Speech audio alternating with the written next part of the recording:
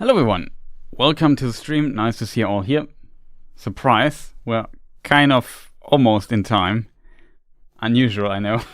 I hope the world doesn't end now, but I hope you had a fantastic day. And yeah, today we came here together to watch the second Hobbit film with the name of The Hobbit, The Desolation of Smaug, in the extended edition by Peter Jackson and friends. And last week, I think 1 week ago, in theory, we watched the first film, An Unexpected Journey, the first Hobbit film, and it was I kind of like the first Hobbit film. The second one, well, it's I don't know. Let's say there is still room for improvement. But yeah, hope you people are doing well. And welcome, Aurelian. Nice to see you. Joe, also welcome. Tirza, nice to see you as well. And of course, also Dante or Dante. And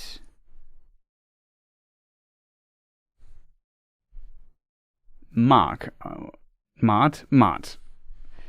Welcome as well. Smaug. Yeah, we have that's The Desolation of Smaug. That's the second film. We watch it as always in the extended edition because every time I do a voting, the extended edition wins. So I give up on it and just say, well, let's just watch that. Hope you had a good day so far, and also hope it's the answer to Joe wrote the riddle. Who am I? My armor is like tenfold shields, my teeth are swords, my claws spears. The shock of my tail a thunderbolt, my wings hurricane, my breath death. Smaug is the answer, I think, yes. Hey, Mark, nice to see you.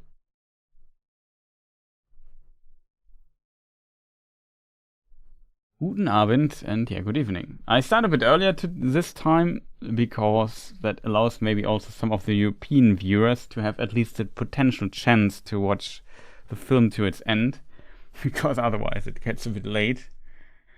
And we'll already get late, to be honest, but I guess we started somewhat in time.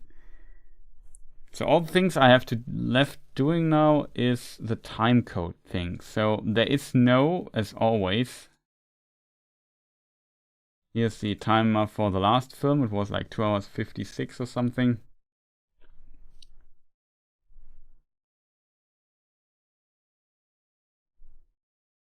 I have to reset it. Let's just find out how this works. Okay, found the right one. What just happened there? But yeah, advanced timer is working.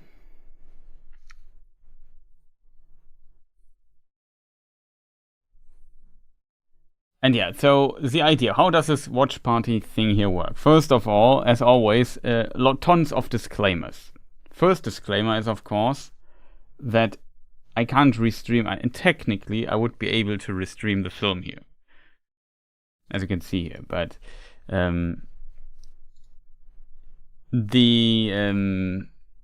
I can't do this because then my channel gets just nuked, so we won't do that. So you have to find other means, sources, Blu-ray, DVD, streaming service, whatever, to watch the film. And in the extended edition, Desolation of Smaug, second Hobbit film, and I show you just the time code, and we talk over it while we watch it together in parallel. I show you that my time code, my timer for the film, and then you can sync it with it, and you know roundabout where we are in the film.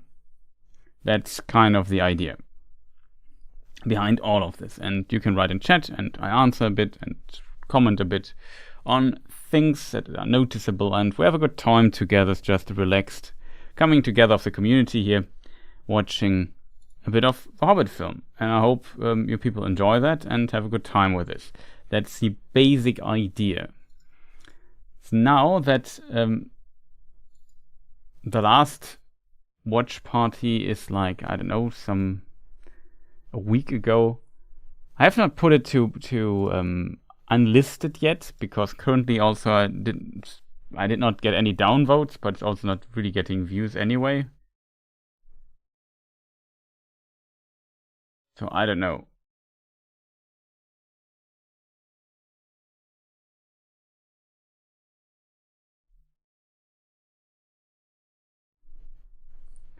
Hey Randolph, nice to see you. But yeah, is there anything else to say? So it could be that when we watch that, like when this is a week old, the thing here, we do the third Hobbit watch party, which will most likely be next Sunday. I don't know, maybe next Sunday even possible. I don't know, and time wise, maybe it's next Sunday. Next weekend for me is a bit difficult because I have stuff on my schedule there. There's like a tournament I participate and so on. But that does not need to be your concern. I will just schedule it at some point, and then you will, I think, find out, hopefully. I also scheduled this now very early. Like, this is scheduled for several days now, the stream here. Hope you people got in some shape or form notified. So, however, it could be that I put it to unlisted. There is a playlist with all the watch parties here on this channel. There you can find the unlisted VODs of this as well if you want to watch it as a VOD later. The reason is people often click on this and think it's I just restream the film or whatever, and then they are sad that I didn't do that, and then I get dislikes and stuff, and it's kind of annoying. I'm not sure why the concept of watch party is not known by so many people, but it's kind of the reality of it. So maybe it's better to put it on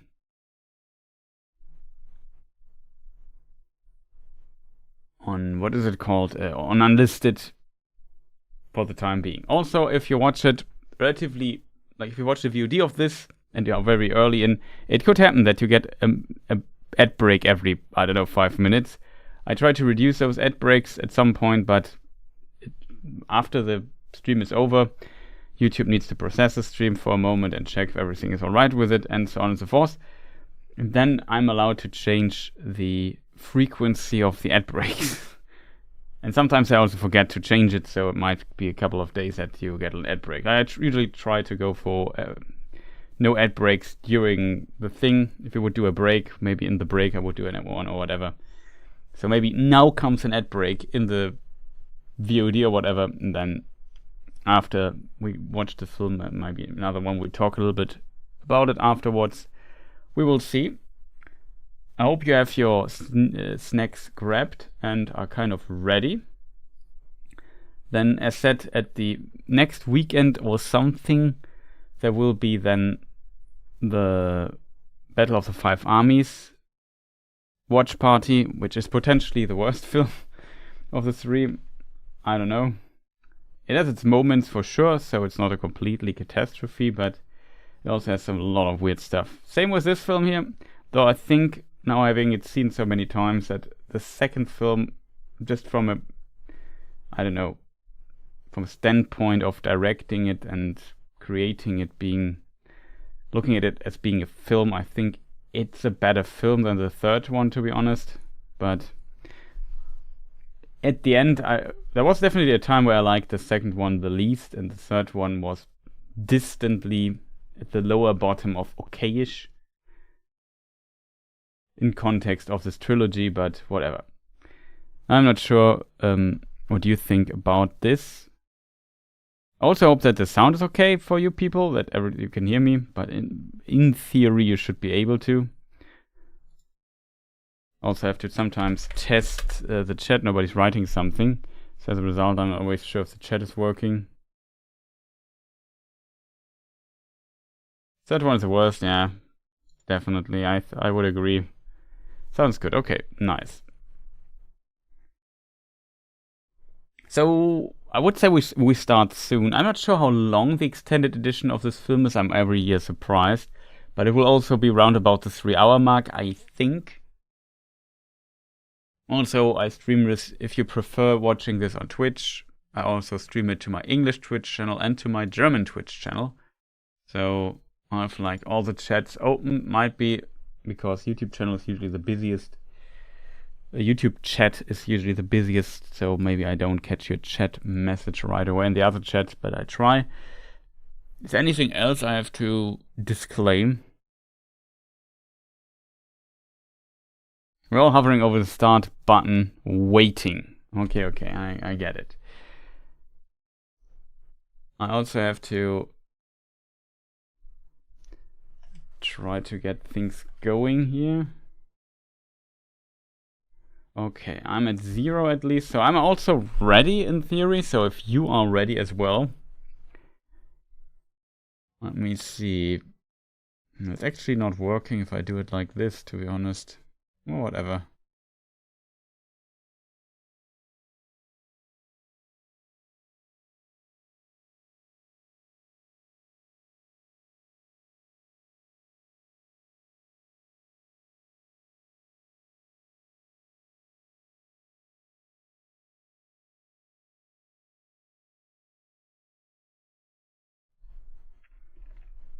Let's do this. Welcome, Tony. Nice to see you. Yeah, we just got all the disclaimers out. I had an ad break before, so in case you maybe have noticed, I also got a ping over Discord. Okay, Yoshi's just going live, whatever.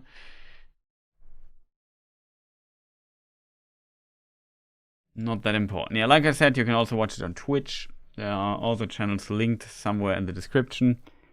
I hope everything works. I think the Hobbit films are also on Prime. Like as part of Prime, but not in the extended edition. The standard edition is. I think the Lord of the Rings films were also on Prime for some time. But they are kind of gone. You can still rent them though, but I don't know. You will find ways to watch it.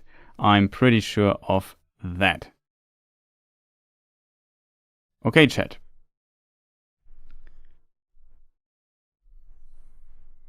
Is everybody ready? Then I would give you a countdown down from 3. We start on go. And this time I hope I click correctly on the timer. That would be great.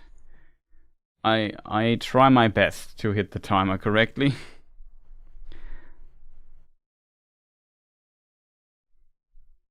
But yeah, I think ready. Okay, people seem to be ready. Then I would say I wish you a lot of fun. We talk over the film, of course. Hope it's not your first time watching, because we will talk a lot about stuff. But also shut up at times. And if I don't say, that's another disclaimer. If I don't say anything for like, let's say 3 minutes or 2 minutes or something, ask if I'm muted, please. It often happens that I forget to unmute myself if I snack something and then just mute myself and then, oh, I didn't press the unmute button. Whatever. That's also another thing I should mention. Not that it happened in the past or something. No, never. Whatever. I would say we start in 3, 2, 1. Let's go.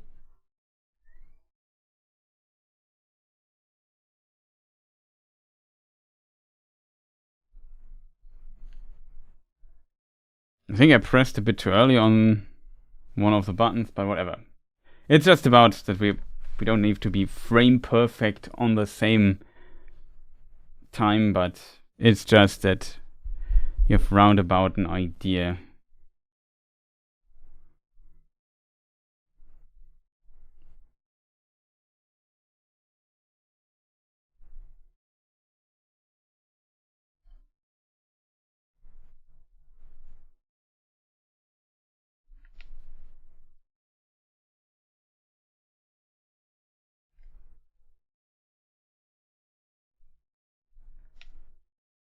Classic theme. I was thinking The Hobbit.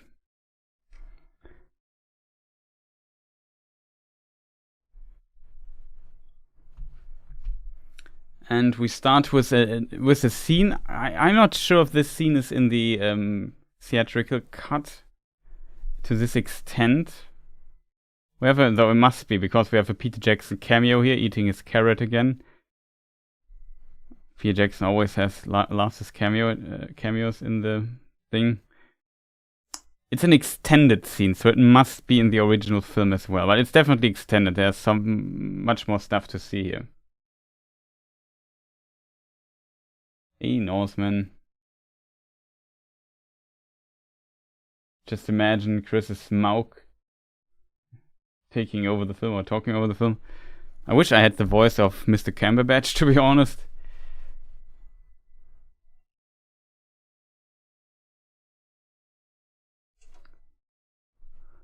The early prancing pony. I'm not sure when the prancing... This is the daughter, by the way, of Peter Jackson. Forgot her name. Maybe somebody in chat knows.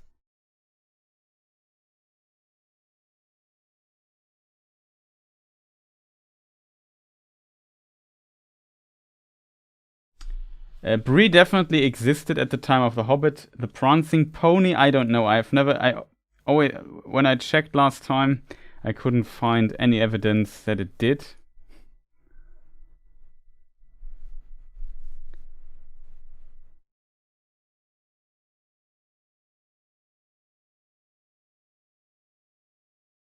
I didn't know that he voiced Smaug and Sauron. I'm not sure if he voiced Sauron, to be honest, but in The Hobbit he voiced it, right?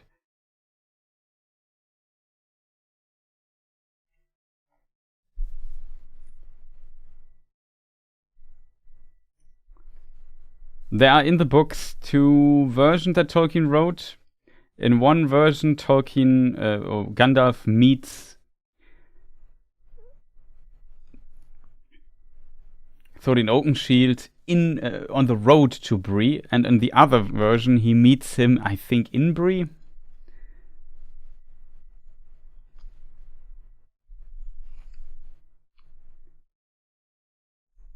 Because he's badass, I would say.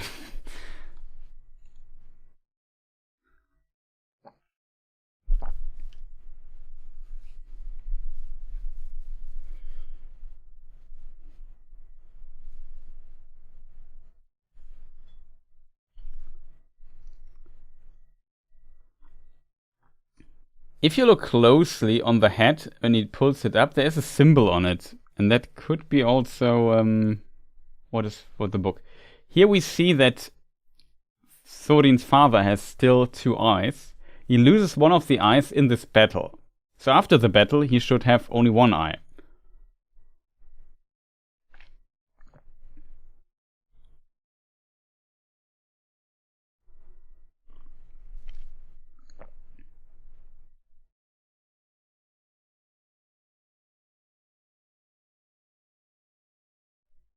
Well, he returned, actually, in the books. Thrain, or Thrain as he calls him here. Old Norse pronunciation is Thrain.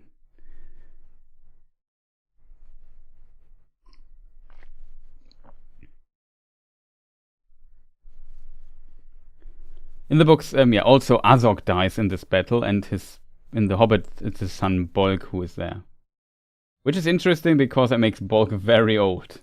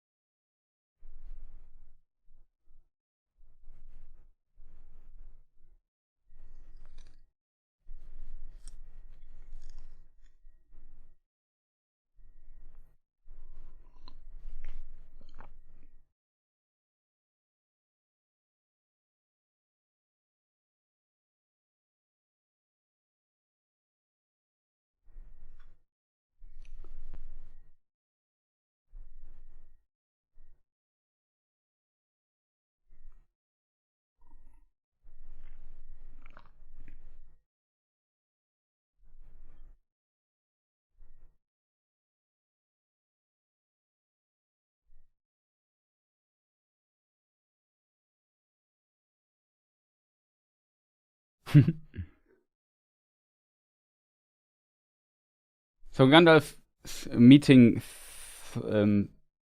Thrain is not recorded before.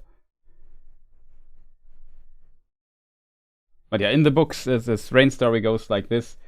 They fight in the battle, he survives, and then at some point they establish halls in the Blue Mountains. And then Thrain would go on a mission to, I don't know, to Moria. He took the ring he got from Thror, actually, as mentioned here in the dialogue, with him. And then around Dol Guldur, he was captured by Sauron and put into his dungeons. That's the story in the books. This is compressed and changed a little bit here.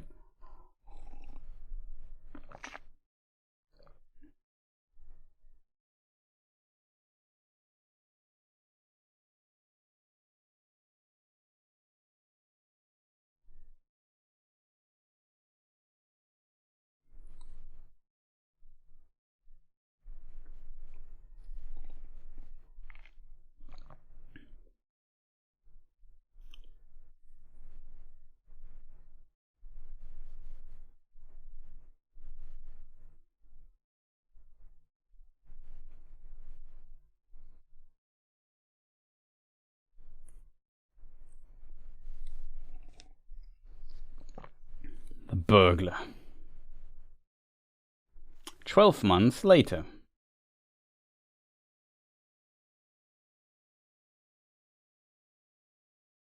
The meeting actually is kind of interesting, was really very early, close to the Hobbit when they met, I think, if I remember correctly. See my lore video says it, I think the time in it, and I'm very bad with dates.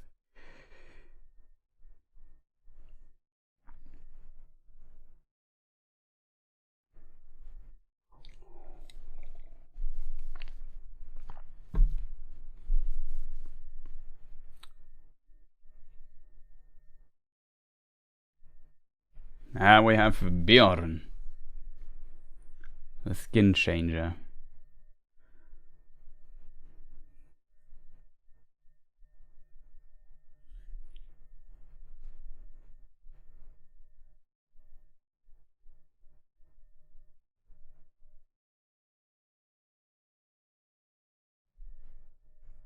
Tolkien took definitely his inspirations here and there.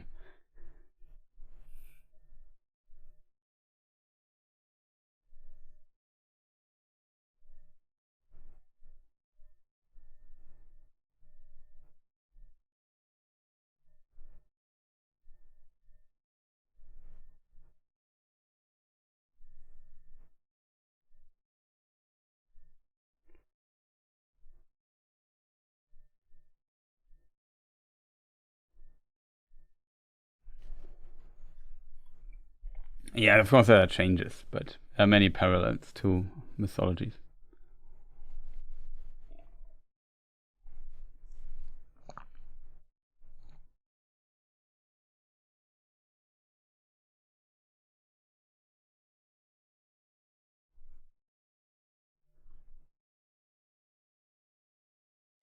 None.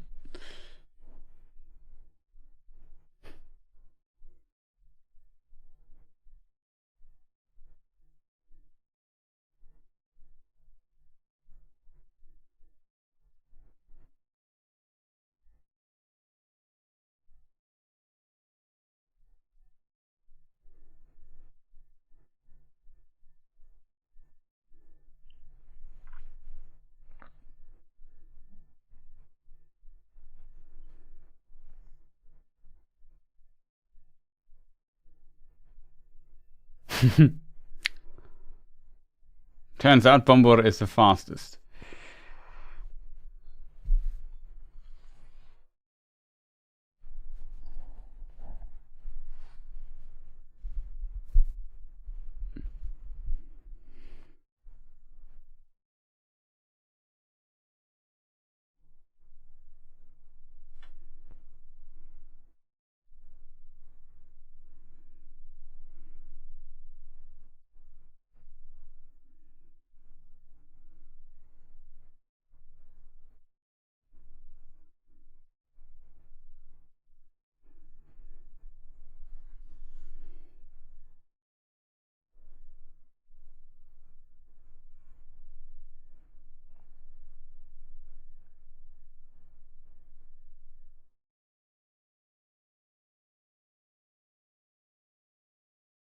It's meant to have inherited his transformation. It seems like it, yes. It's kind of the trait of these skin changes. It's not clear where they got it from.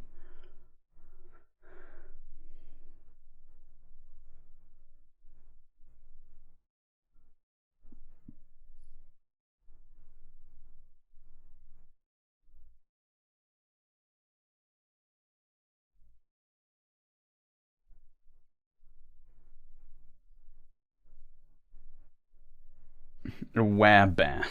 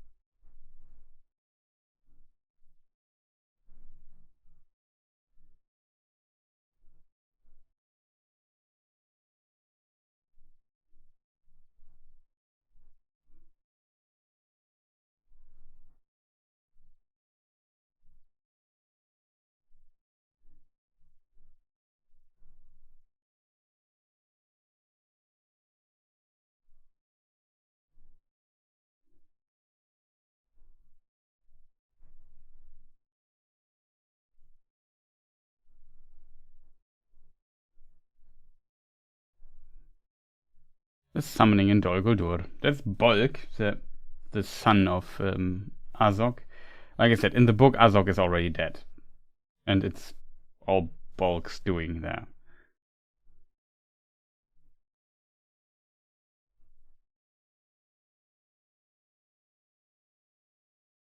That's a good question who Beorn is playing chess with.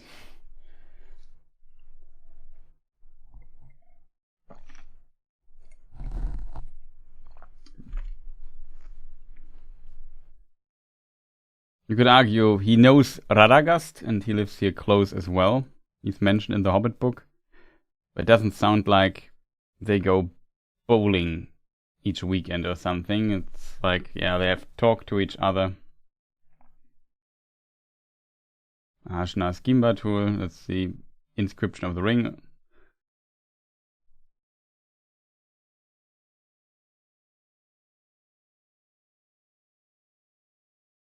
How's just a thing in Middle-earth anyway? Well, there's also golf in Middle-earth, because Golfimbul got killed by Bull Roarer Took, and his head flew into a rabbit hole. That's how golf was invented. It's anachronistic in many ways.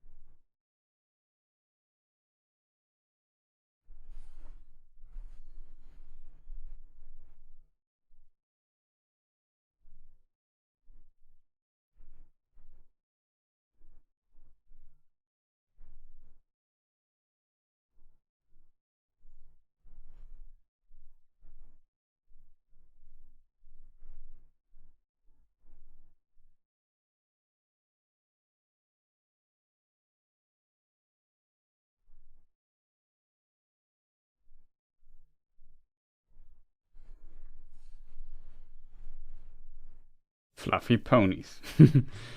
Horses.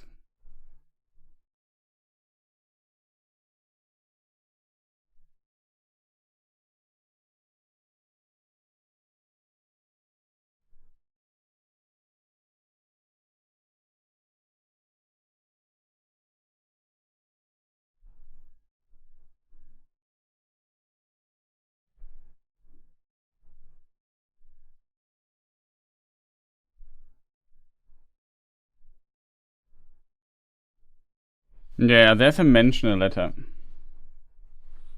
I think.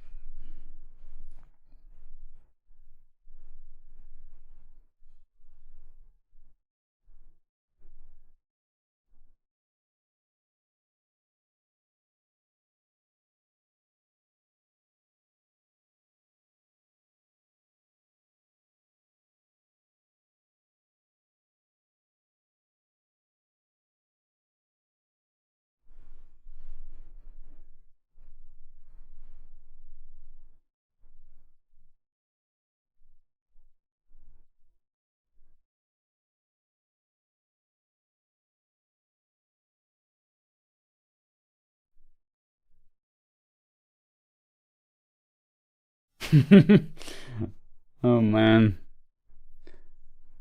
The fat shaming here always in this film. To be honest, it feels like there's also a bit of it in the Tolkien books. Yeah, the Beyond Home is pretty cool. But I think tomatoes and stuff. But potatoes are still there, and also tobacco.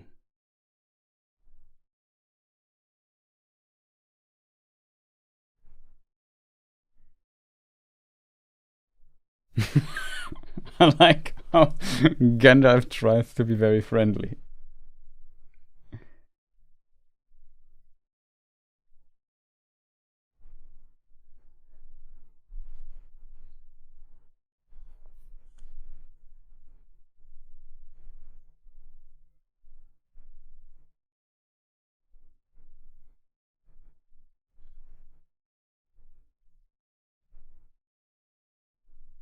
In the book, he calls him my cousin, Radagast the Brown.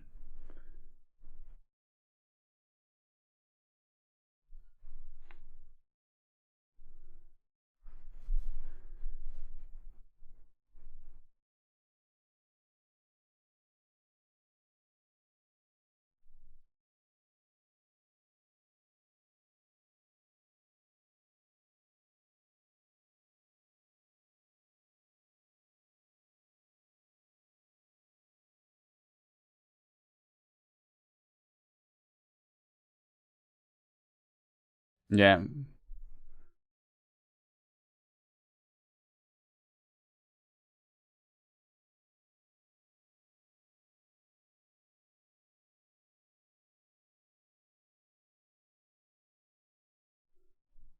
And like you're gonna says, you are absolutely right.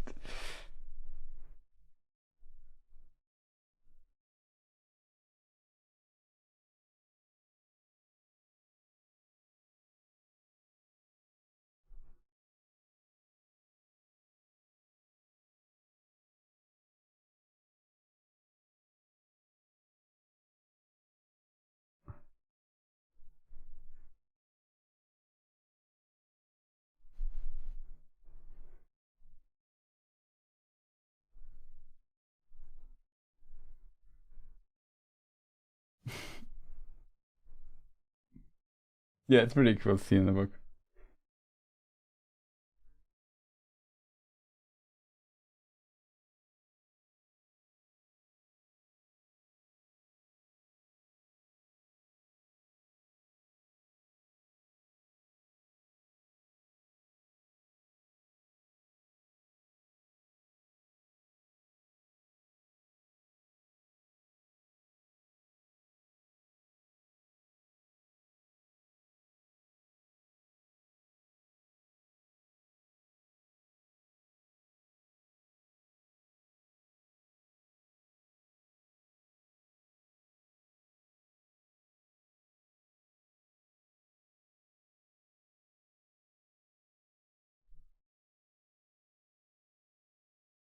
It's a very cool scene. I like it. Not much to say here.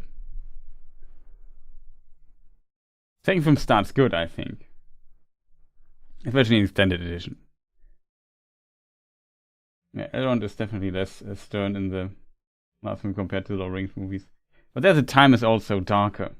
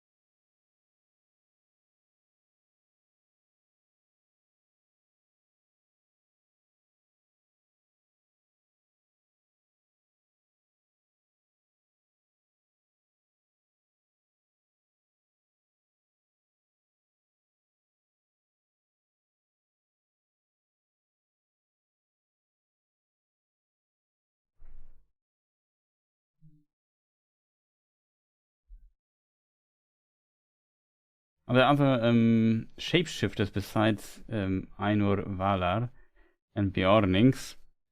There's kind of a special case in a way. Thuringwethil, she's called. It's not clear if she's also a Maiar, but she could also change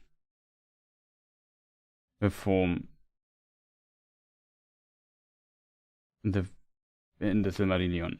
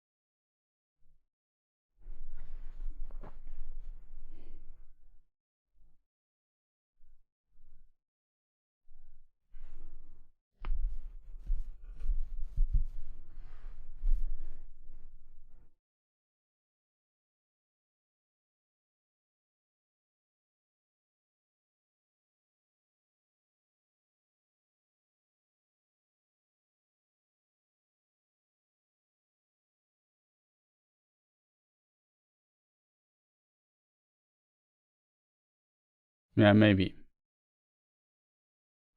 Now we come to the high fells of Hrúdaur in a tomb. But this is completely made up.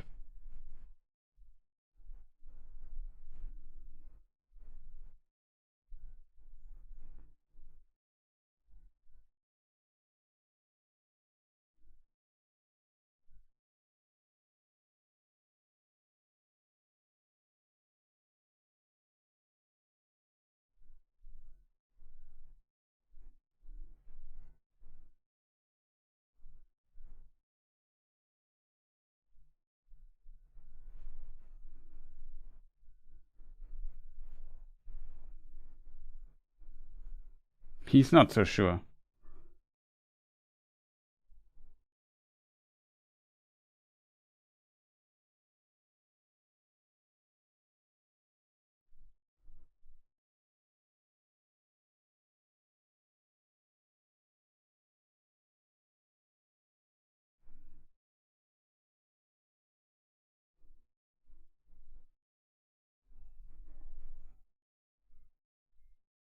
But you're right.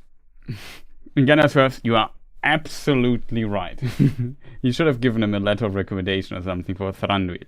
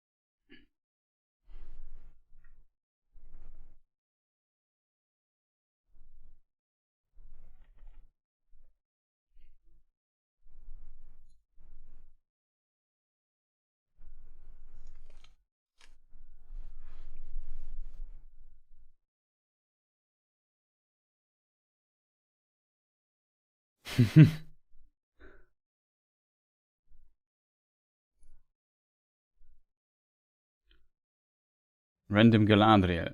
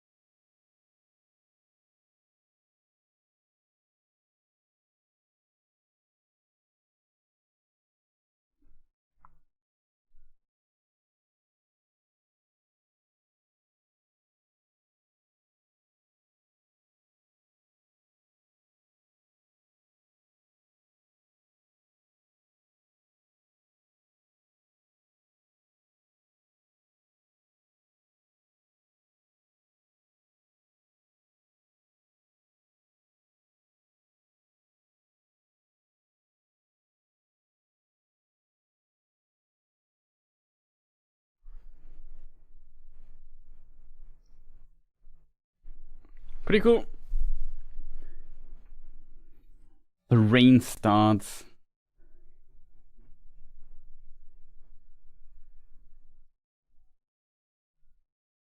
Maybe this path one should never leave should have made of yellow bricks. Yeah, maybe. If it would be a video game, it would be yellow. It's true.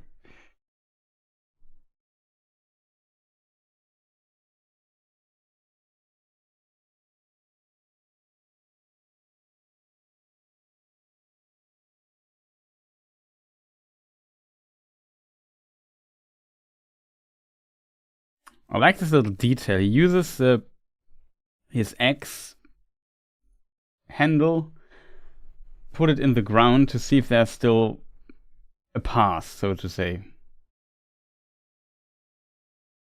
There are stones below the dirt. You know what I mean? I never noticed that, I think. Maybe I said the exact same thing last watch party, but who knows? Here we have the Enchanted River.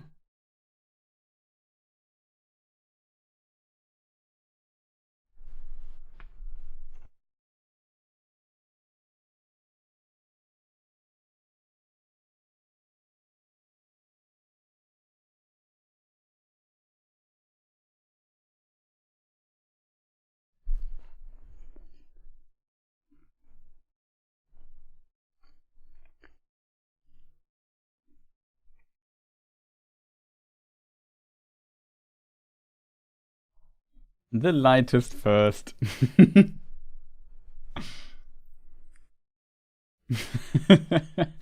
kind of like that. We send the lightest first. It's awesome.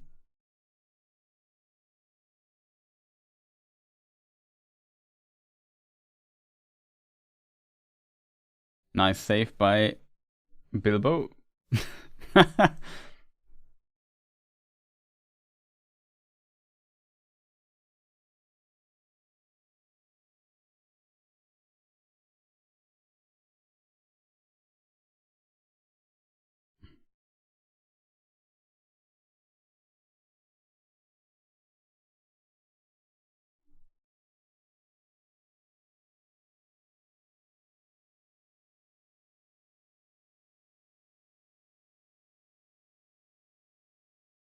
Stay where you are. Oh.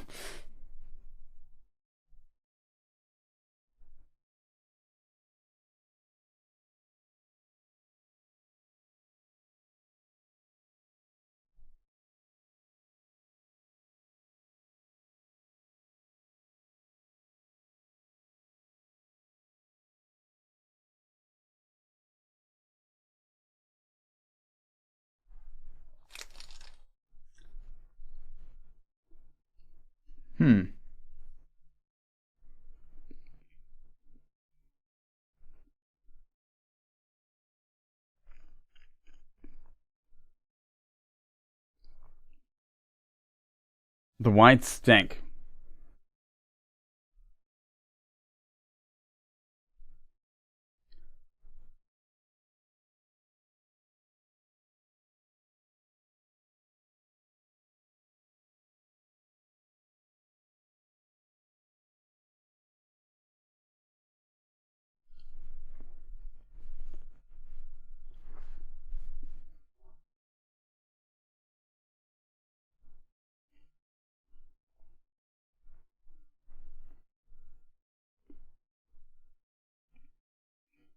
Now they have to carry him. Oh no.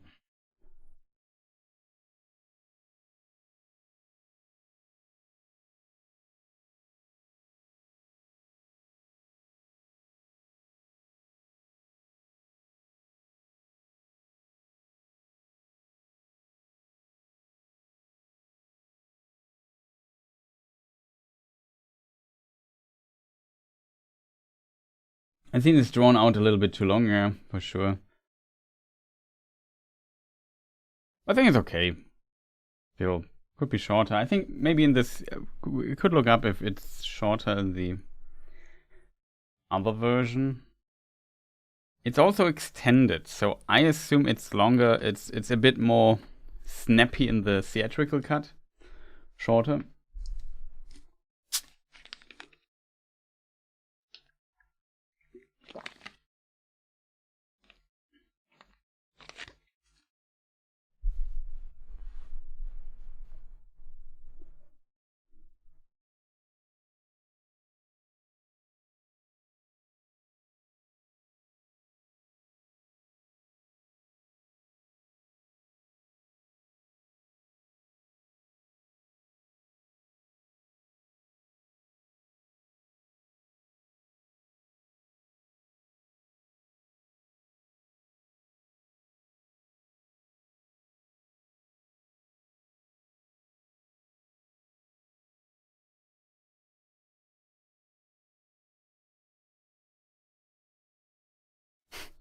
By the way, the spider scene.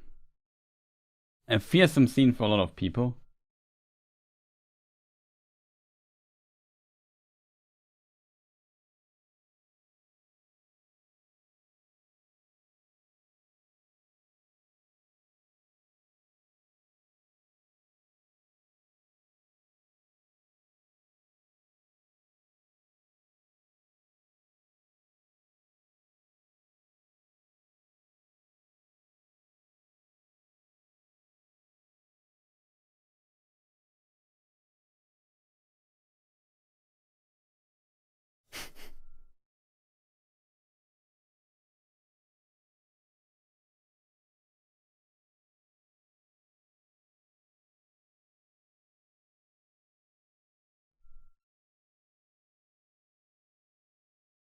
Hey, welcome back, Jack. Nice to see you. I'm currently in the spider forest, Mirkwood, and they're leaving the path.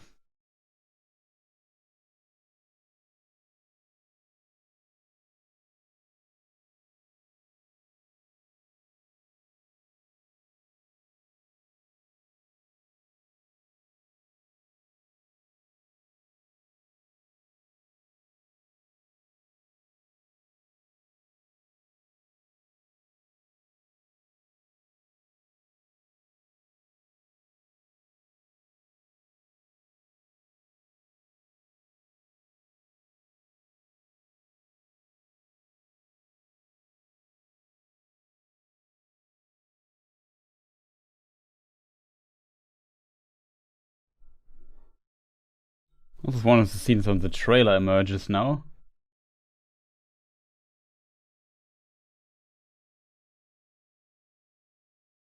I kind of like that Bilbo is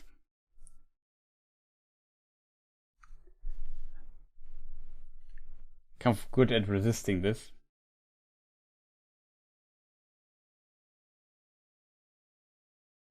The tree Bilbo is not. I think I can't.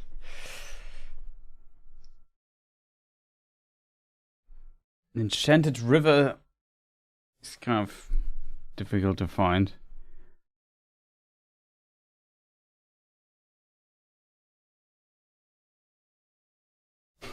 Weak, yeah.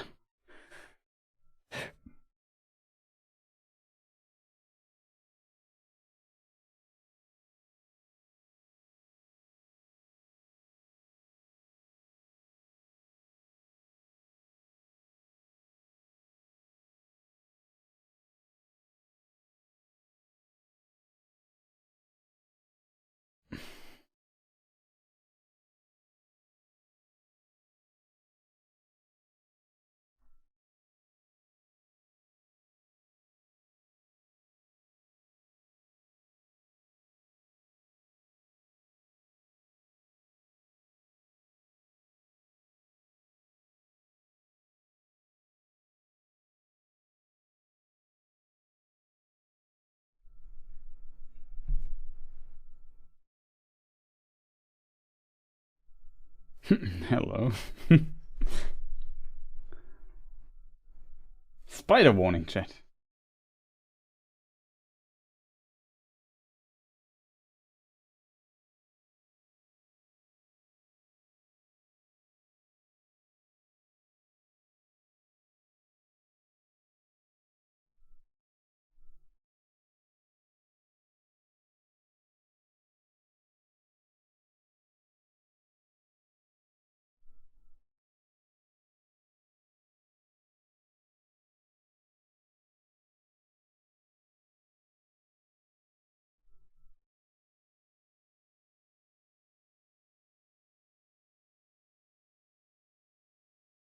The Mirkwood spiders. Offspring of Shelob.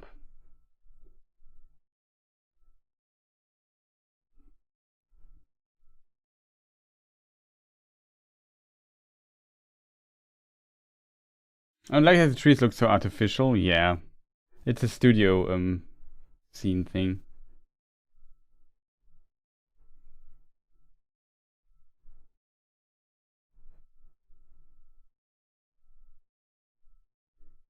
Bilbo 1, Spider 0, I would say.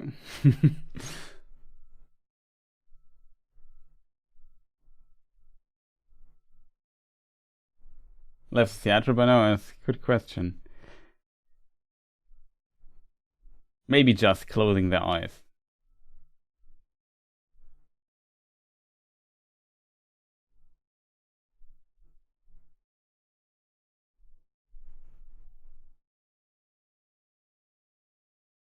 Yeah, that is true. I could also swear it was in the books as well. But the dwarves can also hear the spiders. I like the idea though, to be honest.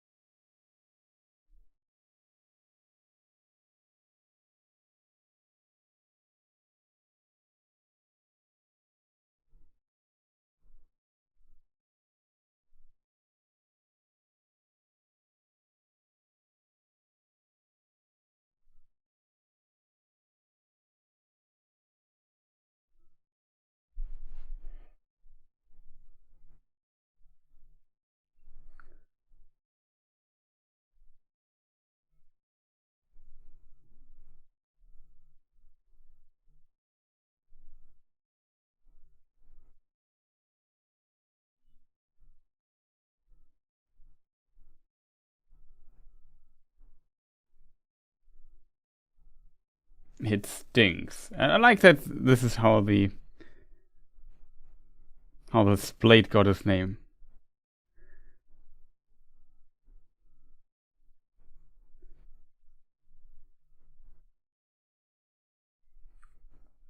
Well, at the end, before he killed it, he thrusted it.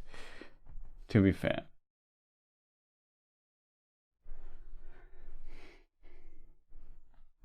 But yeah, you are right. Bilbo again, the most important member of the party.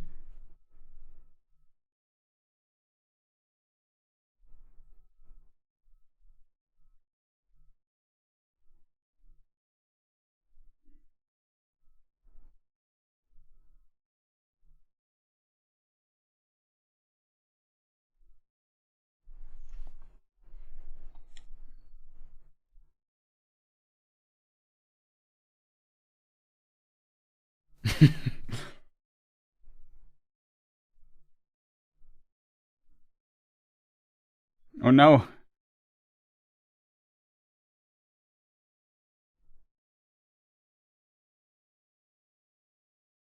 It's kind of brutal, to be honest. How they kill these things.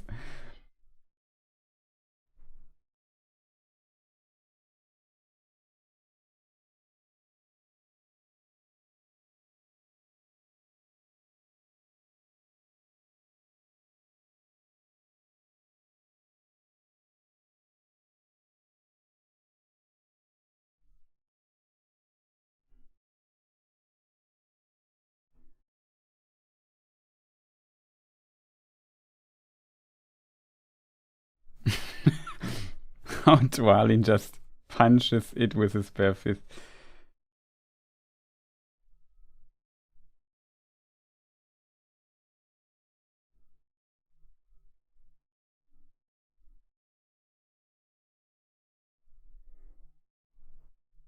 Classic Peter Jackson, yeah, it's kind of a classic Peter Jackson, I guess, you're right.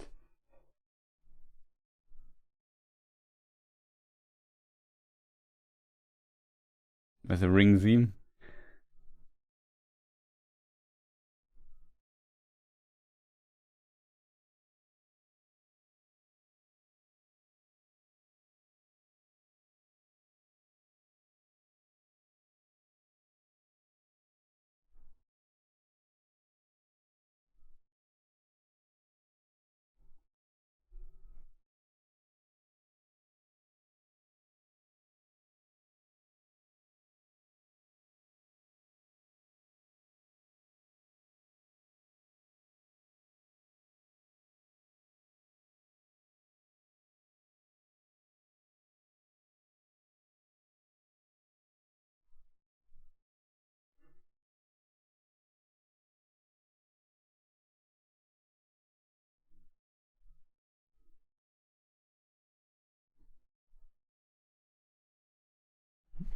Okay, Legolas is there.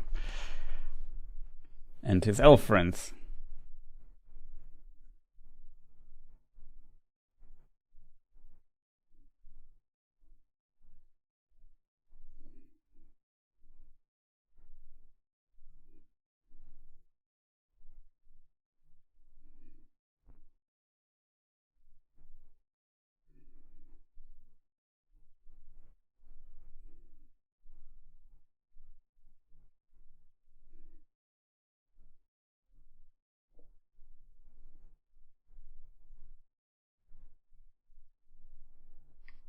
Remember asking Chris years ago about elves getting drunk? I think we had to look into stuff.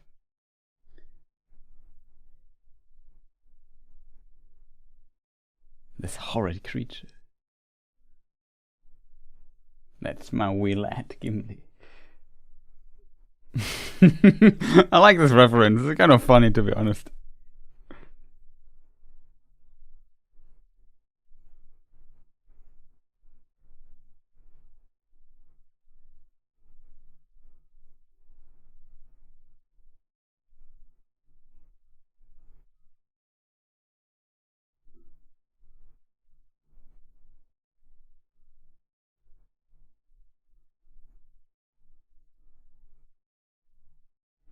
Interesting that he says forged by my kin.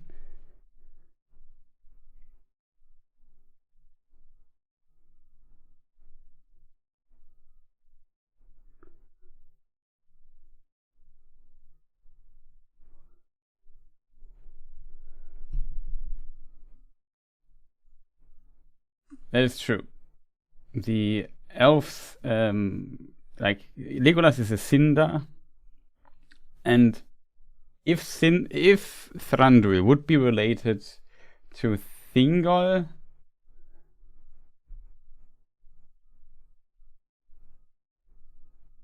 then let me just think. Is there any connection?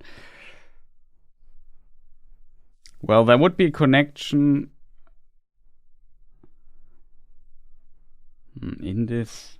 A bit difficult. He could be Galadriel's kin. Galadriel's not necessarily associated with Gondolin, though. The only one connection we would have is Elwing and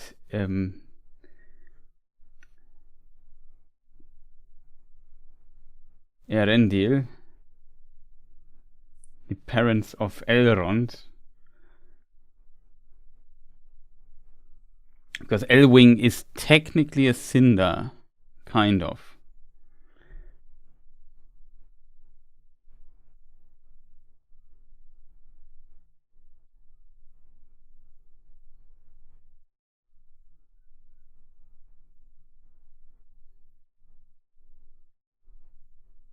And like Filian's a nice gag, yeah.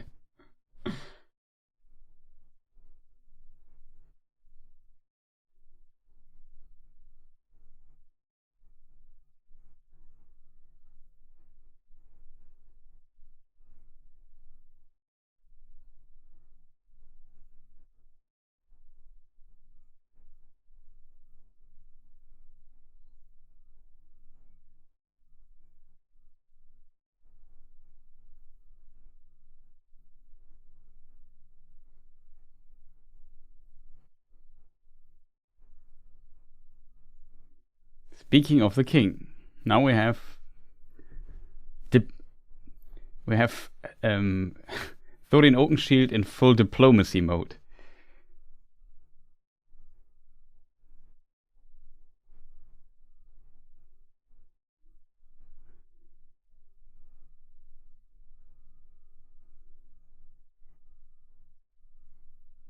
Yeah, Tauria would be cooler without the love triangle. I think the actress also did not want this love triangle story, and she only agreed to not have something like that, to play something like that. Of course she had.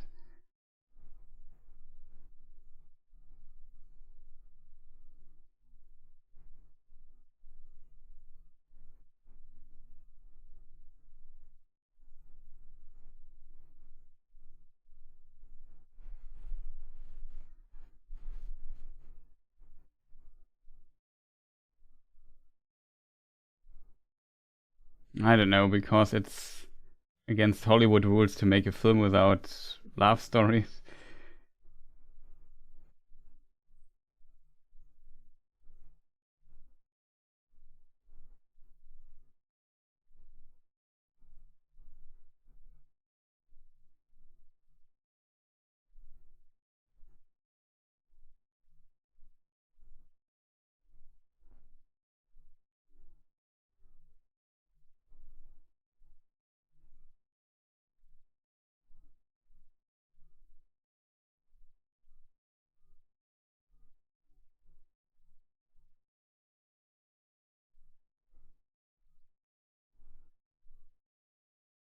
I don't know.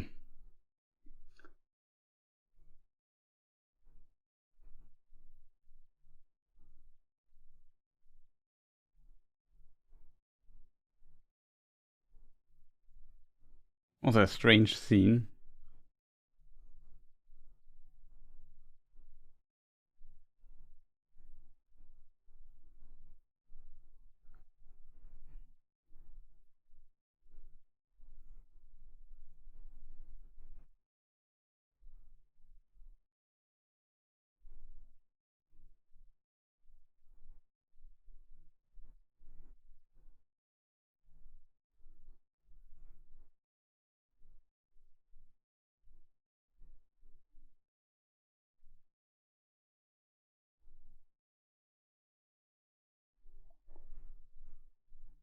Just kiss already. Yeah, they should have let Bali negotiate. I would agree.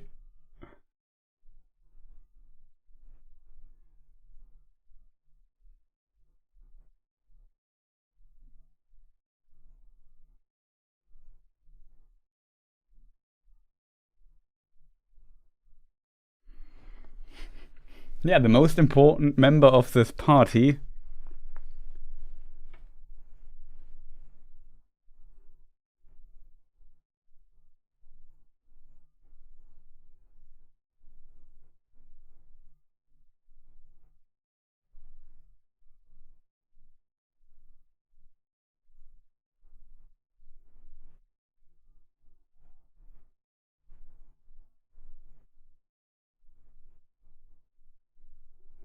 There was a thing about the Elf King fighting. It's also a movie thing.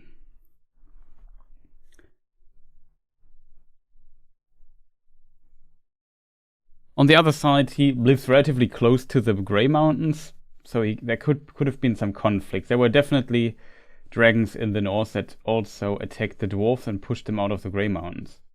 There was also Shatha in this region that was killed though by Fram, the king of the Eotheod.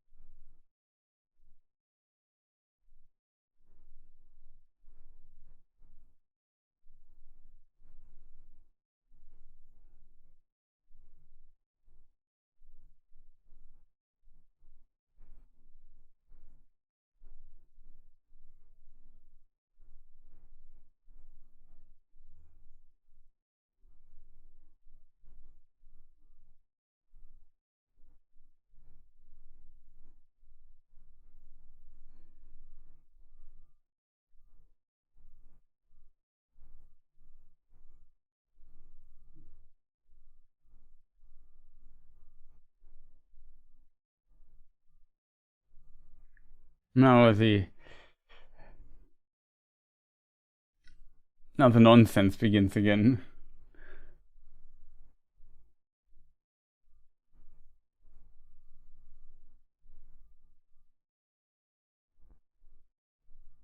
Um, the elves of Mirkwood have bad blood with the dwarfs in the books. With the dwarfs in the books.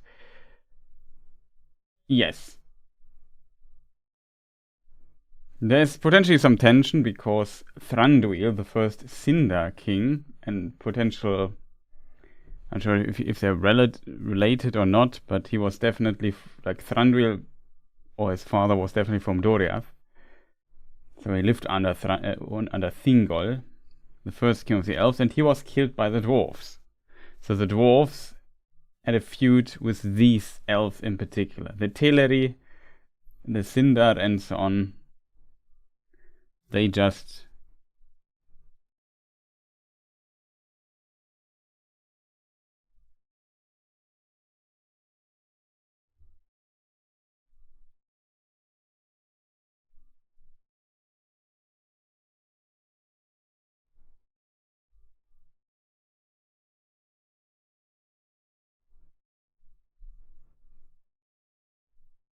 So the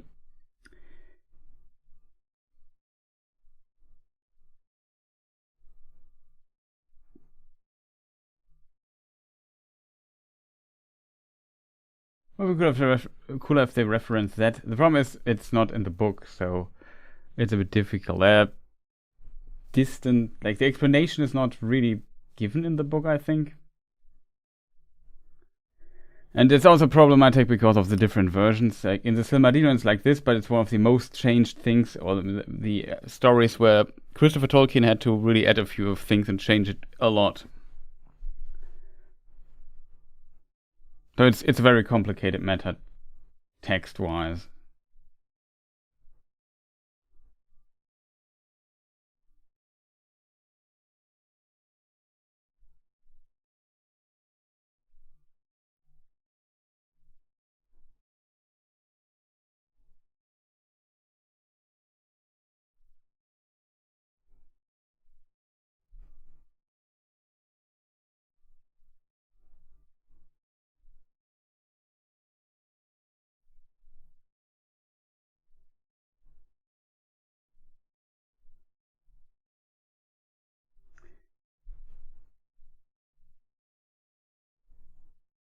Because his baby face, yeah, I don't know. So yeah, the wine is mentioned in the book as well. It's from Dorwinion, which is basically one of the only mentions of this region. There's always a lot of speculation where it kind of is. I think there's a map where there's a reference to it. Bilbo being again the most important member of the party. I start to think Gandalf was onto something putting Bilbo on the quest.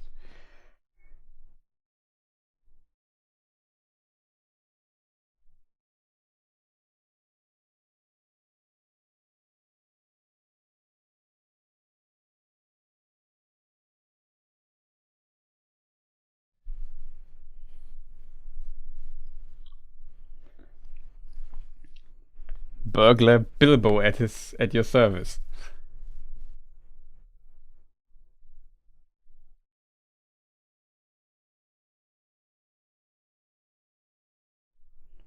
He's a stealth hobbit, yeah, definitely. Super stealth hobbit.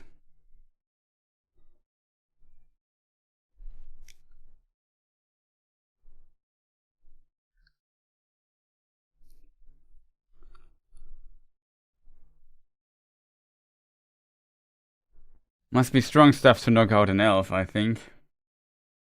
But yeah, it's also known to be very strong.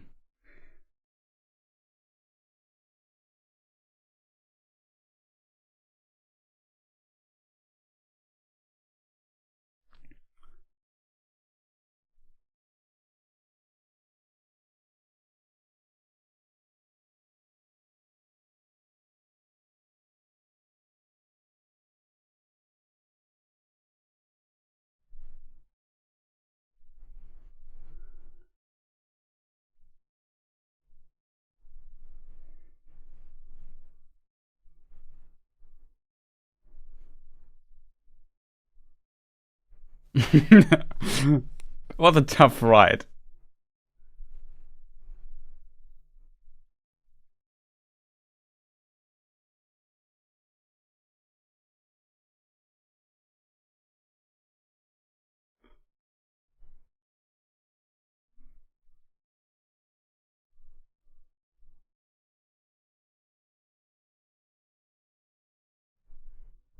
Overblown, unnecessary. Okay, I mean, that they extend on this scene is kind of... Forgot something.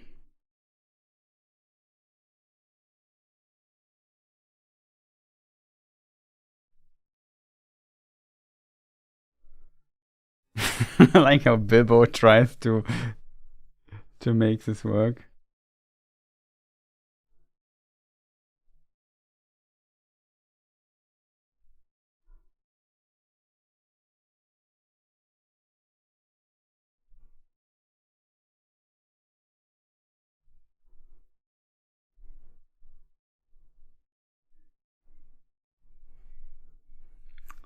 Oh yeah, it's kind of to expect that they expand on this scene.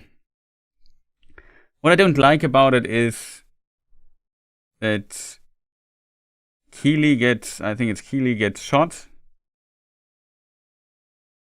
And then this love triangle nonsense is drawn further. Then we have this Arwen healing scene later. Oh god, so terrible. Yeah, I know that you mean the barrel ride. I like, I can imagine, like, for me it makes sense that in a film like this you have like an action scene and they decided to do the barrel ride. The weirdest scene I think in the barrel ride is this GoPro scene they have in it.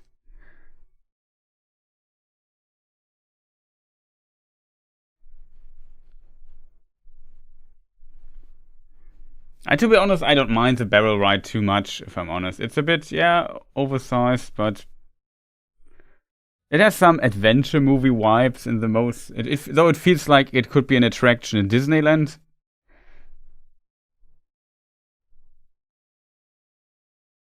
Yeah, I also think it's kind of okay. Like, it's a bit of action. We did not have that much fighting and stuff going on until now, so it's actually the first time in the film where stuff happens. Only the GoPro scene is a bit strange, I have to admit. Like, the camera work is pretty solid. I guess The most annoying part is that everything looks so artificial in The Hobbit. Artificial trees, artificial orcs. Too much CGI stuff and so on.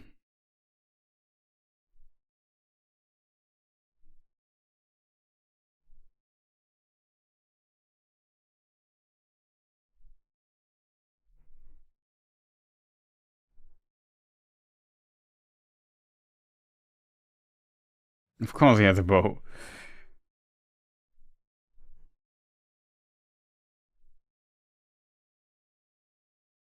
Yeah, that's of course true. Maybe Legolas stuff is a bit much.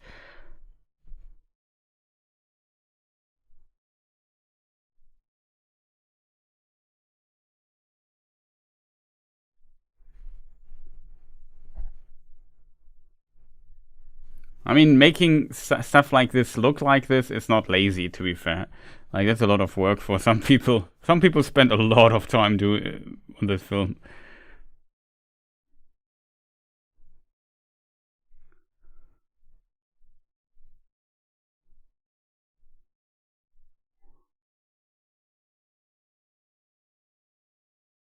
And the AI wasn't a topic in 2000 and, I don't know, 13?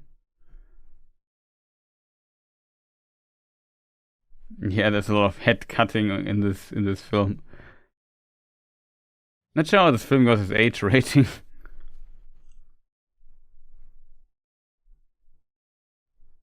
Ow.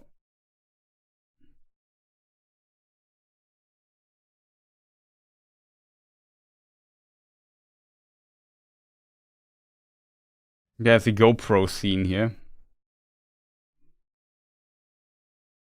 I think there's several of those.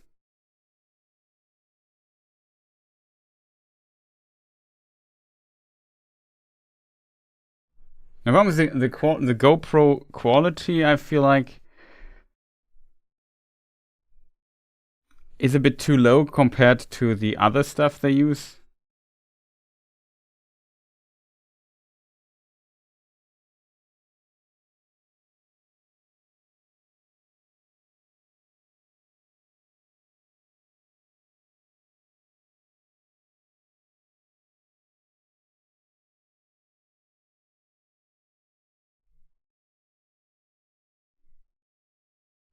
Should have been rated 18 for steamy romance alone.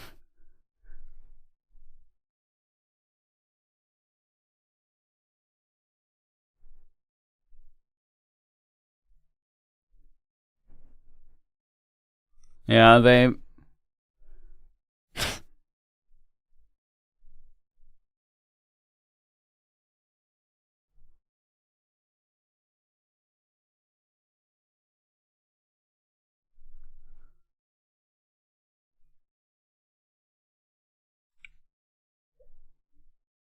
3,000 days ago that the film's released. So now, can we say I was there 3,000 days ago? Strong one, Aaron.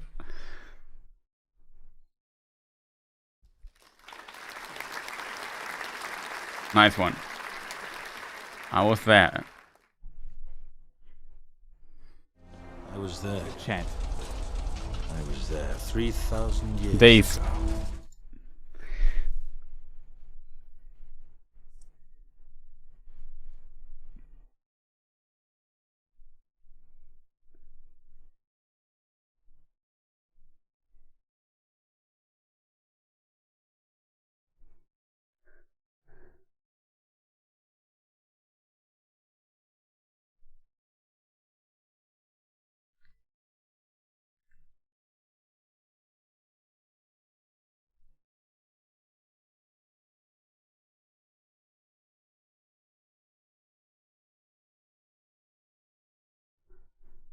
This Legolas.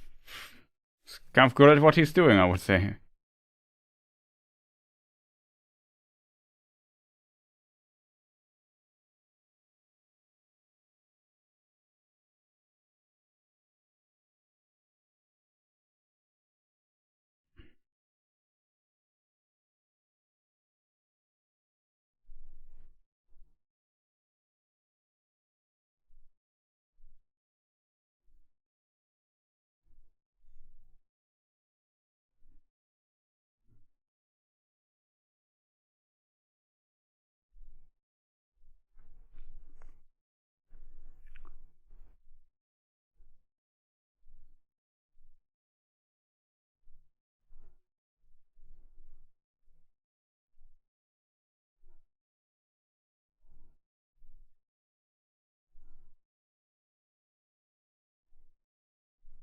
Now we have Gandalf wandering. One of the more cool scenes again, because he's in the nature, the stuff we see is kind of real, maybe there's some digital moving around of objects, but overall it's kind of real, except for the staircase. I think people with walking... These stairs are definitely not great for people with a walking stick, I think. I think there's a lot of improvement to be made here.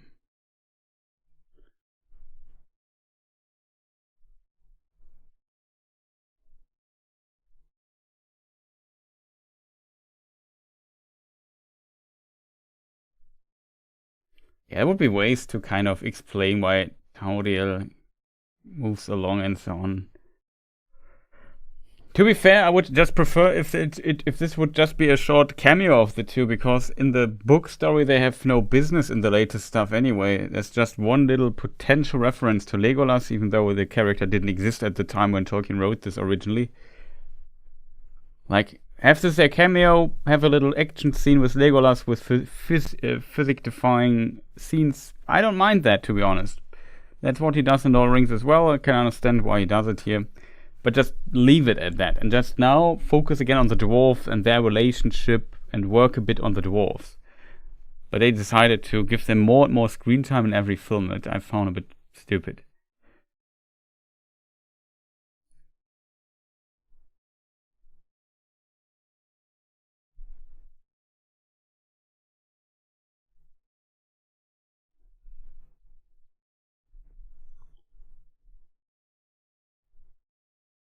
Not a nice place to meet.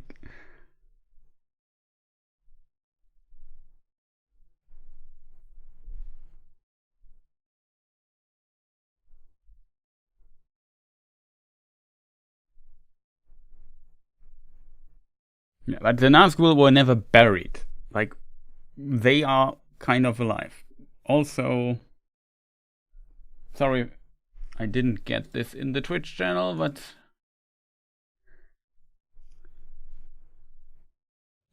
Sophie Saint going well. Thank you for the sub there. Much appreciated.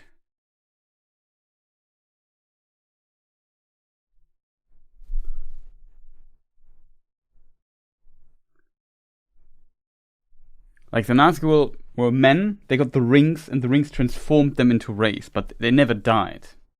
If they would have died, they would be not so powerful. They were transformed into rays.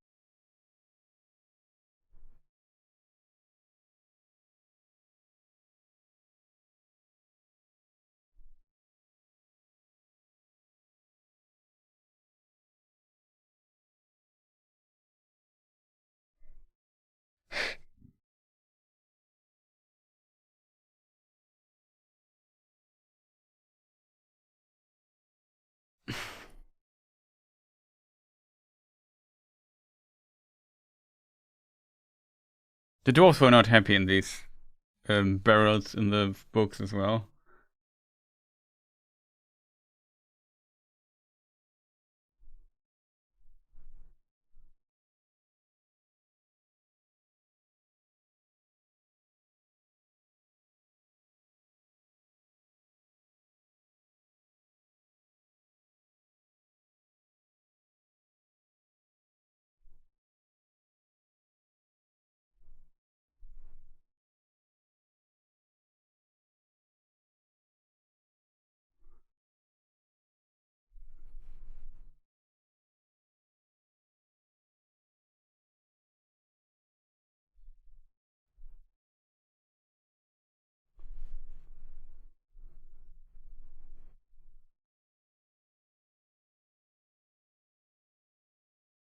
There we have Bart the Bowman.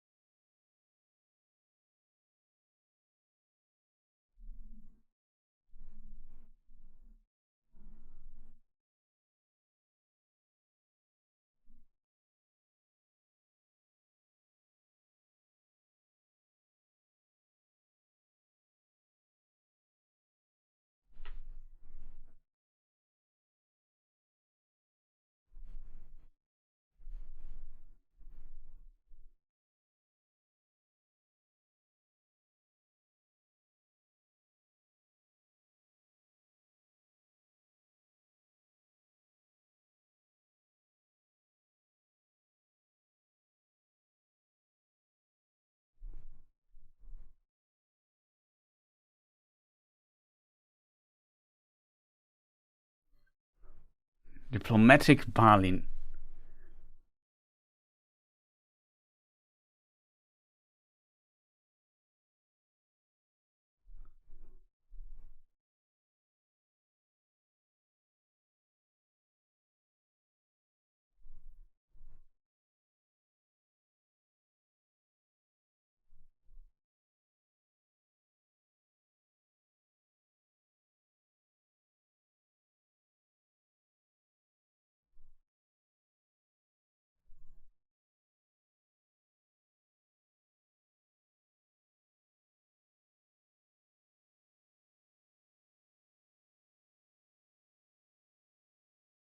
I've made him a Robin Hood figure of him. Yeah, definitely.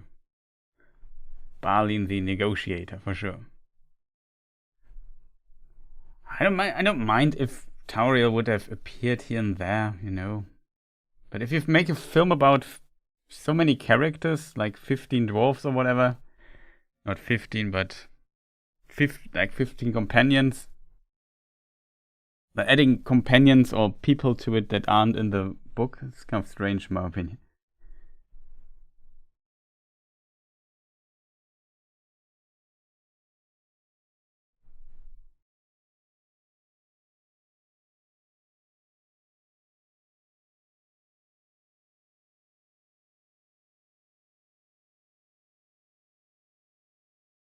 "13 dwarves, Bilbo and Gandalf 15.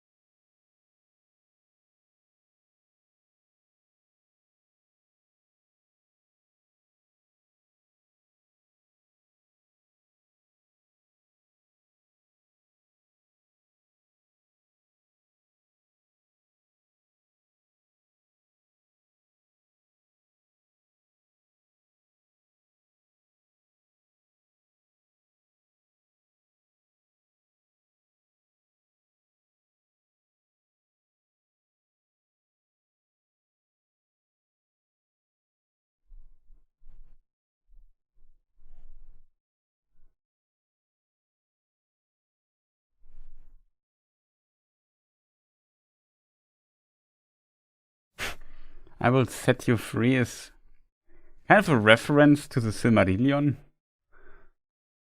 What Sauron said to Gorlim, I think.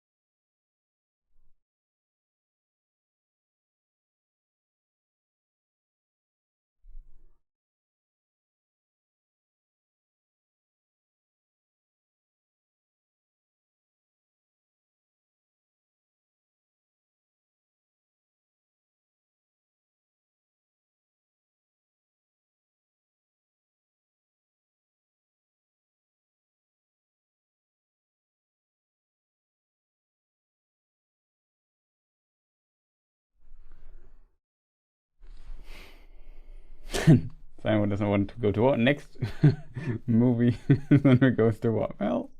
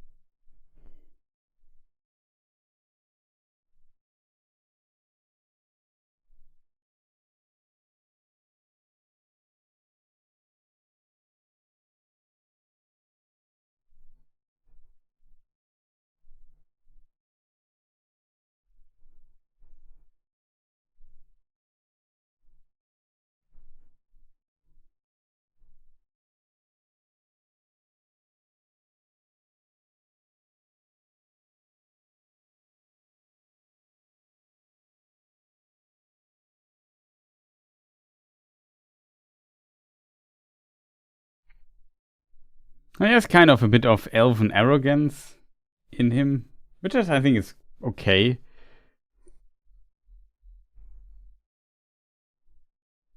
Especially when negotiating with the dwarves.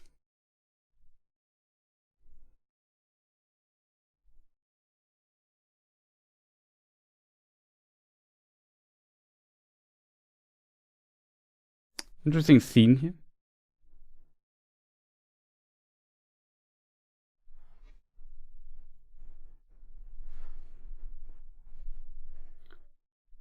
The ruins of some ancient places here in the seas, I think also mentioned in the books.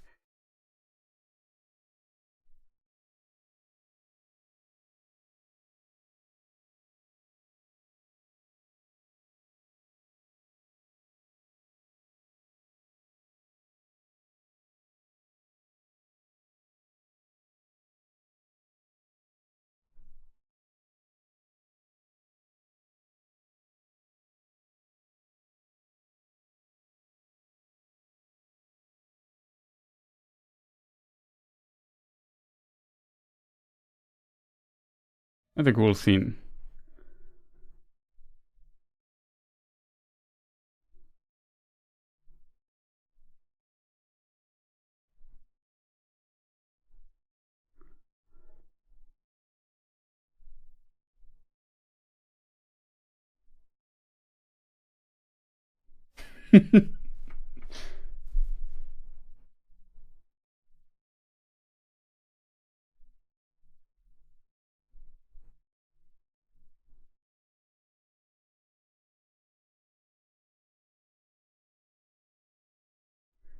I like how the fog clears. They see everyone says, "Take it, take it all." It's a cool scene.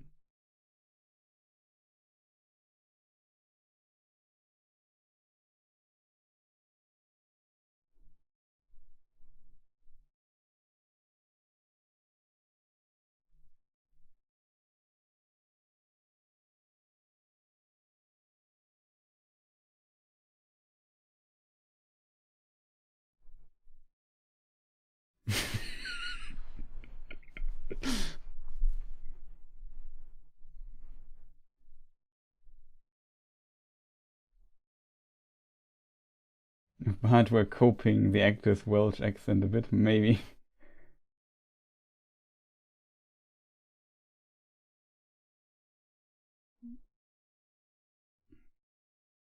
I think Lake Town looks pretty cool. It's not a place I ever want to live there or enter, but I think that's a place they got pretty nice.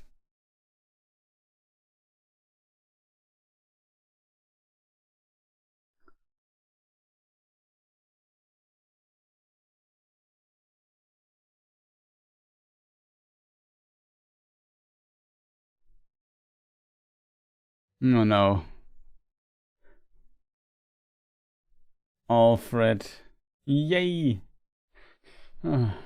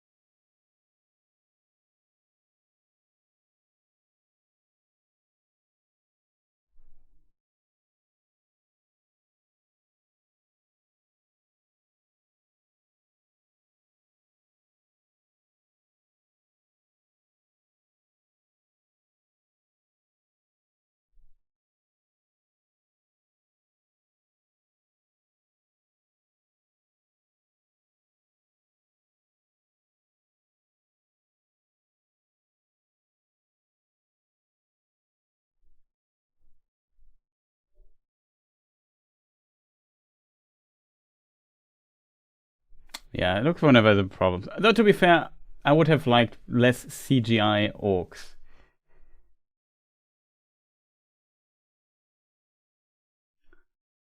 This was based on the book character, yeah. hates it, precious.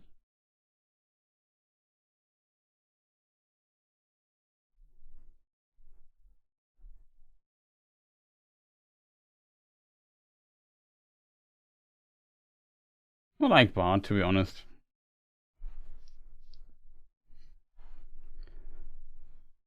Oh god, this scene.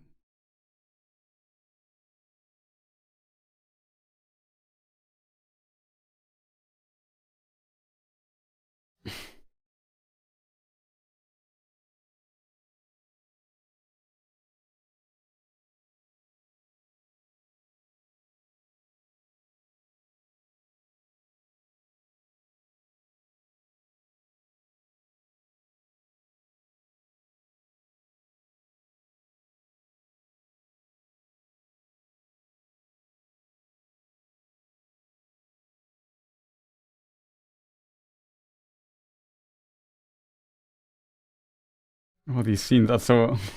I think this is the most unpleasant scene in the film with this master of Lake Town, dude. Yeah, they look like Russian medieval soldiers, that's true.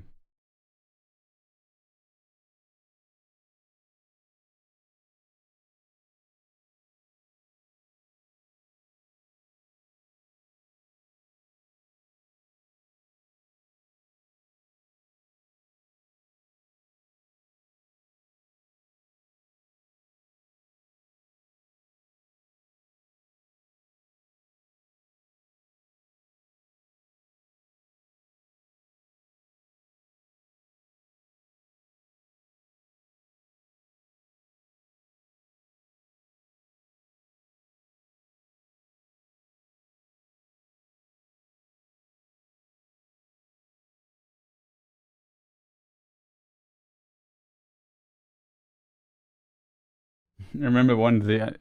I think this is worse than the Return of the King scene.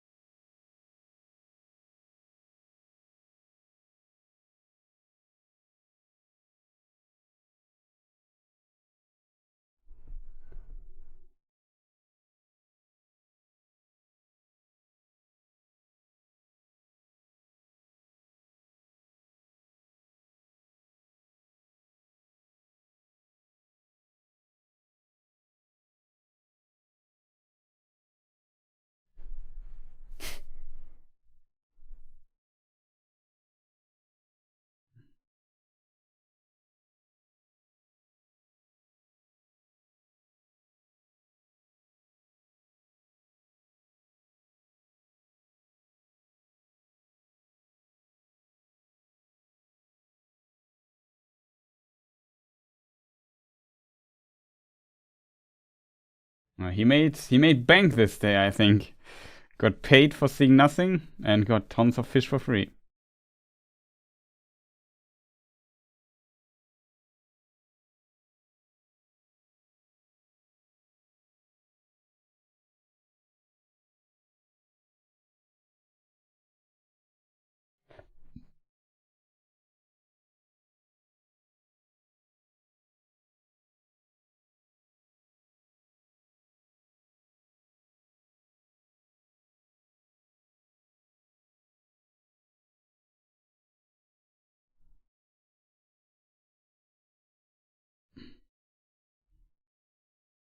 Wilhelm screen number 1.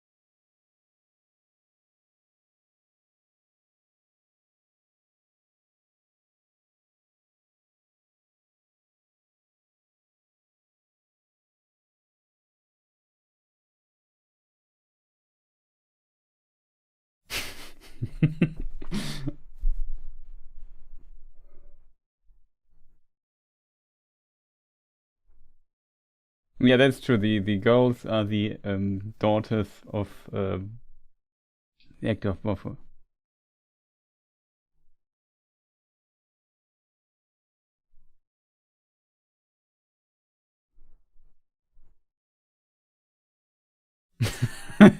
I like the scene. I also kind of like.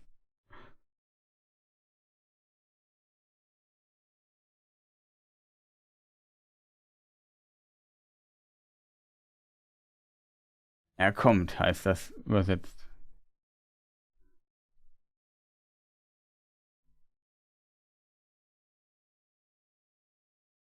He comes. I have to stop speaking randomly German.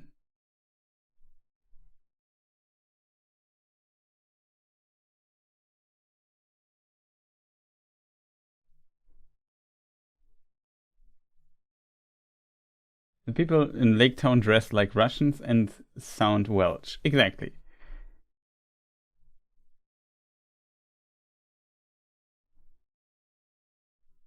Why are there dwarfs in our toilet?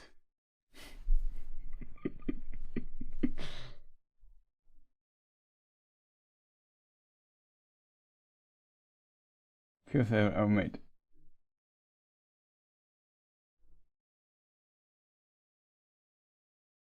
They bring us luck.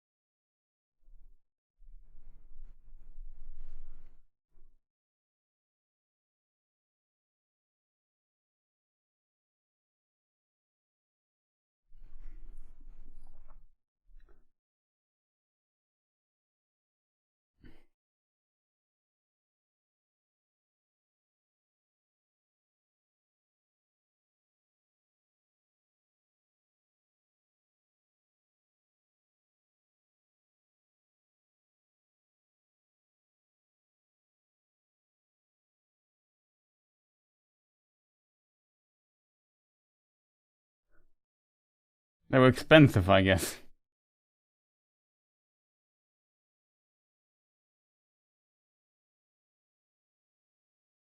One of the ancestors of Bard.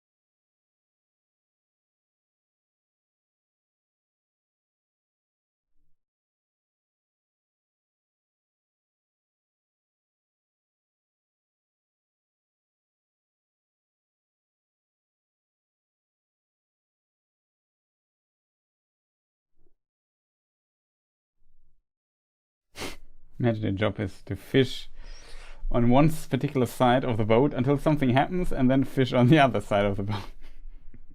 Yes.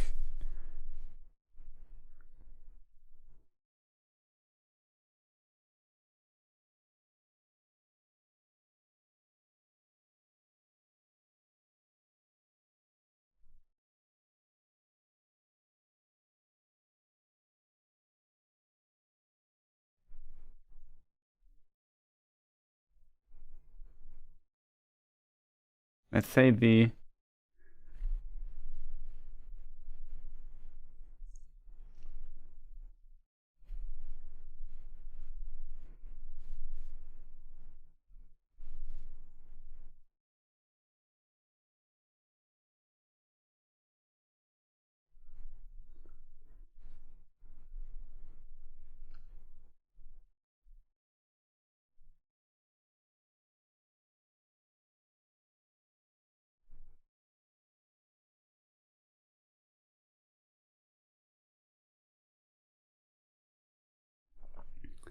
It's not the father of Bard, or Bard, because it's too long ago. Like, Thorin Oakenshield in this point here is almost 200 years old. And he was like 20 when Erebor fell. So Gideon lived, I don't know, 180 years ago. So it's several generations before Bard was born, I think.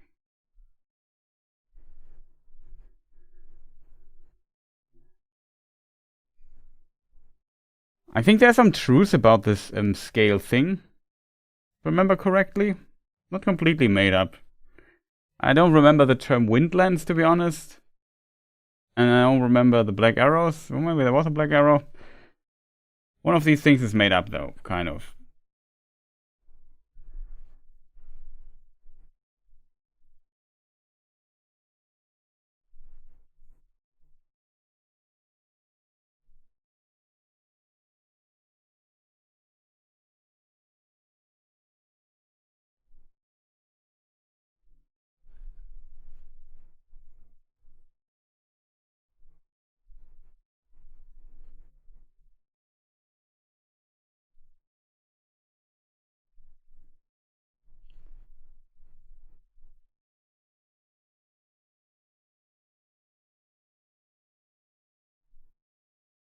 No spots, but yeah. But the windlands, I think, is made up, right?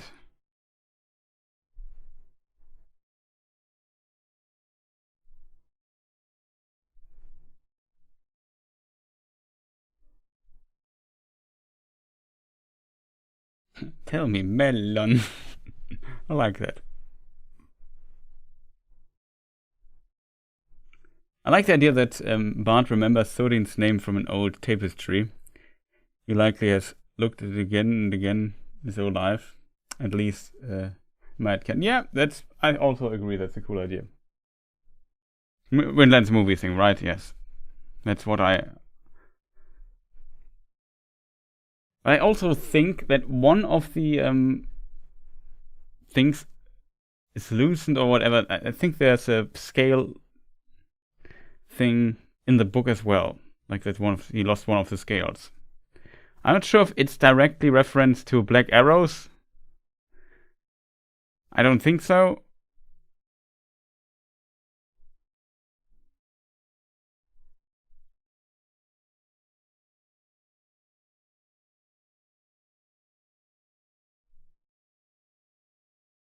Yeah, exactly. Gideon is mentioned, and Bart is his descendant, but it's not his. It's a distant ancestor.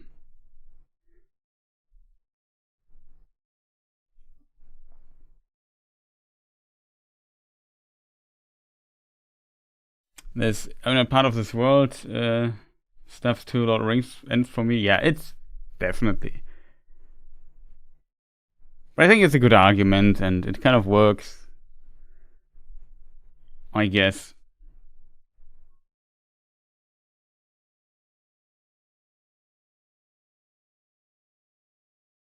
And they copy themselves, at least.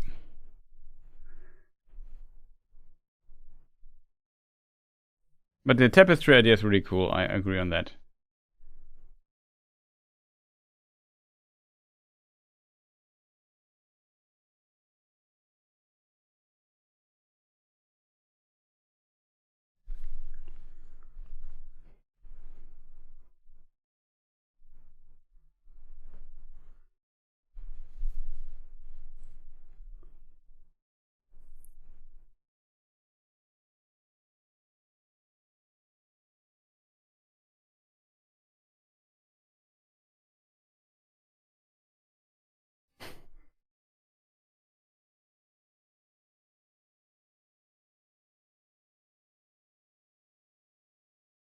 Take the wounded dwarf with you.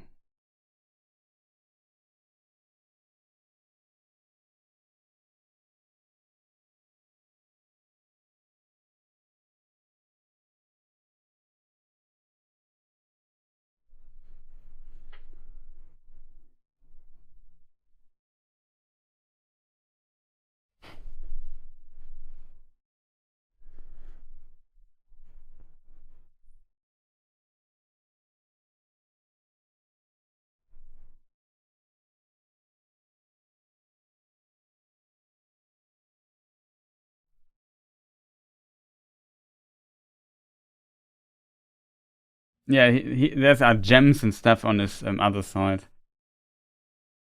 One of those missing, maybe something like this, yeah.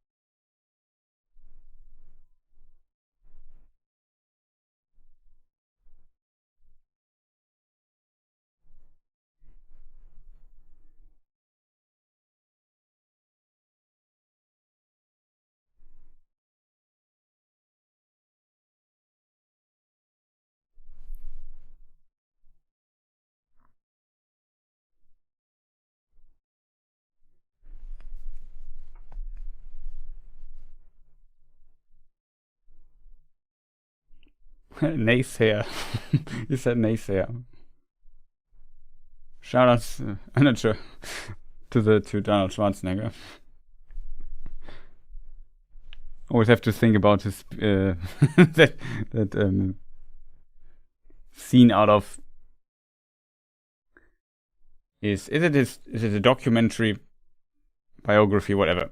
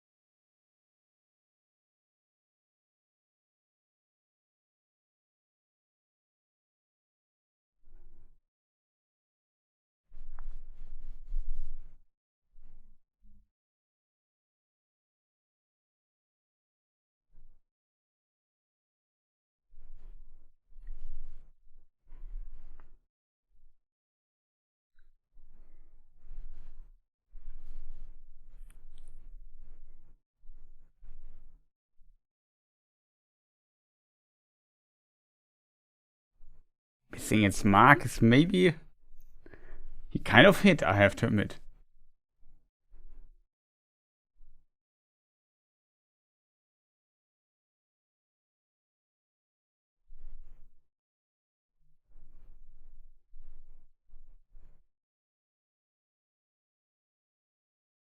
And the films missed out in their attempt to make the film realistic, like others. Imagine living so close to a dragon. It would be like living in Pompeii before Vesuvius erupted, if you knew it could happen any time. Interestingly, in the book, it's like the people in Lake Town, it was so long ago, they also started not believing in Smaug even existing, because they haven't seen him in some time.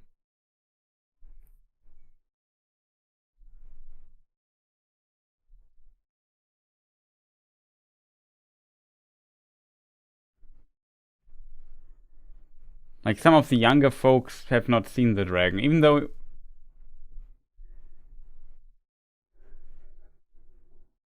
the question is always a bit, what did Smaug eat or something? Yeah, it hasn't been out for half a century, something like that.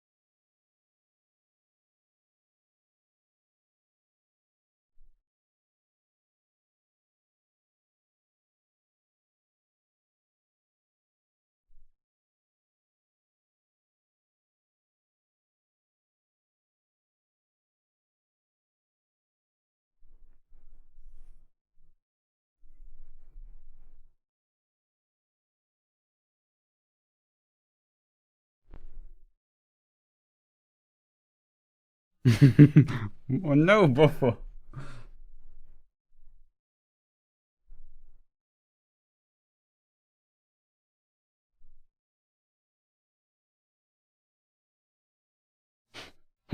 Sansa, what do dragons eat anyway? Danny, whatever they want.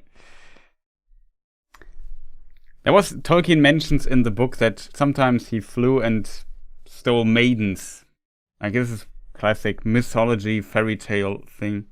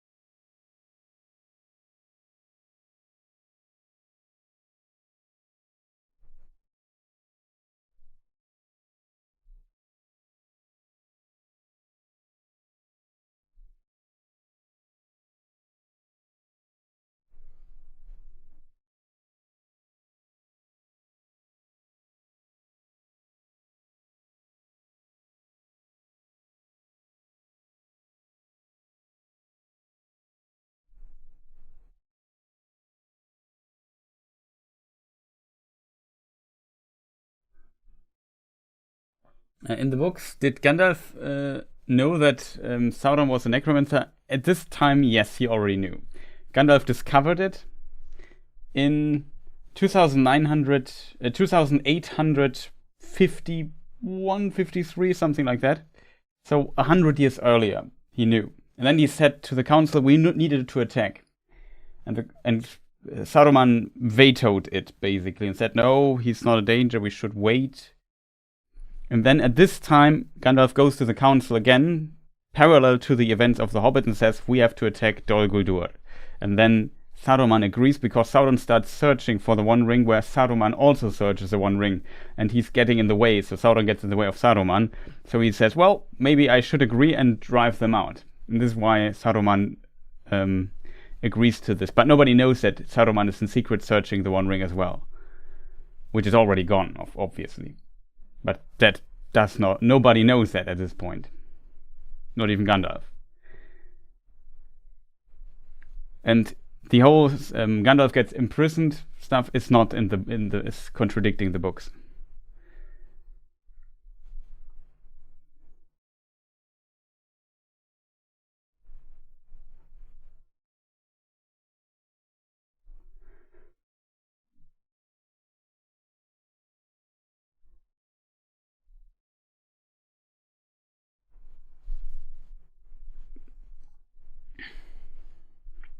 It's also interesting the term necromancer appears first in very old writings of Tolkien, of a pre-old version of Sauron, if you want to call it like that, called Thu the Necromancer. I think here's, by the way, the break point. If anybody has to switch discs or so, let us know, then we can pause. If you want.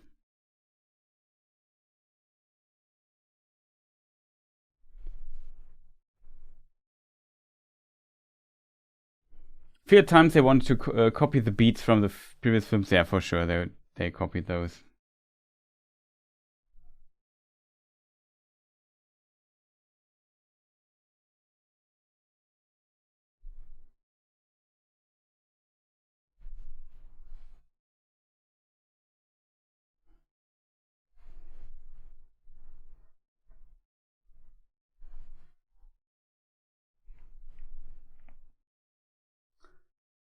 But yeah, he's not trapped here.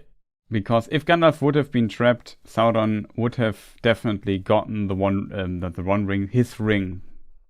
Sauron greatly desired the 3 rings of power, and Gandalf at this point has one of the 3 rings of power with him. He hides it potentially, but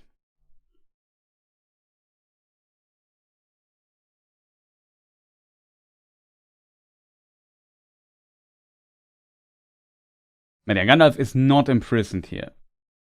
And this journey that Gandalf here does, he does 100 years earlier. But they compress the whole time of this White Council arc in the background. Like, this goes over a couple of 100 years, this White Council arc. And it's compressed to being in parallel to the Hobbit, basically, in full.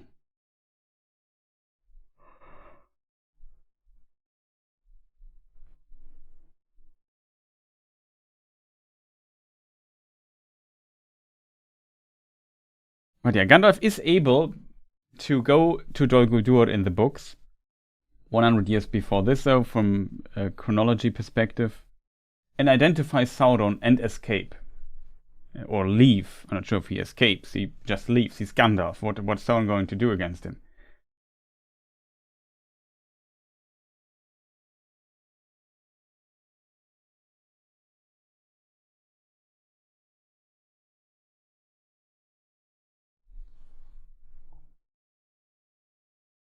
In theory, Thorin must know where the door is, because he left as the only member of this group.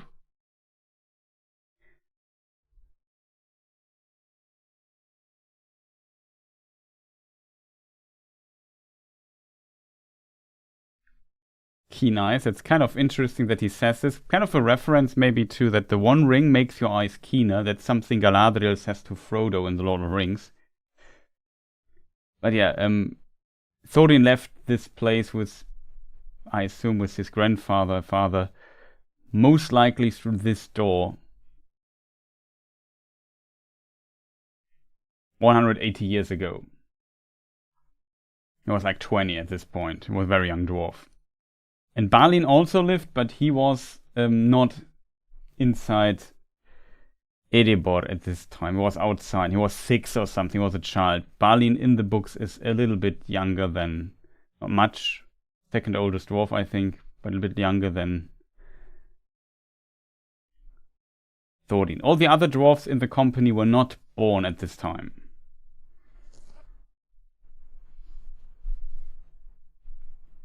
Like Balin was 6 or 4 or something like this, very young lad. A wee lad, as he as Glóin would say. And Thorin was like 20 or something. It is 193 years old already here at this point, almost 200.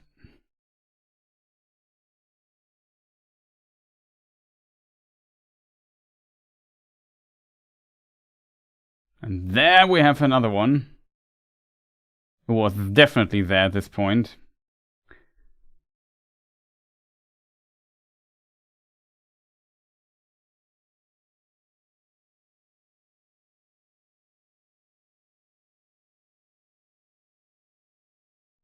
This is extended, by the way. This is not in the theatrical cut, interestingly. This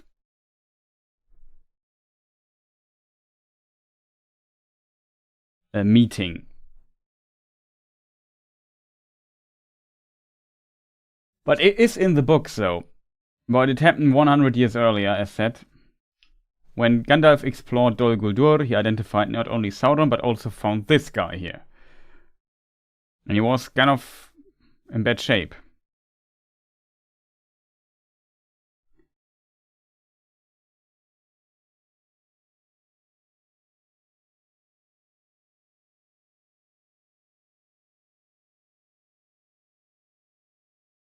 And strangely, there's a continuation mistake. In the first scene we see this dwarf here, he has only one eye. At the time where this happens, he should have still have both eyes. And then in the Battle of Azanulbizar, he loses his, I think, right or left eye, I forgot which one, but one of his eyes. And then after that, he should not have 2 eyes anymore. I don't know why they changed this so weirdly. But in the first scene where we see Thrain, the first time, he's missing an eye. And now he has his eyes just grown back.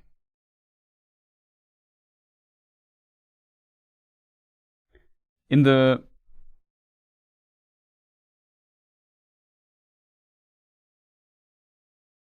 And yeah, in the book it's like this.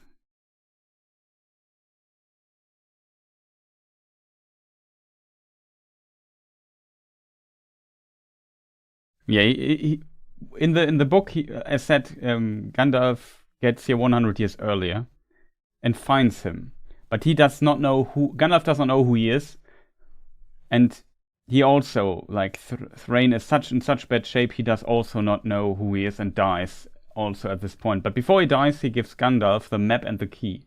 This is how Gandalf gets the map and the key.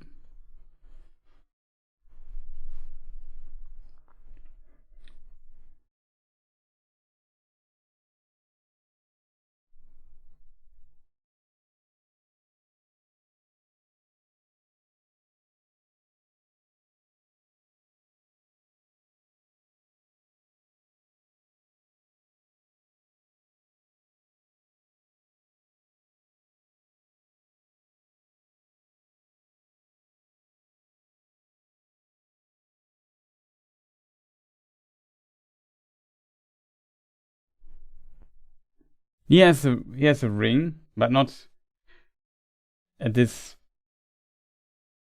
Well, he has a ring at this time, yes.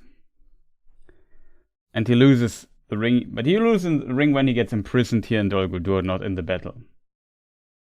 That's different in the books.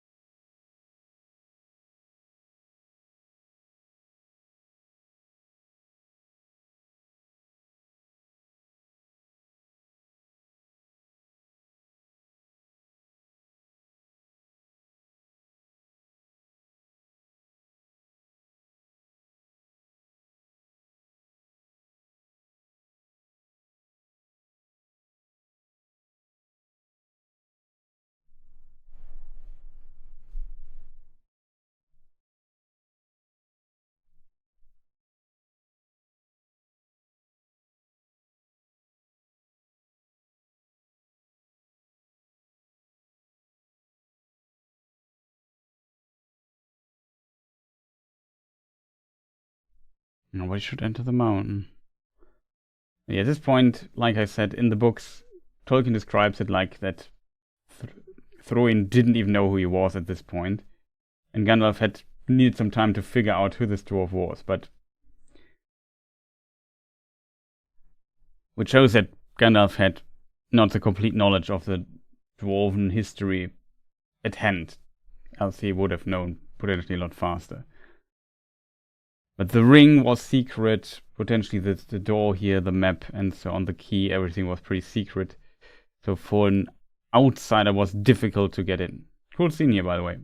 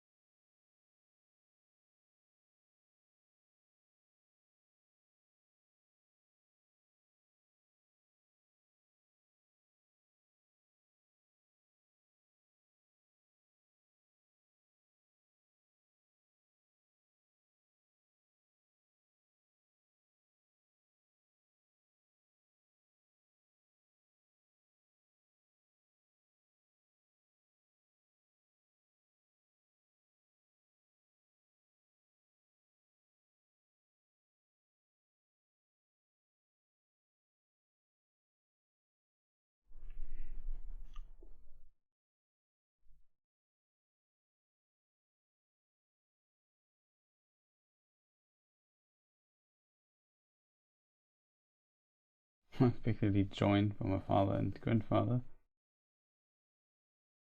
Bad. That's how they had put away. Hold my tongue instead. One day I will probably time, I should know.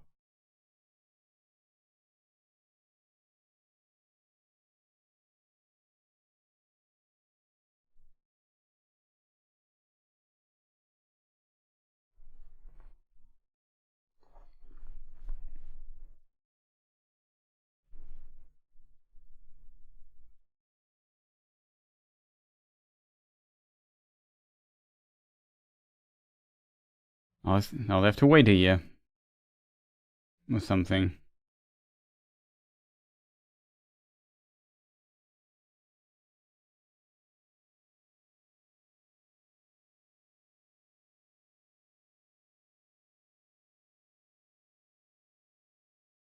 If the dwarves would have given up there.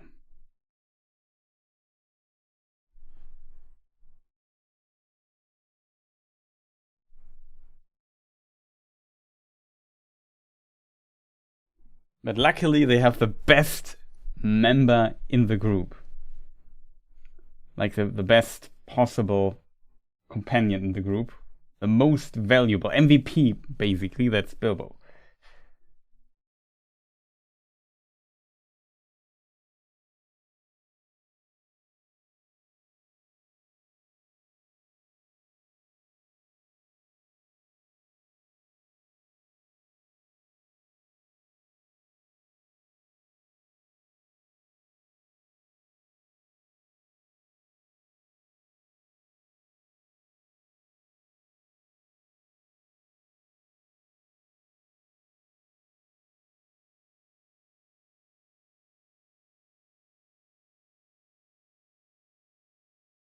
Yeah, they really give up too fast.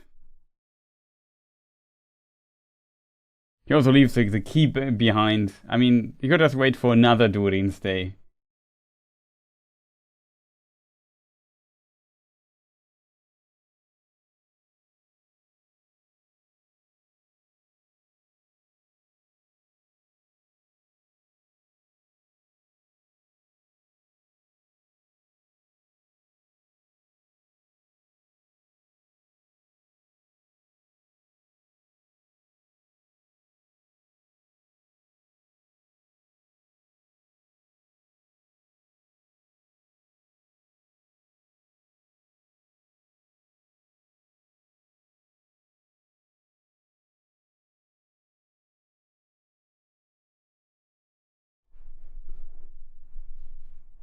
They're like damn you time zones.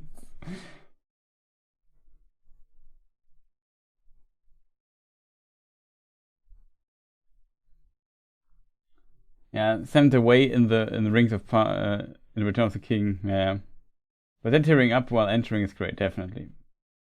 They're like damn you time zones. I like that one.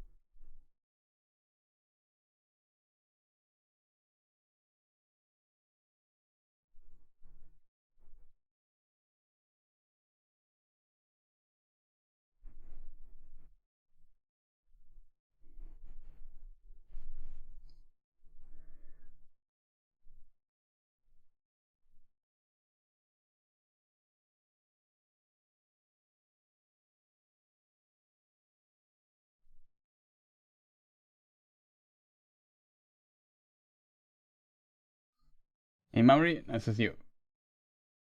Pretty cool scene.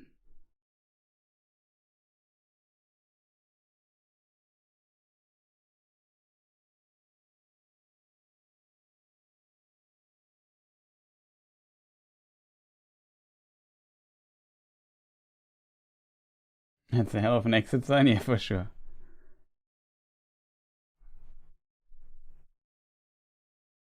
That is why you are here. Well, basically, without your help, you would not have gotten here. We would just went home And you saved us like 16 times already.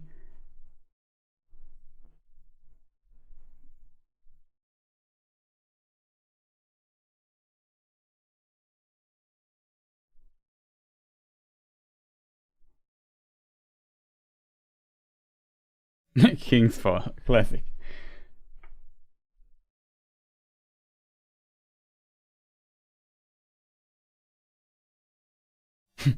Don't move.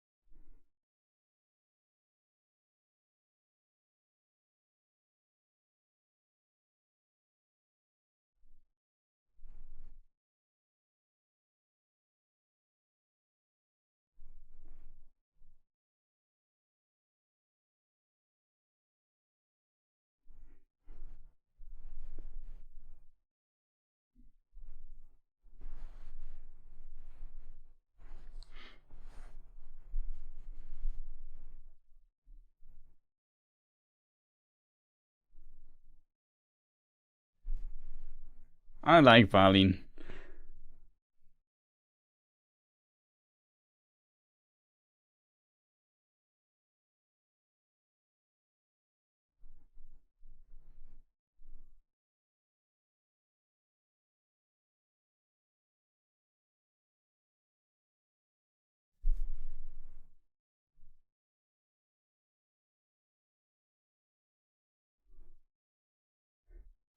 Were the dwarves not a bit stupid getting Frodo to steal from the dragon? It was Gandalf's idea that he's a burglar, I guess.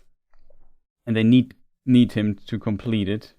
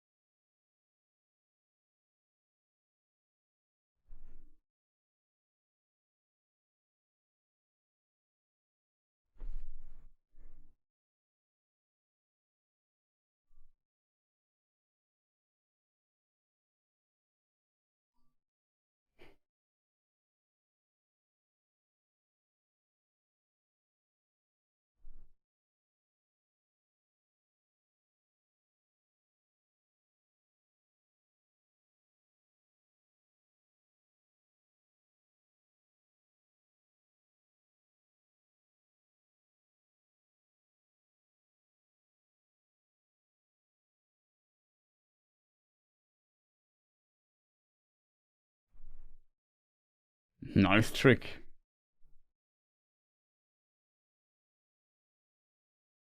Staff the dragon.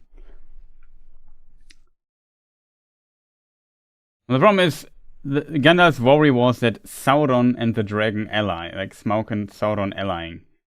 That's why Gandalf knew he had to do something about the dragon.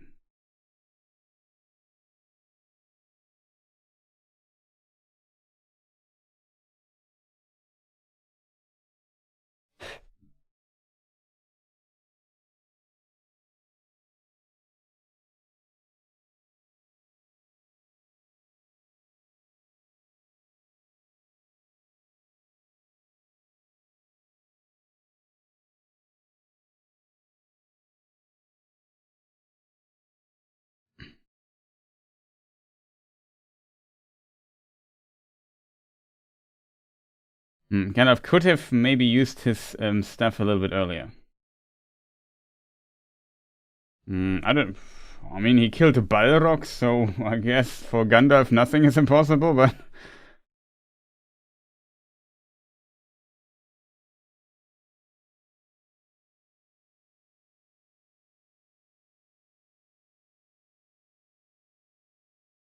Hard to tell, to be honest.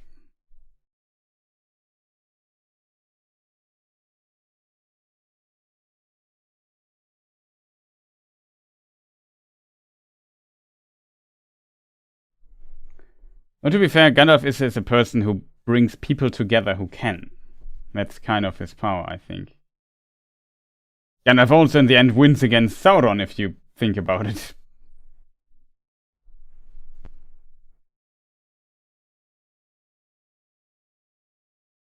The scrutiny of 20 hindsight, everything could have been done optimized.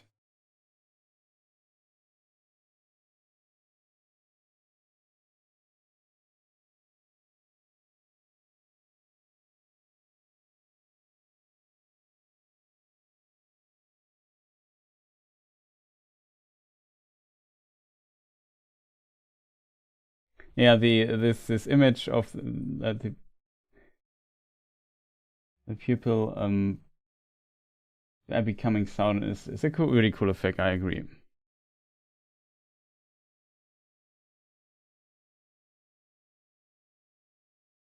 Ted, I will go to the bathroom real quick. I just keep on going. I know the film anyway, so it's not a big of a deal. So I'm back in a moment.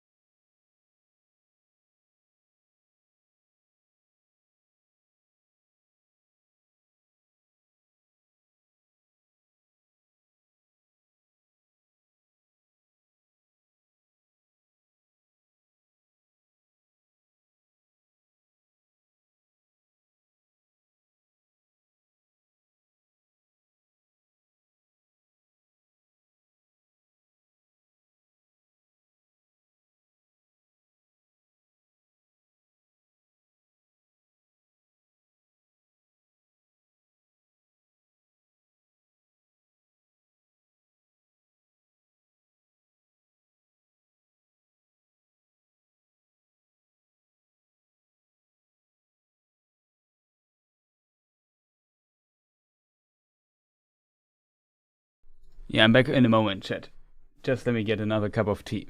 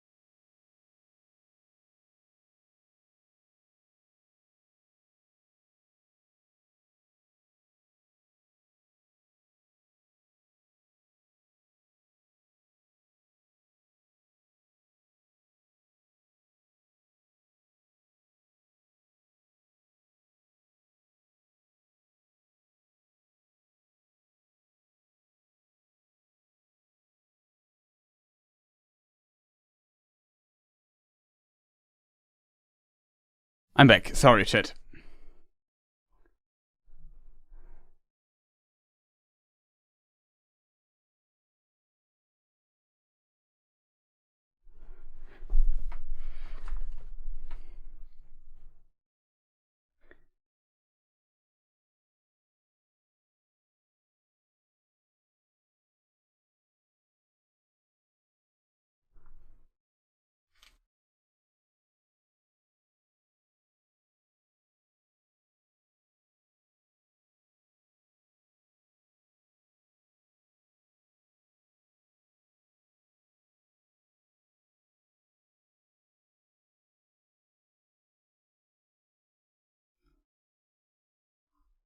So let's catch up with chat.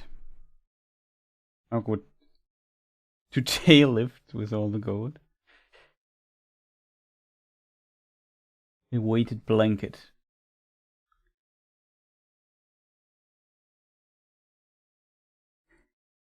Yeah, but I was AFK for a moment. But that's a good one. Good call, Blake Quartz, for asking if I'm muted. If I don't talk in like 2-3 minutes, then just ask. Because sometimes I forget to unmute myself when sneezing or, I don't know, eating something really quick or whatever.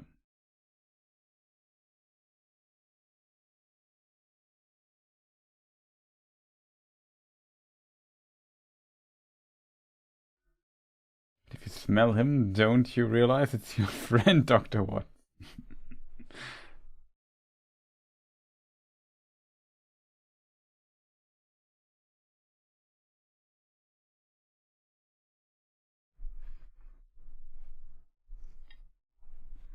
I like that he doesn't tell him his name or where he's from. It's actually smart, in my opinion. Because we tell somebody, especially like an entity like Smaug, an evil entity, I should add, a name, you give him power over you, in a way.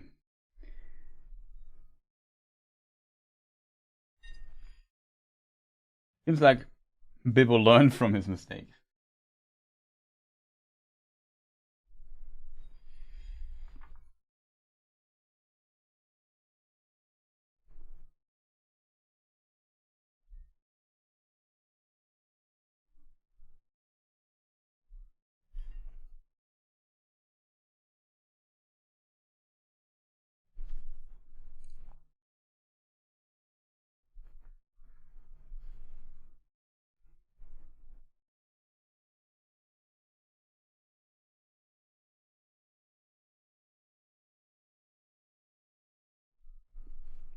Hey, Whispered, nice to see you.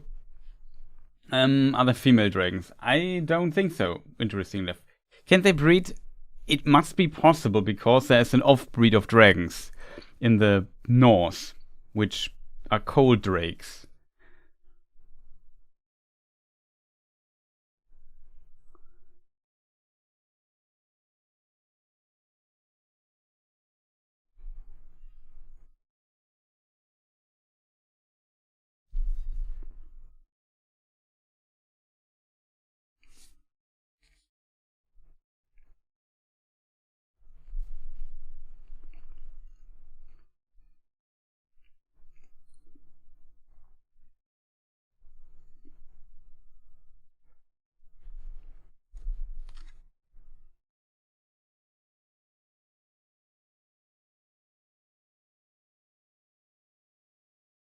But yeah, you are right. In Origin, the dragons are creations of Morgoth, and he must have taken and corrupted existing creatures and put evil spirits into them or something like this.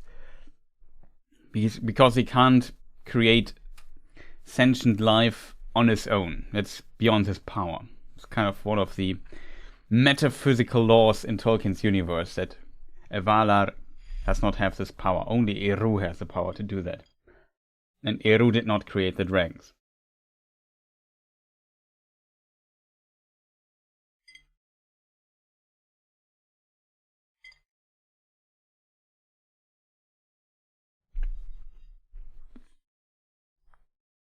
Now, but all this detail was a long, long problem.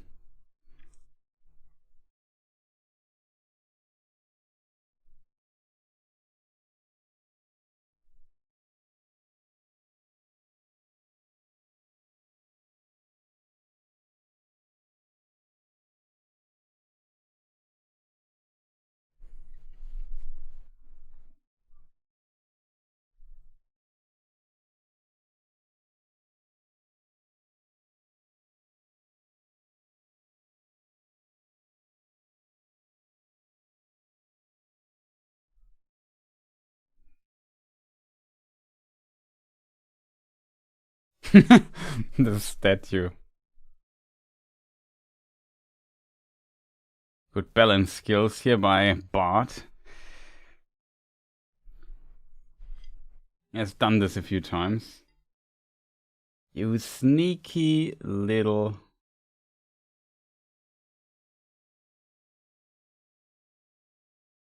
bonk.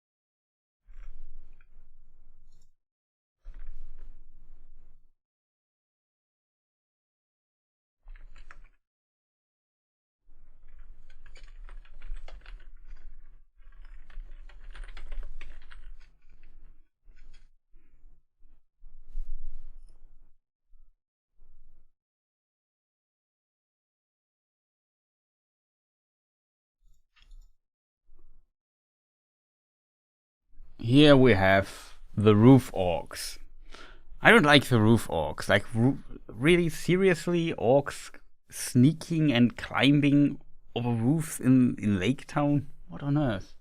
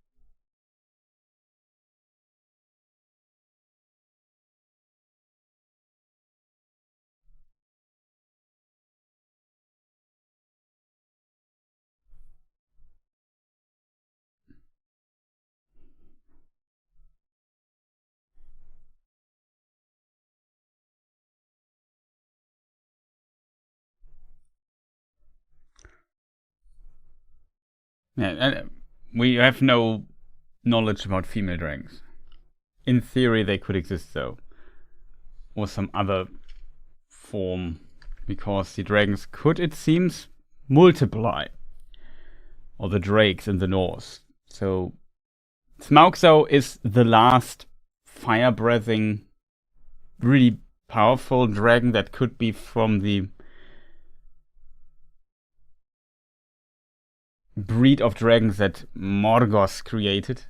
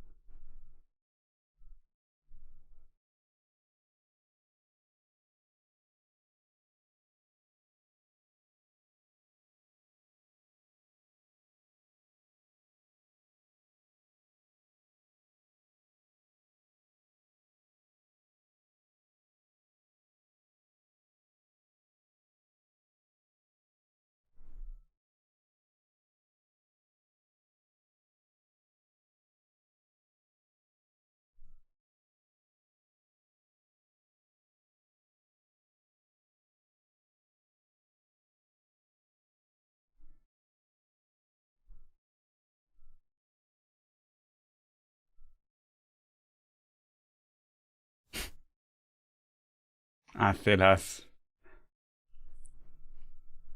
It's interesting. I'm not sure if Athelas existed at this point already in the writing process, 937. There was a time around about Tolkien came up with Numenor.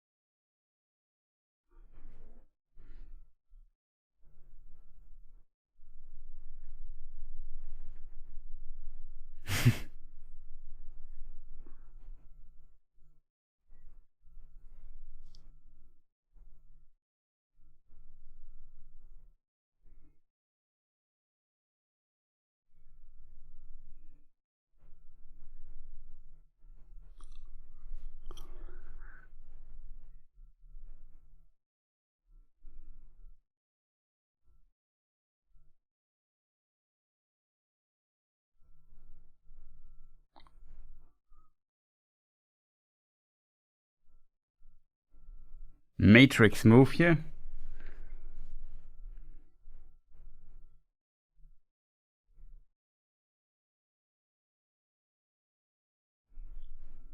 Suddenly, elves.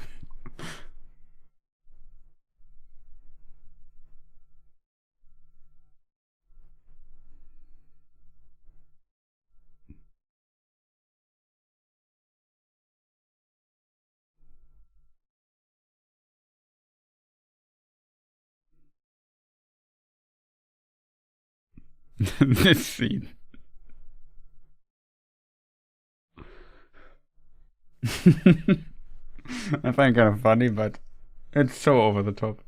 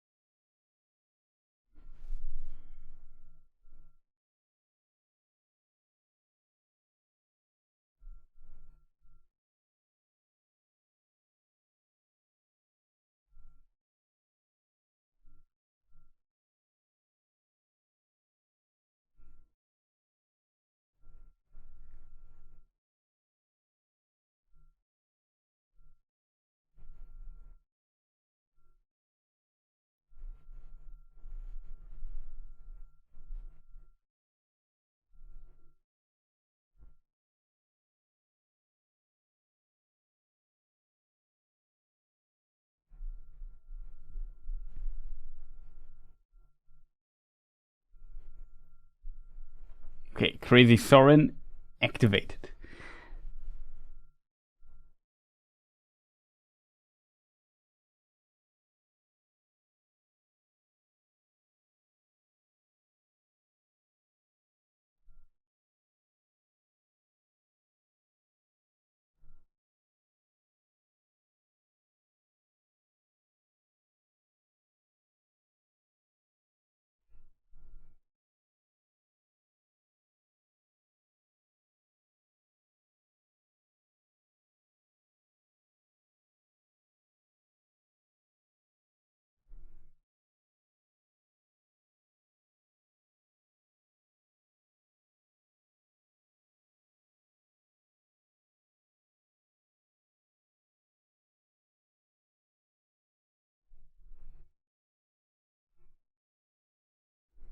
Those dwarves, kind of heat resistant, I think.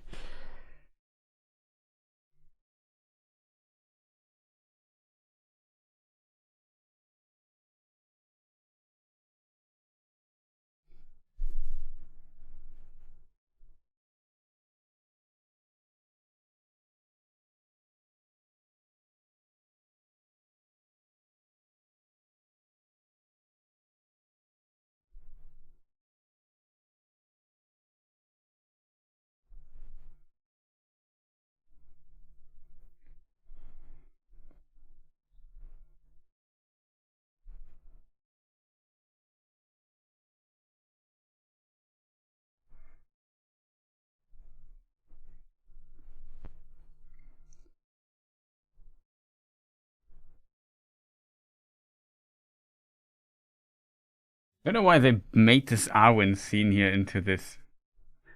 They had some, what are the nuts called in English? Walnüsse, walnuts, potentially.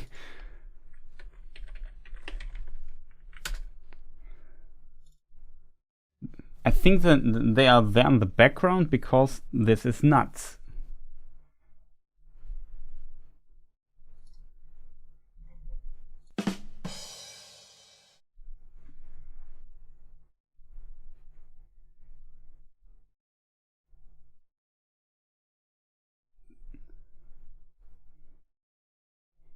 Like somebody, I'm not sure who wrote it, but somebody wrote in the chat. They're kind of replicating the beats of Lord of the Rings, and yeah, it really shows here. I think kind of very unnecessary in a way to have this. Oh, we need an elvish healing scene, something. You know, it gives kind of the impression that yeah, just every elf can heal in Tolkien's universe and so on.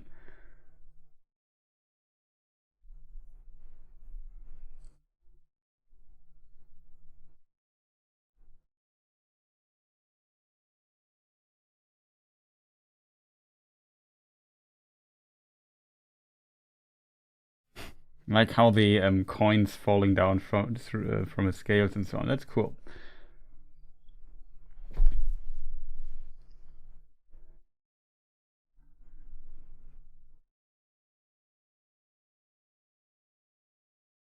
My chat I think just died here.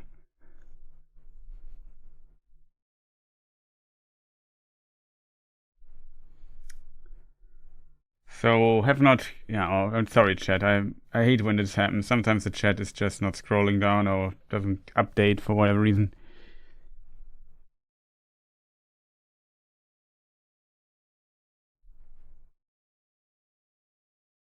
Is Turin's sister losing her memory count as a symptom of dragon sickness? I don't know. I don't think so. The dragon sickness only mentioned once in The Hobbit. It's kind of implicated for Thorin, but it's not directly called like that. And the sickness is more like you become like a dragon, that you value gold over everything. Like a dragon. With Bard children, we can see normal people in Architect is scary. Legolas and Tauriel master fighters. Yeah, that's kind of a good point. And also, the dwarves said they are not warriors. negative Thorin is, gives up the slightest setback and doesn't show qualities of a leader. Should have, I guess that's the point of his arc. So yeah. I mean, in the book, Thorin is 193 years old. He already has his character development completed there.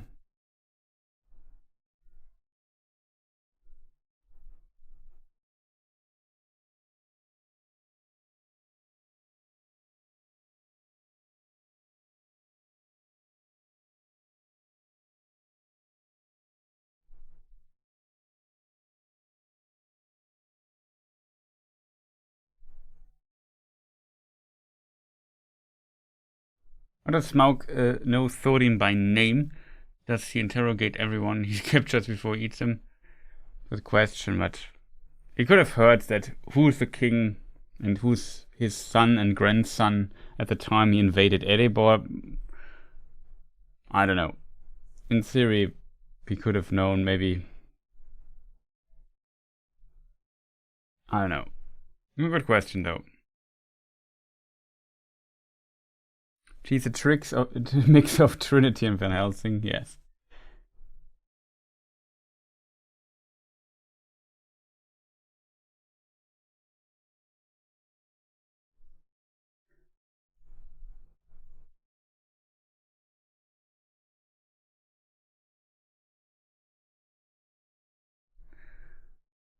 No, I think the actress didn't want to play this love triangle, as far as I'm aware.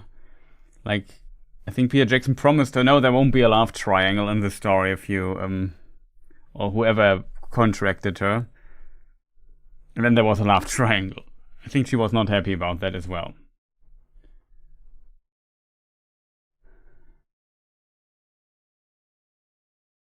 Movie rule of cool overrides the law of thermodynamics, yes. Luckily, Frodo had not much affection to Arwen. Yeah, luckily.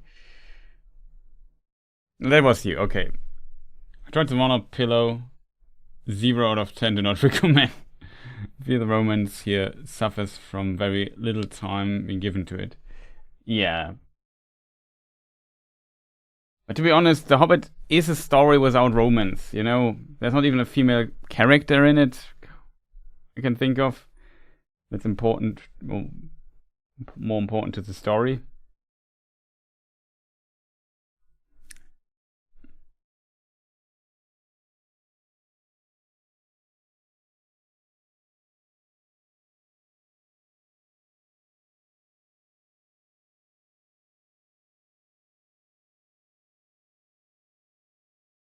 Like, shouldn't the city guard kind of protect the city from orcs entering? You know what I mean?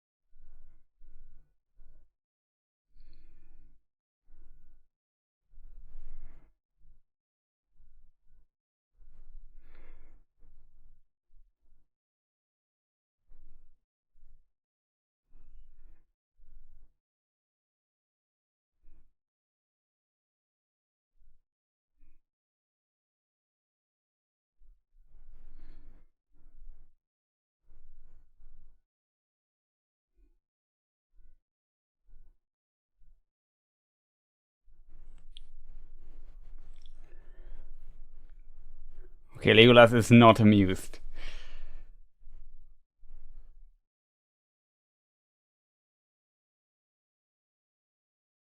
He's not willing to call it a draw.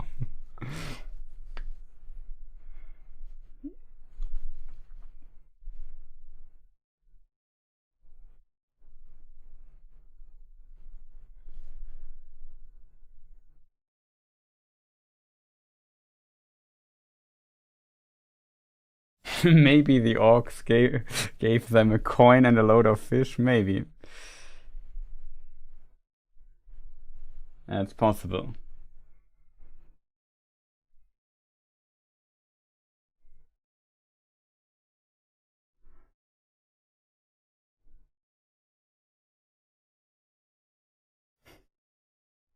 No, I think Legolas is just not happy about getting punched, as everybody.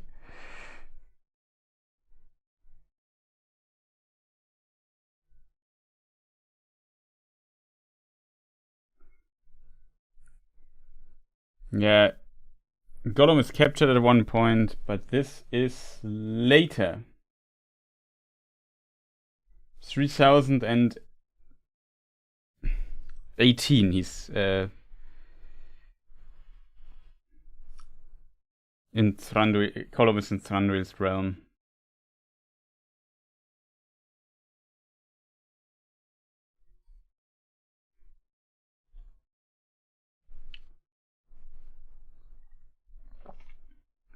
It's in my Hunt for Gollum video. Well, we have.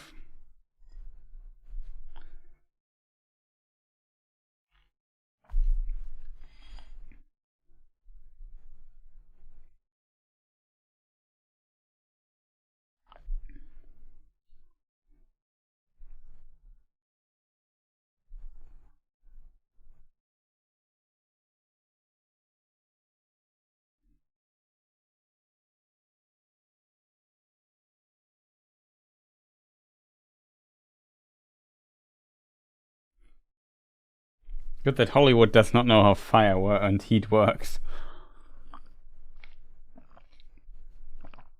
So now we have the, what do you call them? Smelting forge things.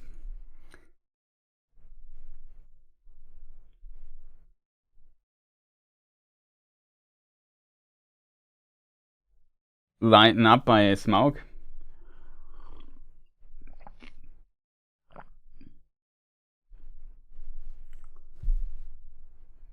A bit make him more part of the film to make a big deal of him being an original member. Yeah, for sure. I mean, a little cameo, even a bigger one or a little role would have fitted. But he's like him appearing in the scenes of that take part in the Elven King realm, or the realm of the Elven King. Makes a lot of sense, I think, but why expand his role over 2 films so much? I don't get that. Sure, it's about marketing the original cast, Legolas being a very popular character and so on. Everything is cool, I think. But in my opinion, we have so many characters, so many dwarves here, and besides of Balin, Thorin, maybe a bit of Bofur, all roles of them are very, very small. And you think, wouldn't it be cool to learn more about, Gimli's father?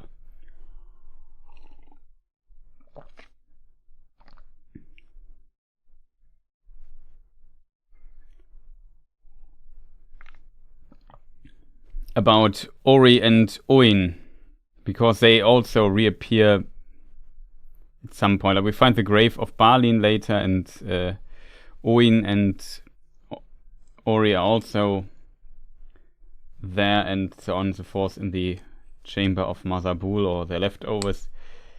So it would be much, much cooler, I think, to learn a bit more about those characters, give them more screen time and so on. I don't know why they would give or add characters to the film and give them so much screen time when you decided to adapt a work that has 15, like, couple of main characters, but overall 15 characters alone with the protagonists, and then you also have an antagonist or 2.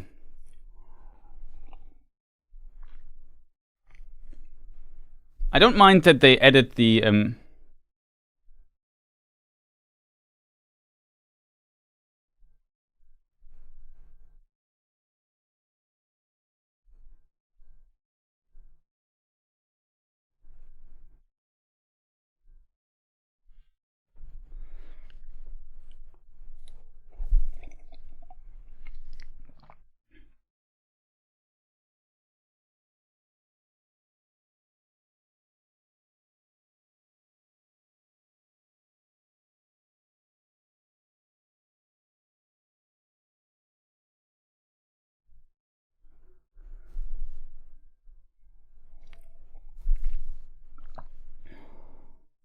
Rube Goldberg mechanism is just bad.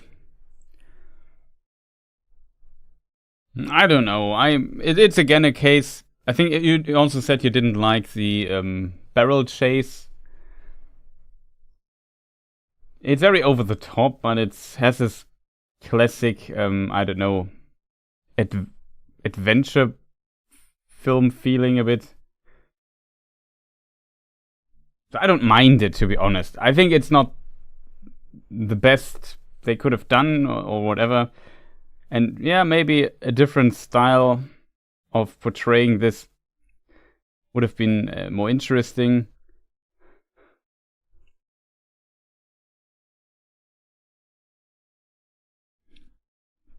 Or better, but I can kind of live with it.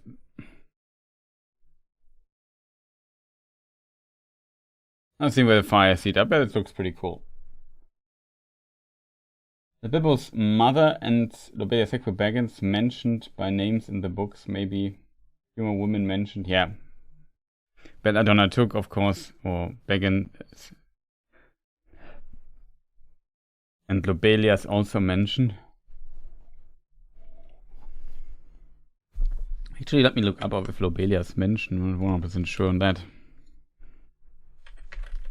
I'm pretty... Yeah, Lobelia is mentioned.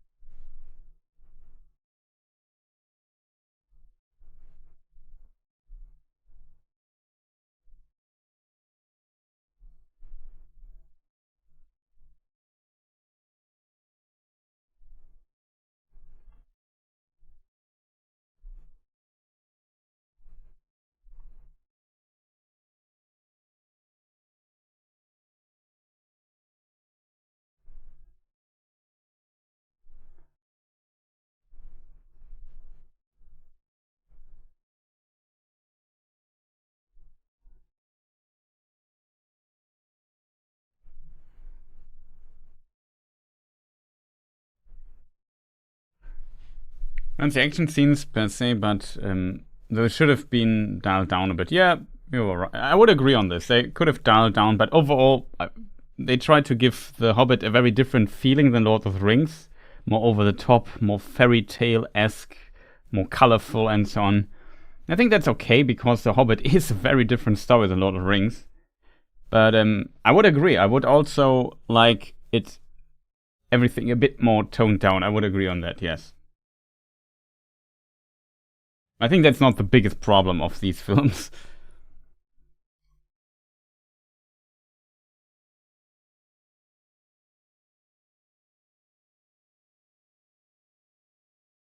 It was made for kids too, and they love the adventure parts, yeah, for sure.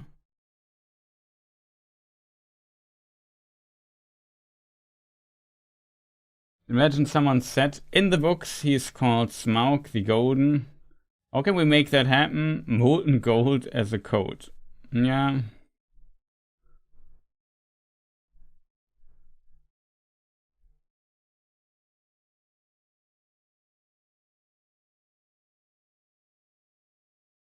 Bloop.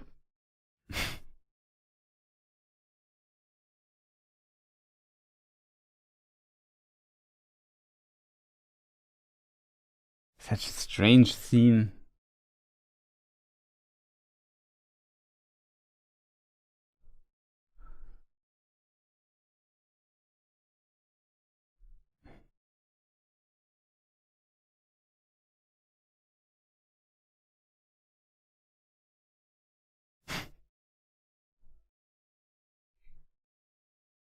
Not sure how the dwarves ever will get rid of this mess.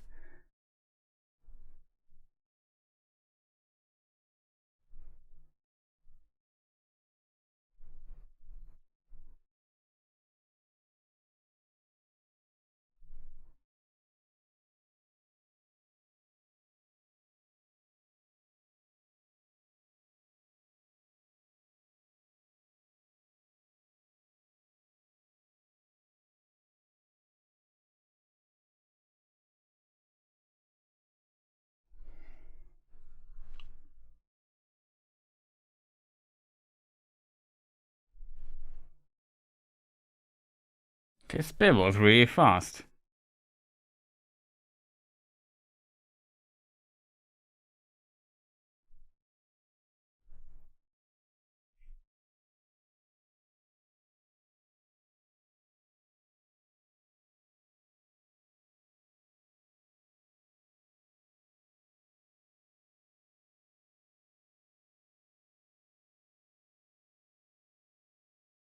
How did Bilbo teleport there so fast?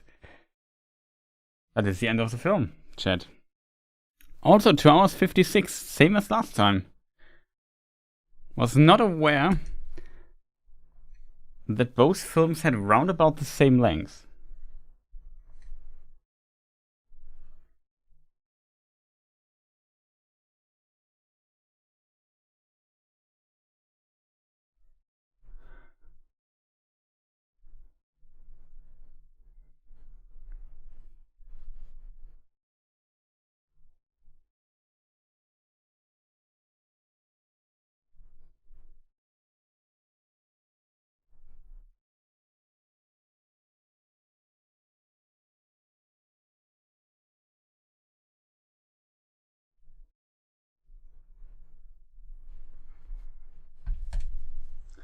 Well, that was the Desolation of Smaug. Funny, isn't it, chat? And the worst part about this is the next film is really rough. Like, I have to admit, in my original perception of these films, I always thought the second one is the worst.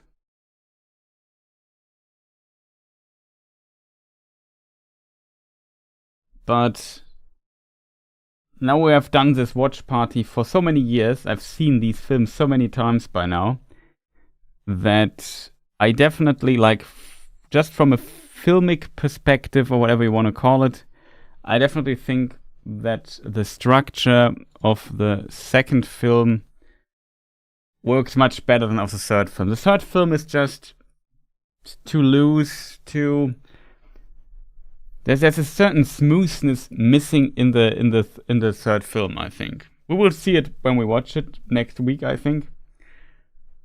Or maybe under the week. So I'm not sure if I can make next weekend happen, chat. I tried to get it. Maybe we can get it Sunday. But I don't know. Have to see, because this weekend is a bit, next weekend is a bit full. But maybe we do it then Monday or whatever.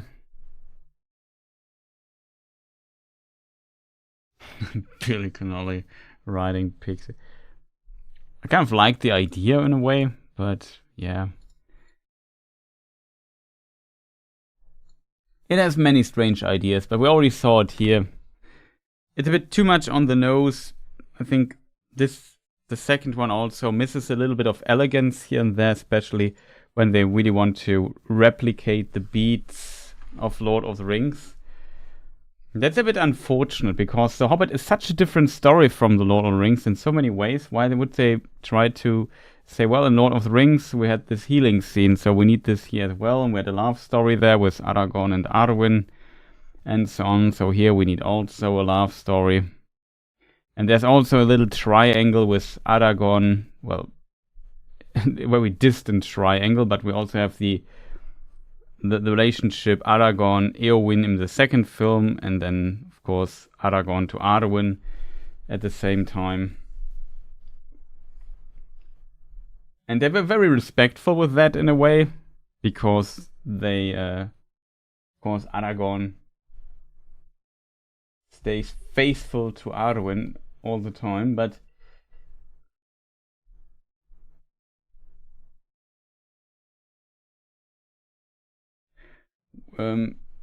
Chris, will the search for Gollum will have the same problems?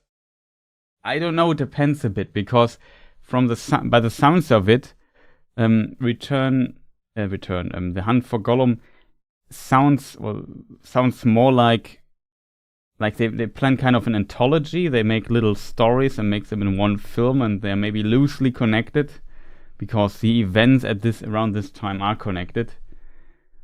So very hard to say. But here in this case, you also have to consider that Peter Jackson and his team, especially Peter Jackson, had very little time to make these films. Like originally, these films were planned to be by Guillermo del Toro, I think. And Peter Jackson had like something like 6 weeks or so to prepare for directing this and making it has to work with what was there, what was planned, and still making it in a way that it became a Peter Jackson film. Like, you don't want to take the work of somebody else, and if you have a reputation, especially, you really try to kind of make it work, and he somehow did. So it's already interesting in this regard. I think if Peter Jackson would have had 2.5 years to plan this trilogy, it would be a lot different, for sure. Maybe it would be better.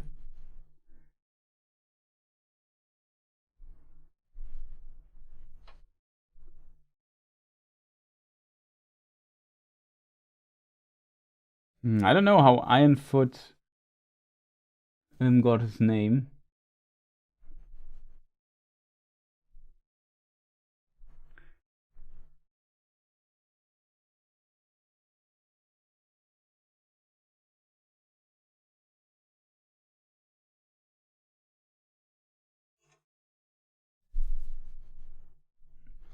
Originally, it should have been only 2 movies, and it shows that certain scenes are not needed or too long to prop up the time to make it 3 movies. I would say the film would definitely, or the films would work better if you just cut out all the nonsense. However, I can see making it 3 films in a way if they would have just, gave us more interaction between the dwarves on their journey. I think they could have dragged the journey a bit out.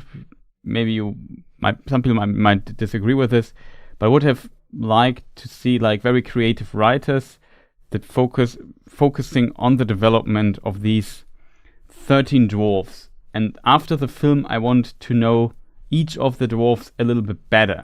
Each of the 13 companions. Like, we're talking about 13 characters. That's a ton.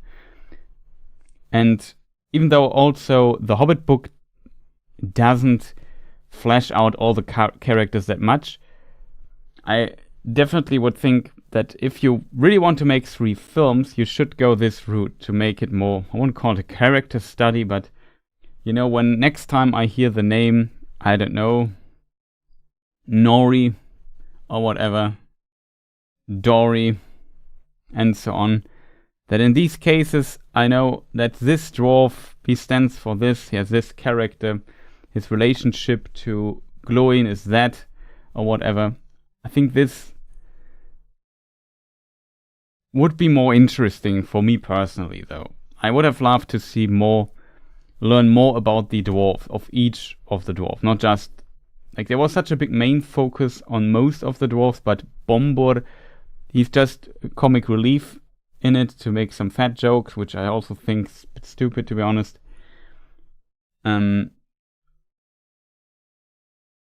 That's kind of, more party interaction, definitely. I want to learn more about the companions. What's their relationship among each other? I don't know. Does Dory like Glóin or whatever, or Oin, or I don't know, Ori? What's their relationship? They definitely try to characterize the characters that you can differentiate them and so on, but it feels a very surface level. I would have just wished they would go more in depth into everything. Yeah, definitely. Thorin and Balin are kind of the main characters, and then a little bit of Bofur here, which is pretty cool that they added at least one dwarf where you get a little bit of characterization. It's also very surface level. Balin has a lot of dialogue and so on, and also Dwalin you also learn a little bit about him, especially in the other film. You definitely know he's like the warrior. You learn he's kind of impatient. You know about Dwalin that he's an extremely loyal dwarf to Thorin, who never questions anything Thorin says. And then there's in the third film, then later, the scene where he questions Thorin. You know that even when Dwalin questions Thorin, then Thorin must know, like, it's his most loyal follower. If he says, and he has very good dialogue, it's a really strong scene in the third film, one of the best scenes, I would say. So I guess you could argue, yeah, we also learn a little bit about Dwalin here and there, but it could be just more.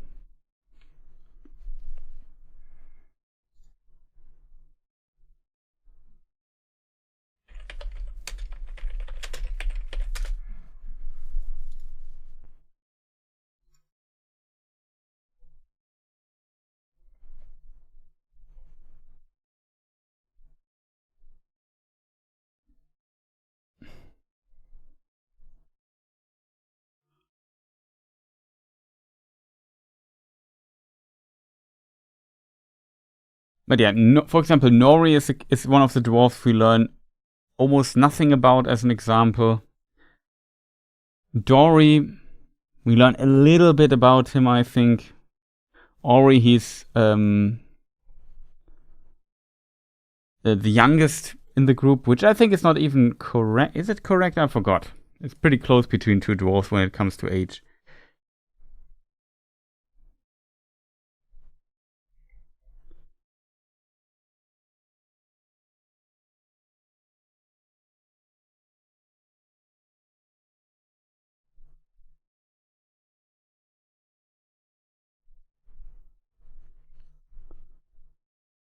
But yeah, also Nori could have needed a little bit more.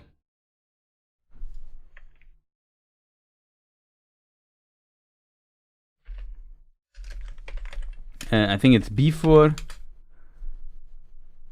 We also learn like almost nothing about him.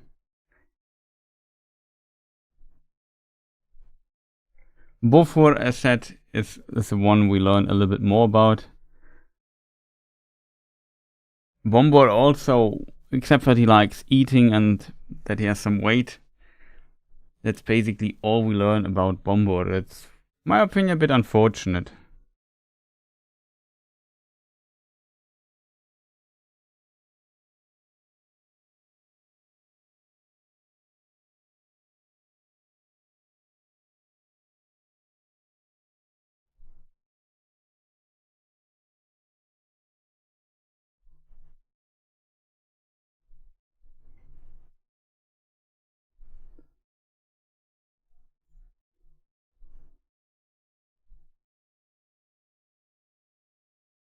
Don't forget anybody, chat.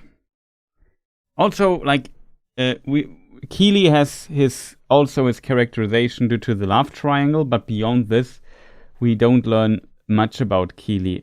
In addition, we learn so little about Feely, in my opinion. Like, he's very loyal to his brother and he cares for him. That's basically, I think, the only thing we know about Feely. Feely is also, unfortunately, very surface level character. I got something to drink. Now I'm ready for the post-movie discussion.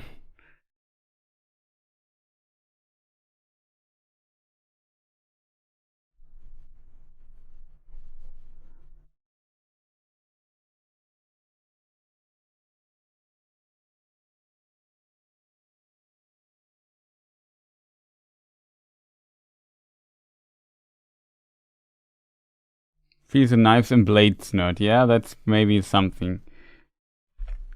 Then we have Oin.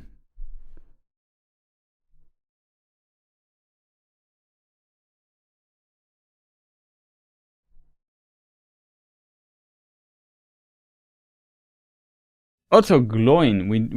Gloin we don't, or Gloin as some would call him. Gloin, we also know almost nothing about Gloin.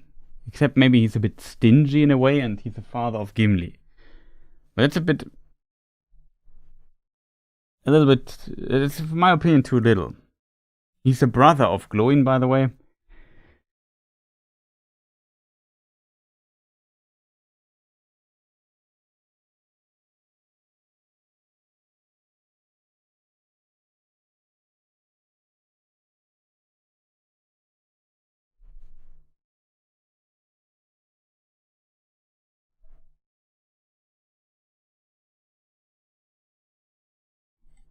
I think that's a bit unfortunate in my opinion. They, like, I don't know.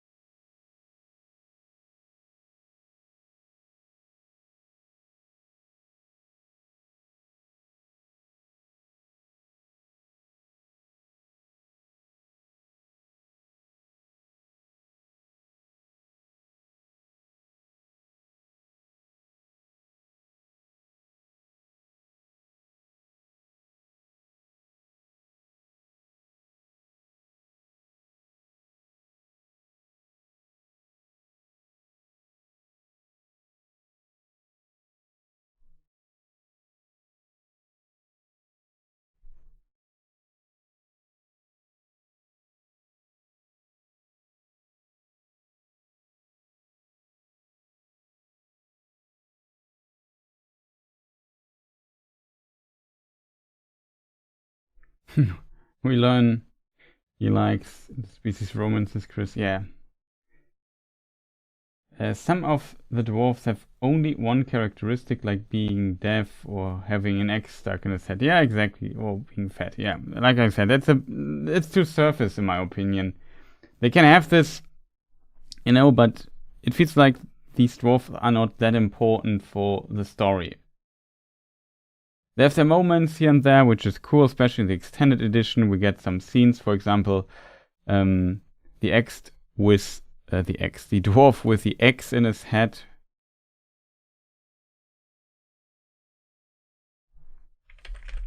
I think it was Dory, right? No, Nori was the. I always mix them up. Nori was with the X in his head. And then in the third, no, also not. Bofur, nah, completely, got confused there, and just said it right a moment.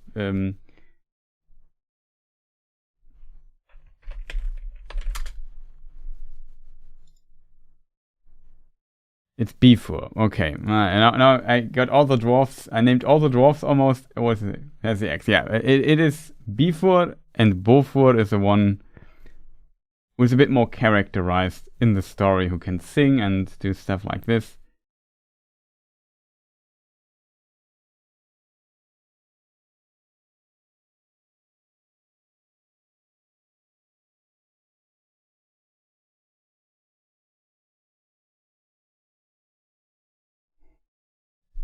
Bifurcation.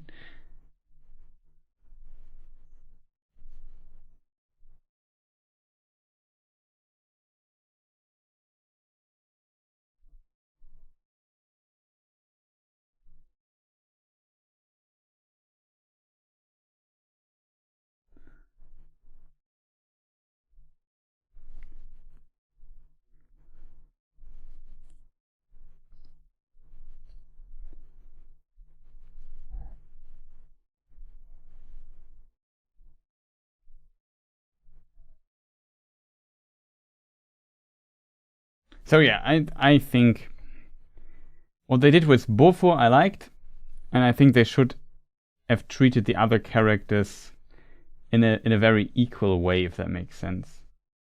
Like Fili and Kili, is a bit unfortunate, in my opinion, that we learned so little about. I mean, they are the nephews of Thorin Oakenshield.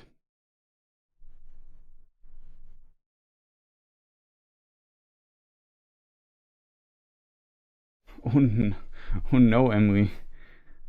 Get well soon. I hope everything is okay with you.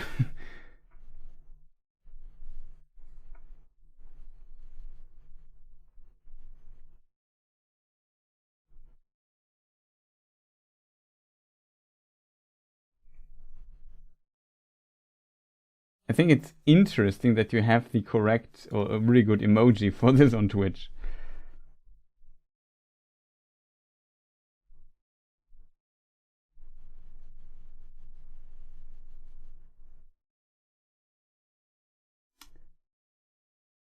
Apparently, bifurcation means the division of something into two branches or parts. Interesting. Today we learned.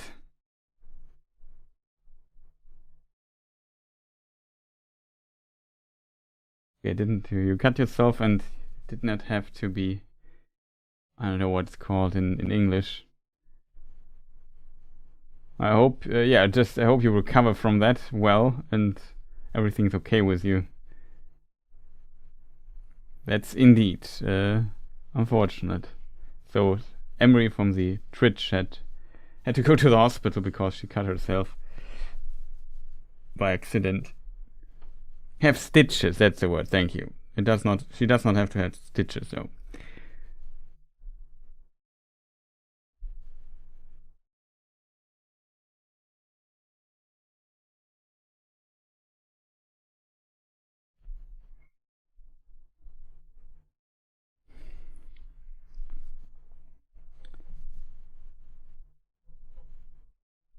But yeah, like I said, it's really unfortunate that they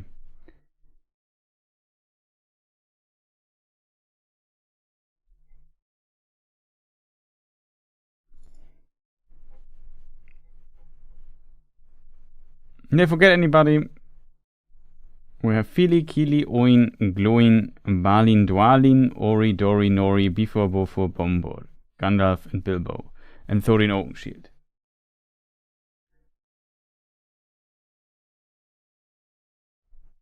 Okay, everything is fine. Was not that bad. Okay. Good to hear.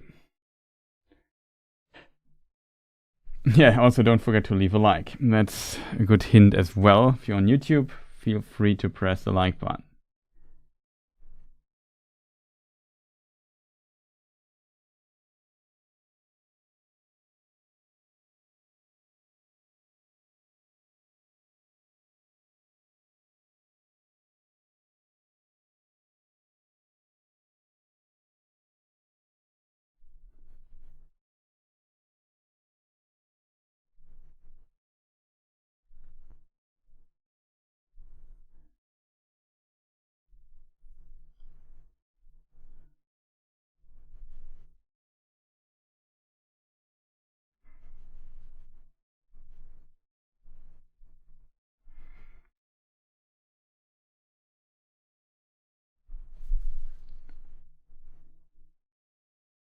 So, yeah, I don't know, chat.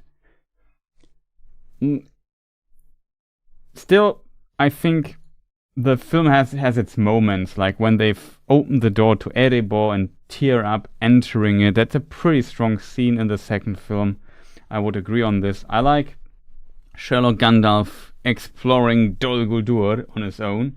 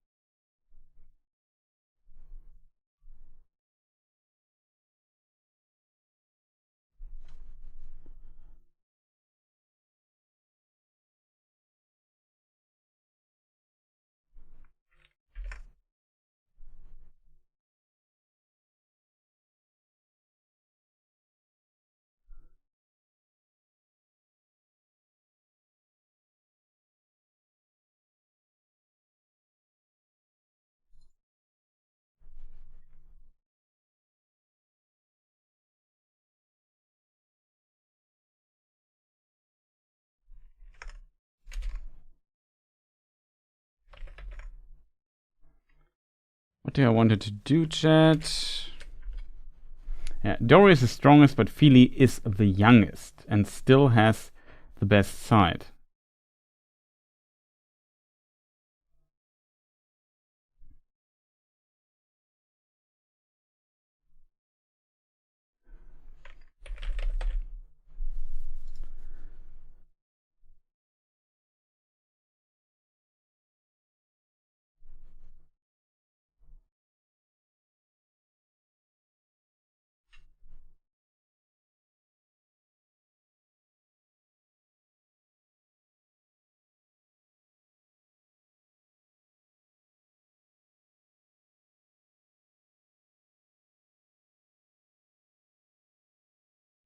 What's interesting, like, why is Fili the youngest? Can somebody explain this to me? Isn't Kili the youngest?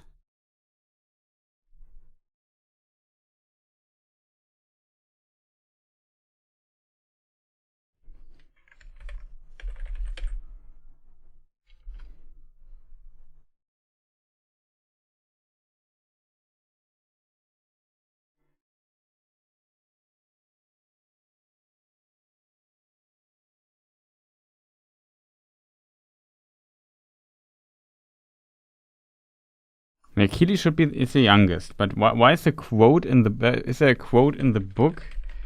Maybe of the bellow of the bunch. Dory is the strongest, but Fili is the youngest. Can any of you throw rope? What's the good of that? The boat is sure to be tied up, even if we could hook it, which I doubt. I don't believe it is tied, said Bilbo, though of course I can't be sure in this light.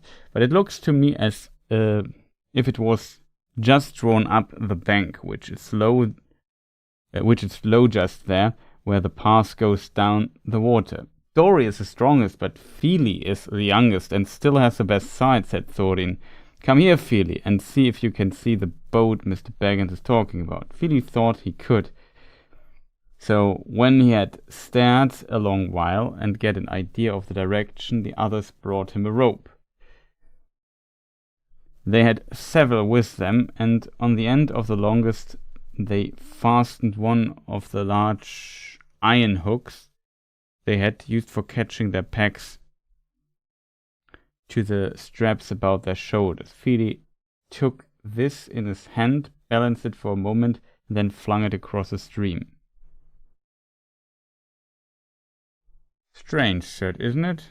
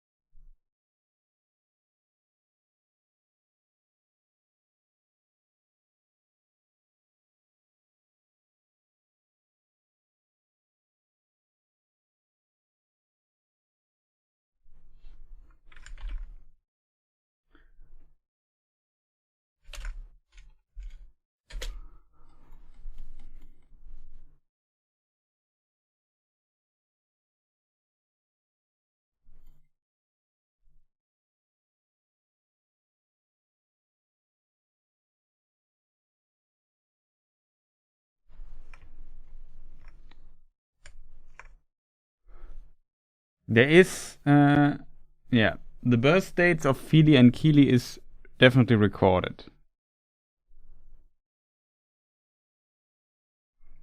Fili is 2859, Kili is 2864, so Kili is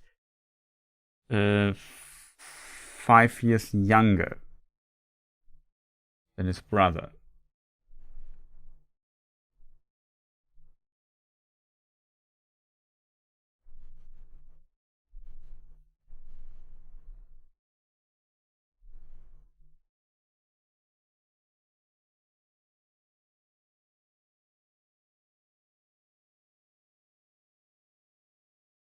Very strange, isn't it, chat? I don't know. I assume maybe Keely wasn't with them, and that's why I said, yeah, well, Feely is the youngest here.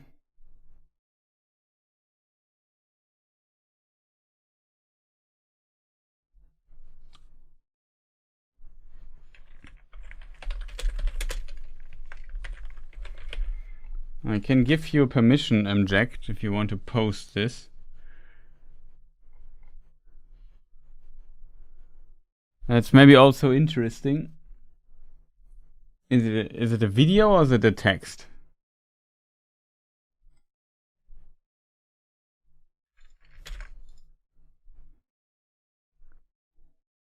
So I can also post it here on the YouTube chat and maybe on the other chat with the text. Okay. So there's an interview with with Evangeline Lilly, who was the actress of Tauriel, or is the actress of Tauriel. And in 2013, that's ages ago,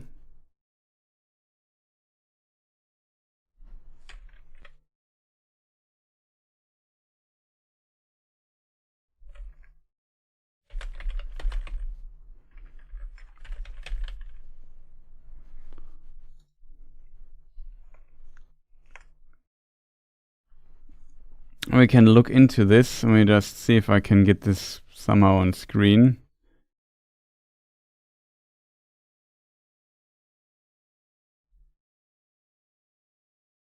I haven't read the whole article yet, but maybe we can get the essence out of this. Well, it's very interesting to read.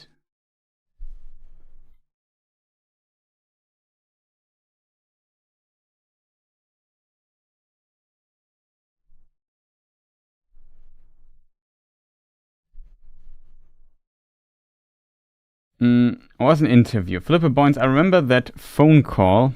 Let me just read it maybe. So I linked it in the description. Shout outs to CBR. Philippa Boynes, I remember that phone call. I remember that moment where I said the love story, it's not a conventional love story. And you were like, right, okay, with a dwarf? And there was silence. And then I went, but hang on, I'm going to send you his photo. It's Aidan Turner, so it's okay. I did, and then you went, okay, yeah. She did, she goes, he's so handsome, just wait and see. But also, at that moment when she said there's a love story, Phil might not remember this, but I agreed to the job under one condition. And they agreed to the condition, and that condition was in place for 2 years. The condition was I will not be involved in a love triangle, right? Because any of you who are fans of Lost, I've had it up to here with love triangles, and sure enough, I come back for reshoots in 2012, and they go, we've made a few adjustments to the love story. Well, it was a whoops moment when that was genuine. There really wasn't a triangle, there wasn't, but what happened was when we saw it playing, and just that first look between Keely and Legolas, that kind of exchange of look was so perfect that we were like, and also interesting with Legolas, because one of the things we were trying to do as he was he hates dwarves in the Fellowship of the Ring. There's this animosity, this whole kind of that had to have come from somewhere. What was it about? And we wanted to make it a little bit more emotional than just I don't like them. And that played well. Boynes, and then also when you came back, I said to her, oh no God, I said, hang on. Orlando Bloom, Aidan Turner, you caught between the two of them. I'm sorry, what's the problem?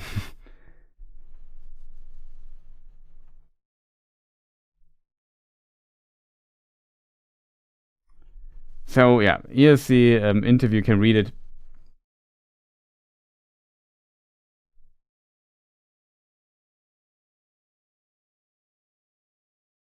But I don't know. I don't like these Philippa Boyne's stance here a bit. I understand that she has to kind of explain why Legolas doesn't like dwarves, but in the Tolkien universe, the reason is of course that dwarves, and especially elves that are kind of related to the clan of the Teleri, like the Sindar and the Nandor and so on, they have like history with the dwarves and don't like them, as they also don't like the Noldor elves. I mean, they could have explained it differently or so, or find some reason between this. I don't know. But yeah, as Jack also posted on the Twitch chat, it seems really like they changed it. Like they already did the shooting for the scenes and so on, and then they said, well, you have to come, we have to do some reshoots, and we did some changes to the love story. And yeah, it seems like the idea wasn't there the whole time. That's what I meant with Peter Jackson and his team had very little time to adjust everything. It seems, and then had to do this.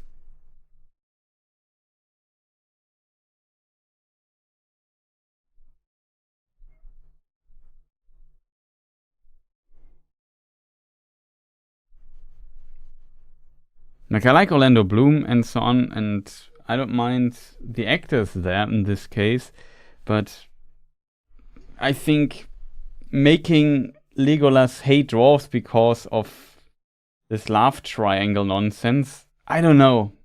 That didn't work. It's something I think the films did not really need, in my opinion, and I think most people completely dislike this part of The Hobbit.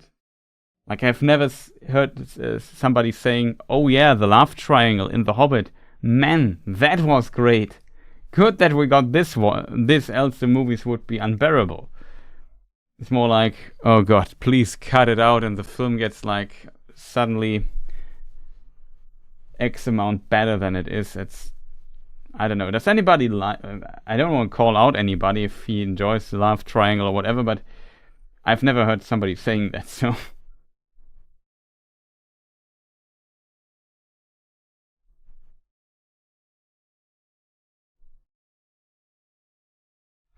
yeah, Jack also writes in chat, the only reason I watch Tolkien films is for the love triangle. Yeah, that's true. That's what Tolkien was known for his writing of love triangles.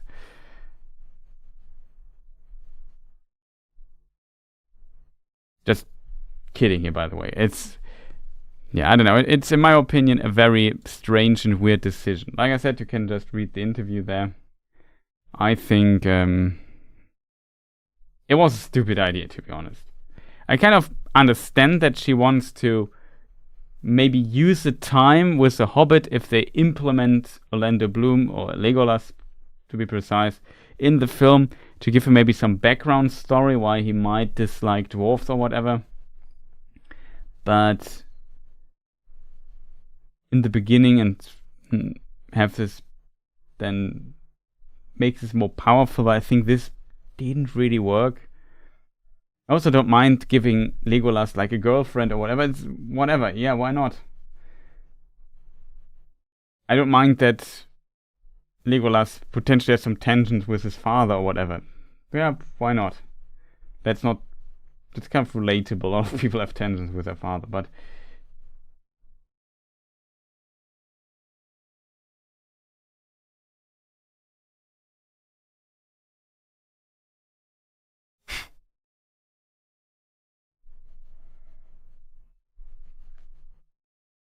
didn't you know the first R in J.R. Tolkien stands for love triangles?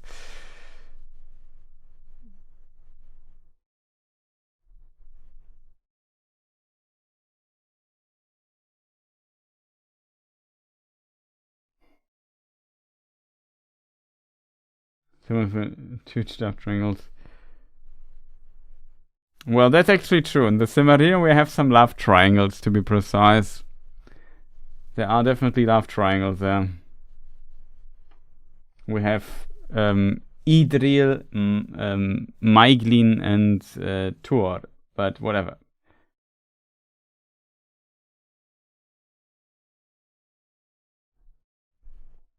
There's also some kind of love. Is it a love triangle? Well, I think one of the sons of Feanor was also kind of into Luthien, but she was the most beautiful elven maiden who have ever lived. So I get a lot of people were maybe into Luthien. And those dudes were crazy anyway.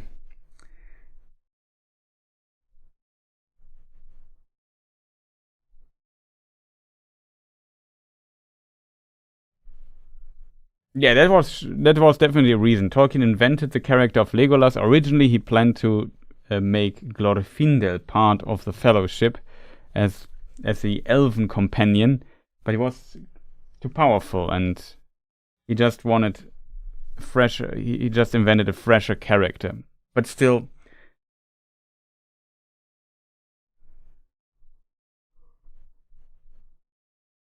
It's strange in Tolkien's universe if a character does not have like a huge amount of backstory.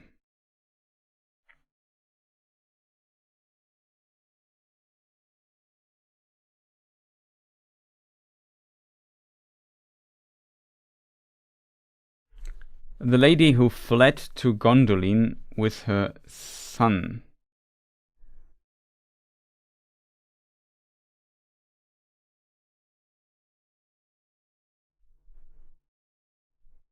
That's the mother of the mother of Maeglin. That's the sister of Turgon. Arizel, do you mean? Who got abducted by Eol.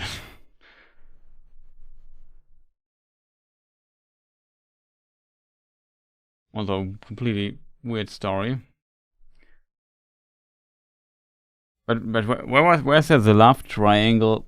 Like Arizel, I mean, yeah, she was good friends with also the sons of Feanor.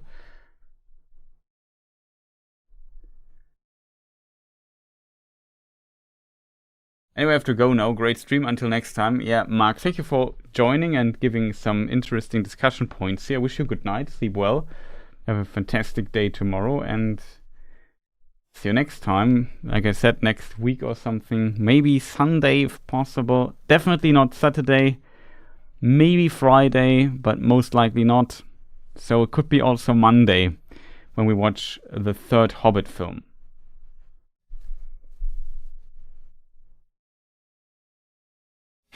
Beren, Lucy, and the Bard of Dory as well. Maybe stretching it a bit, but yeah, I guess. Yeah, the Bard of was also into Luthien. I was thinking about it. Yeah. May Turin be with you.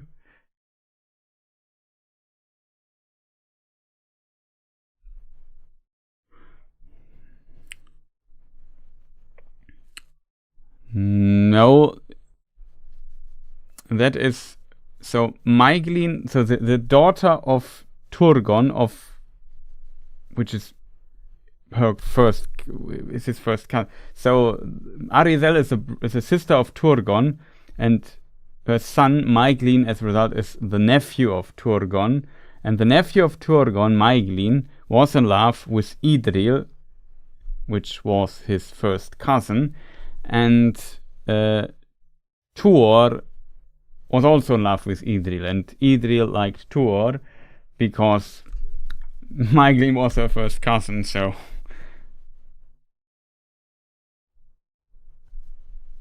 There was this duel where Tuor then fought against Maeglin, and yeah, Maeglin lost the duel, and he fell over the walls of Gondolin and smashed 3 times against the wall while he fell down, like his father, because his father cursed him to do that this would happen to him.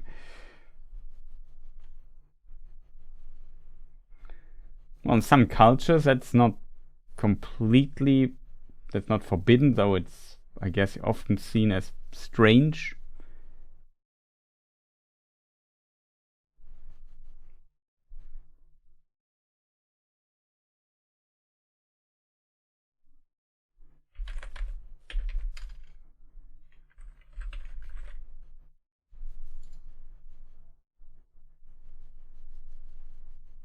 Yeah, especially in some royal families.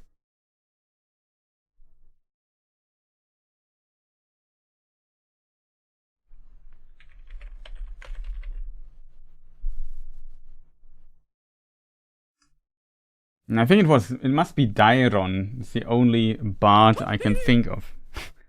Yes, definitely toasty.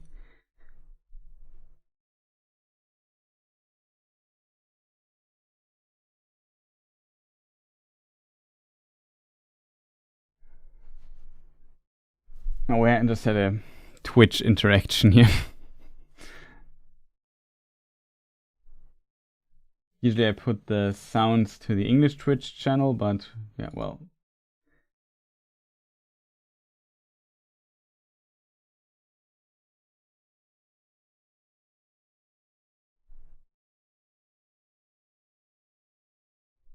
But yeah, I think Dairon also liked Luthien. A lot of people like Luthien. All the channels hear the sounds, yes. I unfortunately can't separate it. So, for example, you play a sound on Twitch and you only hear it on Twitch, but not on YouTube. If you play it, everybody hears it. Usually I put the control over what sounds you can hear to the English Twitch channel. There's the selections a bit more limited. I feel powerful, yeah. Well, I could just mute the audio scene thing, then.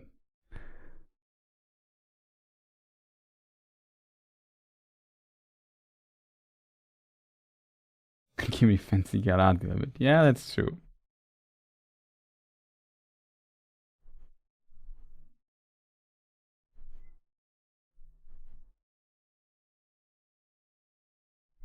No, that's not really a love triangle, but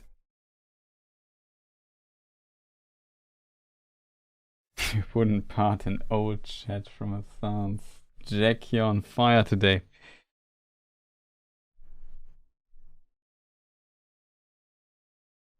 Strong.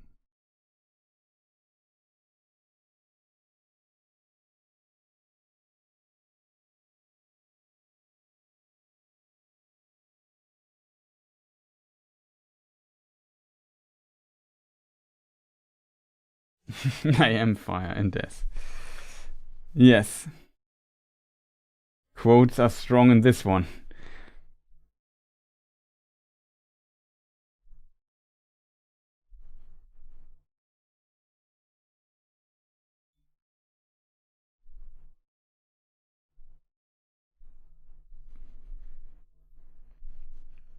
So the question is now,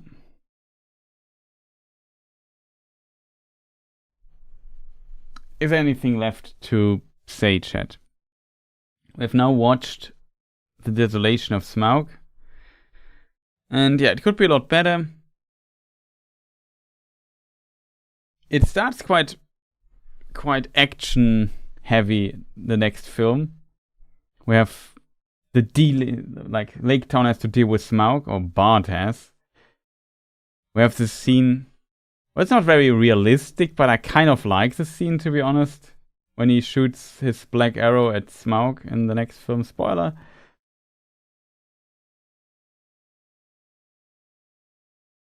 But yeah, it's... I don't know. It's just a addition to the story that, in my opinion, would not be needed.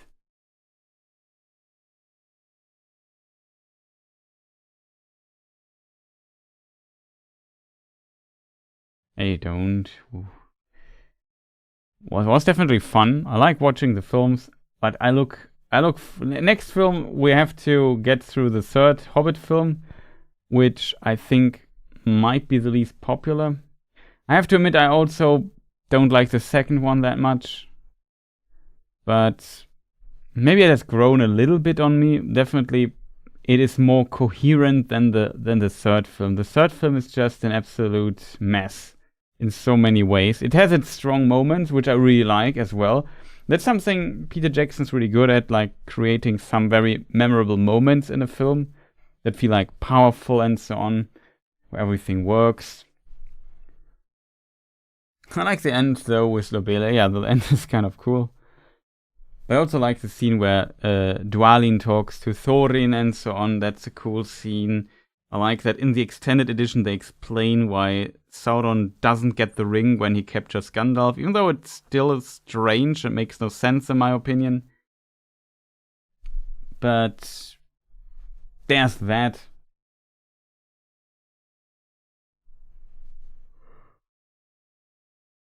The ending of the battle and so on, and what happens to Thorin, and he talks to Bilbo one more time and so on. That's also pretty cool. It's also a powerful moment. Some of the action scenes are kind of nice, though completely over the top in many ways.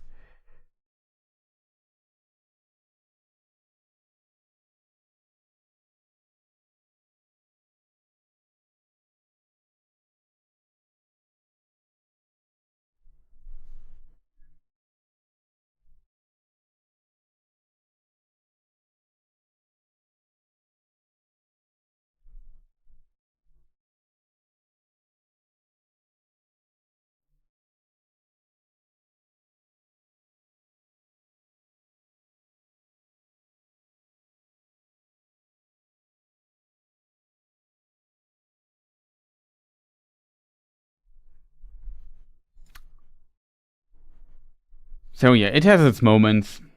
It does some stuff right.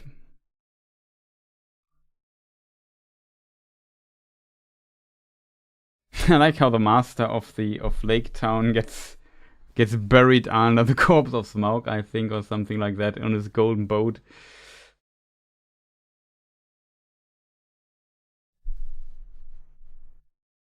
I don't like the Alfred stuff, and that's not the fault of the actor. I think the actor does the best out of this role.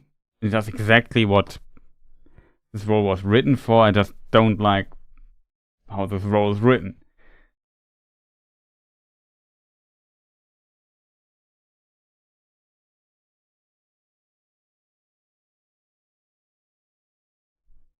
Yeah, that scene with Tauriel at the end and so on. I don't know, Chad. I was just... Oh...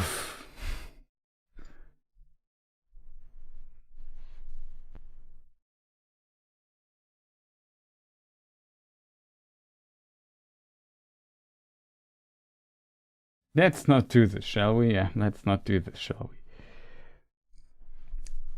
It has a lot of stuff. Because it was real, yeah.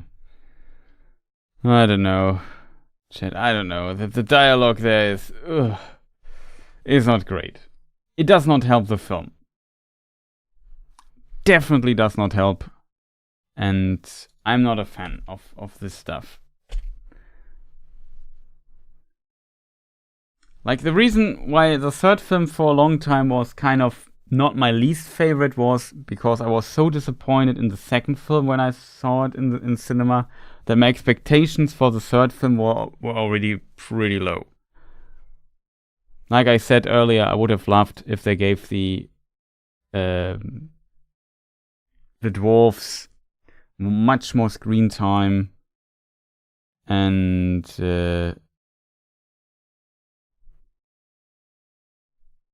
fleshed out their more inter-dwarf interaction, like talking to each other, fleshing out the characters a little bit, learning the relationships to each other, and so on. Maybe a bit of their backstory, even though there is not much on their backstory. What's kind of interesting backstory-wise is that Thorin, Fili Kili, and Doin Ironfoot, of course, Balin, Dwalin, Oin, and Gloin are all from the line of Durin, interestingly, while the others are not.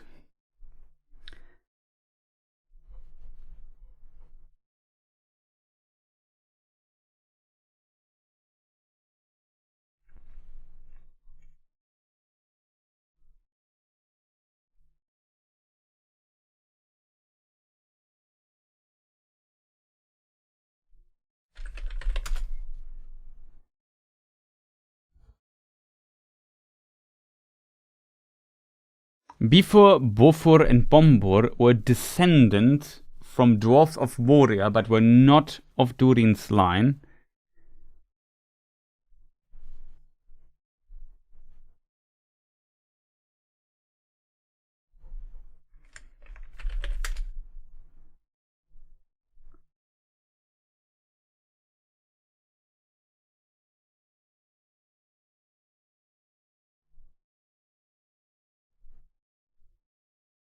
We just see of the companions of Thorin Oakenshield in the Journey of Erebor. Ori, Nori, and Dori were also from the house of Durin and more remote kinsmen of Thorin. Before Bombor were descended from dwarves of Moria, but not of Durin's line. That's a full quote here.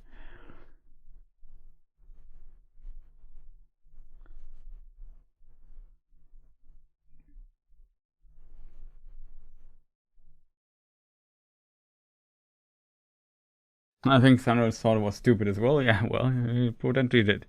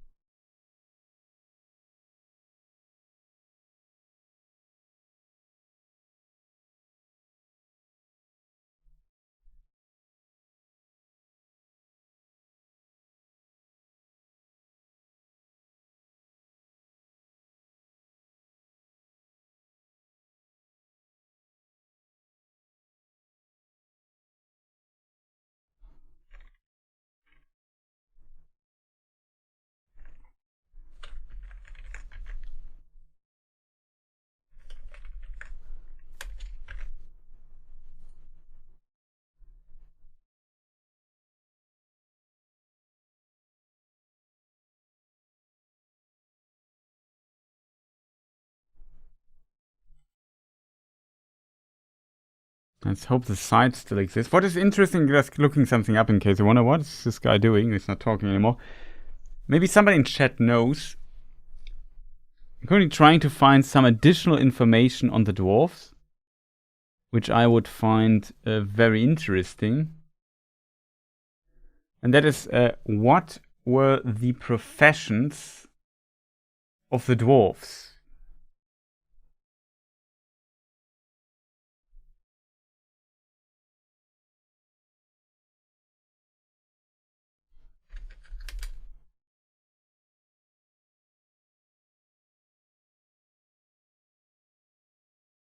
Found one page that maybe lists a few.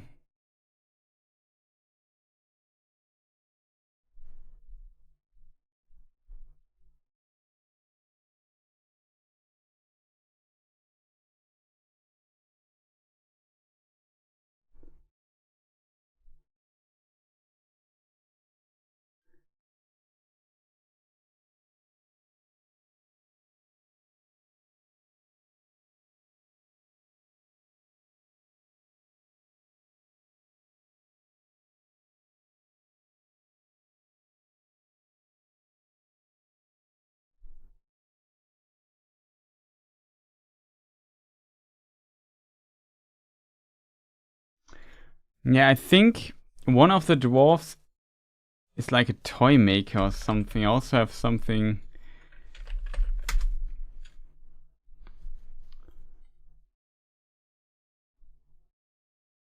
Let me see.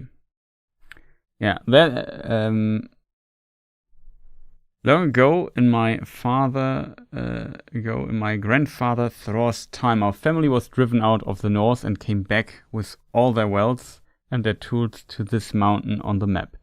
It had been discovered by my far ancestor Throin the Old, but now they mined and they tunneled and they made huger halls and greater workshops. And in addition, I believe they found a good deal of gold and great many jewels too.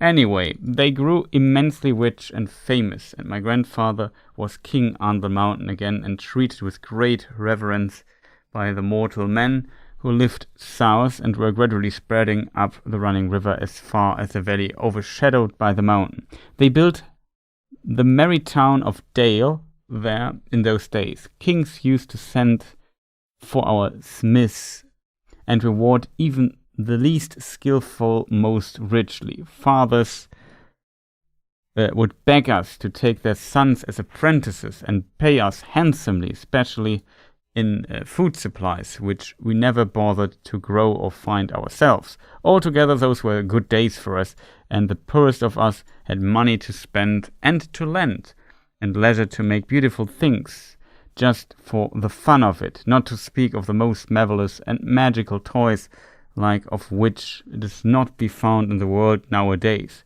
So my grandfather's halls became full of armor and jewels, and carvings and cups, and the toy market of Dale was the wonder of the north.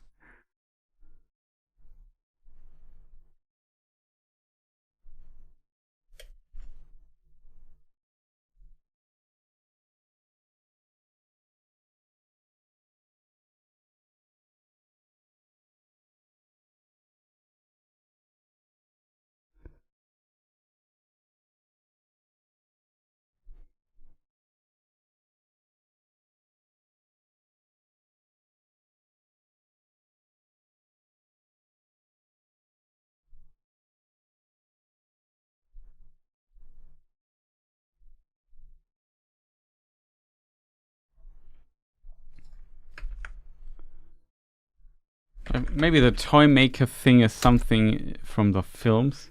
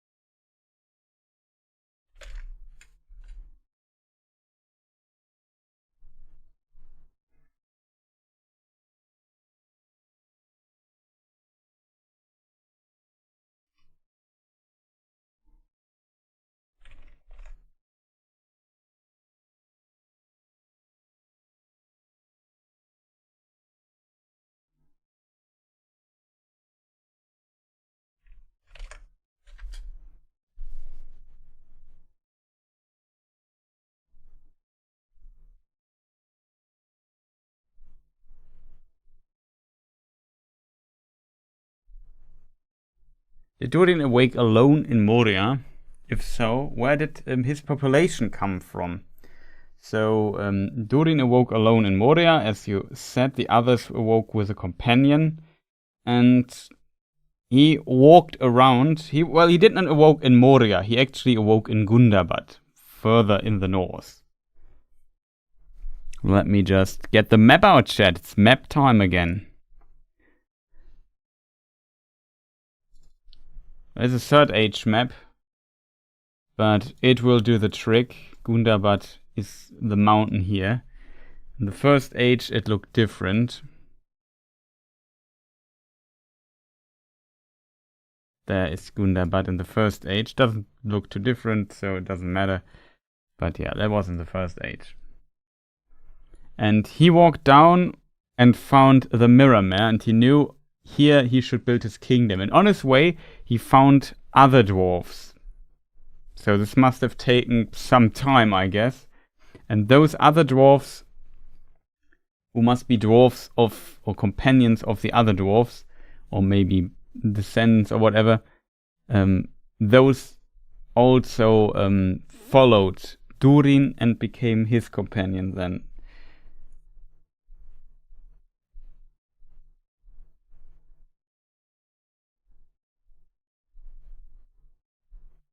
The dwarves didn't necessarily create the town of Dale, but potentially helped or something with it for sure. It's complicated with the Dale story, I think. I still try to find like good information here, but currently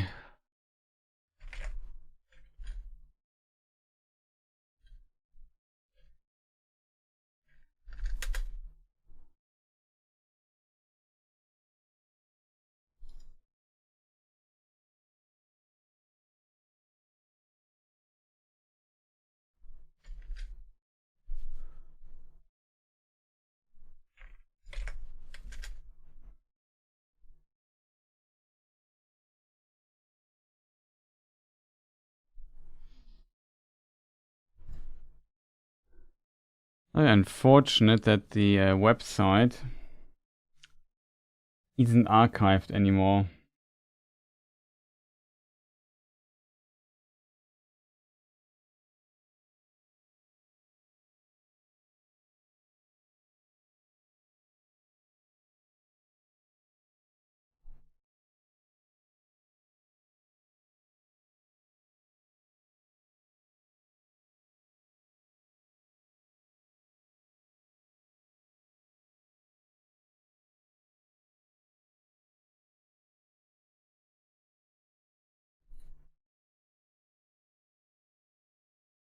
Map time.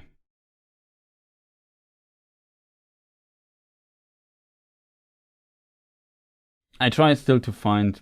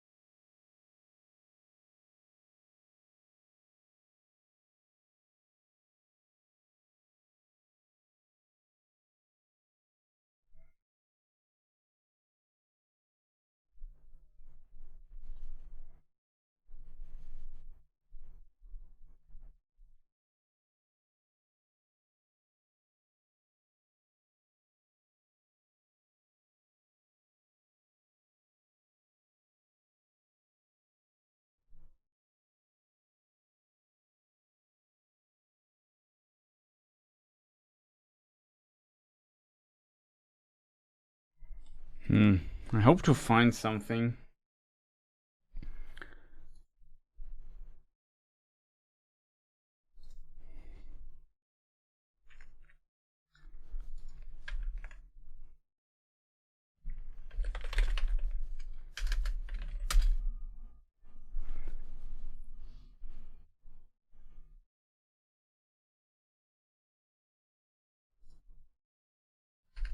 I can't find anything. Need some time for doing some research on this. Would be interesting. I remember that I think Glowin and another dwarf make like argue about making fire. I think it's Glowin and what was the other one? I forgot.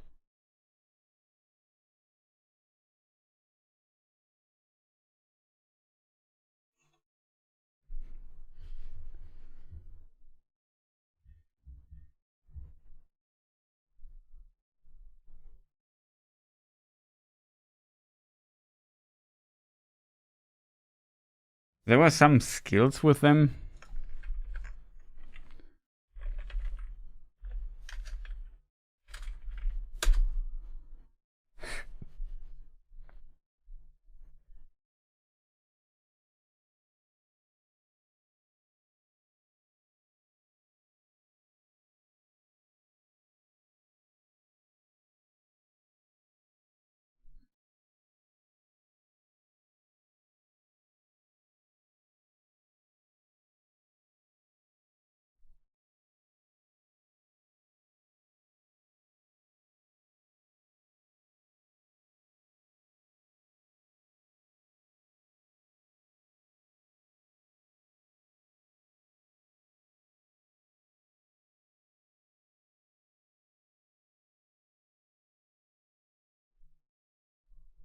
Nope.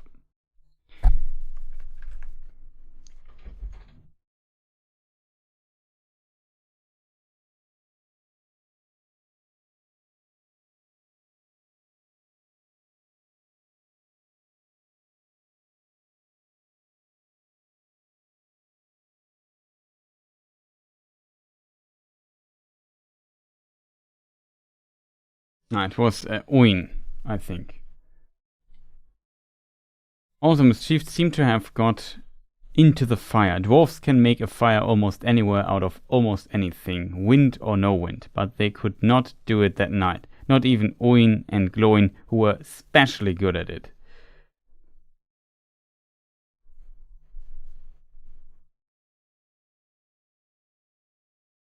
But Oin and Glowin went on trying to light the fire and quarreling about it.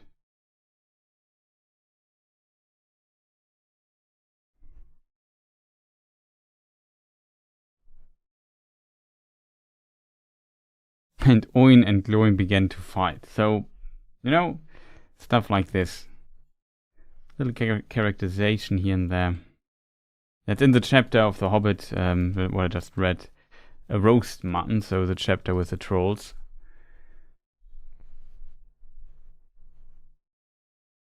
But yeah, kind of interesting. I just... Unfortunately, like the book also does not give us that much information here. Would have liked that though, to be fair. So chat, we are still going, I guess, and you people are still watching.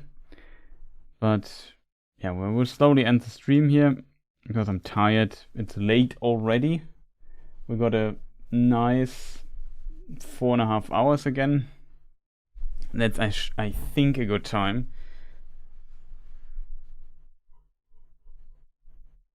But yeah, overall, the good thing is the Lord of the Rings films are still yet to come, so it gets better. That's, I think, the good thing. The next film, though, for some people, definitely the worst of the bunch. And I think, I'm not sure if I like it less than the second one or not. But they're pretty close in my mind. I think, though, just from a film perspective, the second film is definitely built better than the third one. The third one is really a mess. From its structure and so on, I think it doesn't work completely.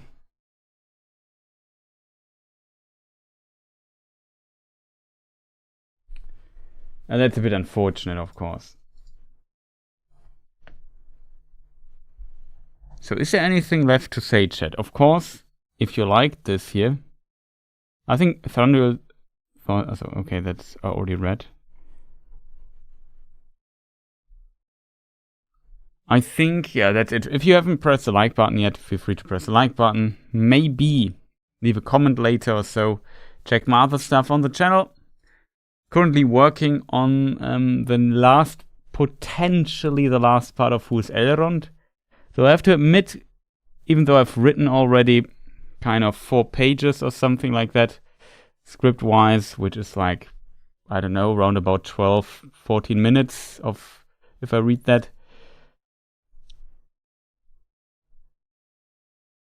I don't know. The last video will be a bit difficult to make because it's just a roundup, and I don't plan to retell the complete story in all its detail of Lord of the Rings again. So I kind of try to just give you some interesting information, what certain characters did in the background, and kind of skip through a lot of stuff happening in Lord of the Rings. I would definitely like to, I don't know, talk about some details, and we end basically with not with the Council of Elrond, but I don't know, it's difficult to structure this video. By principle, it's not much missing. Then I would have with Elrond completed. The problem is a bit that, I don't know, Elrond appears in the Council of Elrond, as you might be aware, and the next time he appears is when he and his daughter travel to Gondor. That's the next time in the books where Elrond appears, and then he leaves Middle-earth. And then his story ends there, and that's basically what we have to put into this video. It's a bit anticlimactic, I think you call it, for such a long series, but I don't know. Currently I struggle a bit getting a video that kind of feels like, you know, or writing a script that feels like concluding this big massive project and this massive story in a very satisfying way, because there's not much Elrond going on at the end.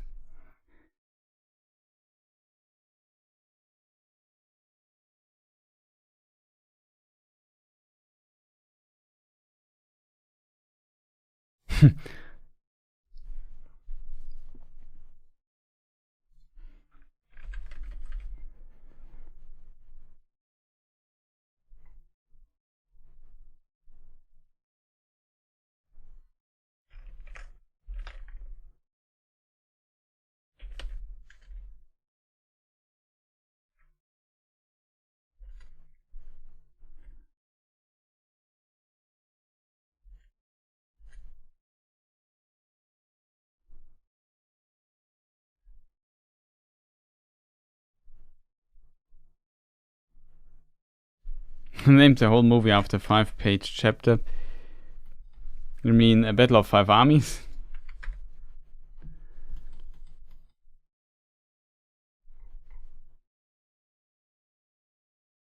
I think the chapter is called The Thief in the Night. Actually multiple chapters, right? The Gathering of Clouds, The Thief in the Night, and The Clouds Burst should be the chapters.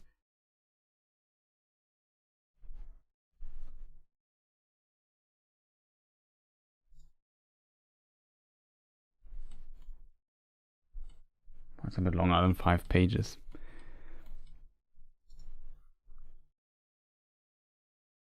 Yeah, the battle itself is extremely short. That is true. Like, the battle is really like Bilbo gets knocked out, and then the battle is basically over, and Gandalf tells him what happens. It's definitely fairly short. Though it's not a problem for film, because in film, like a battle, you can just drag out and add action segment after action segment and fill time with it. That's something that works quite well in film, I guess. But yeah, I don't know. I think overall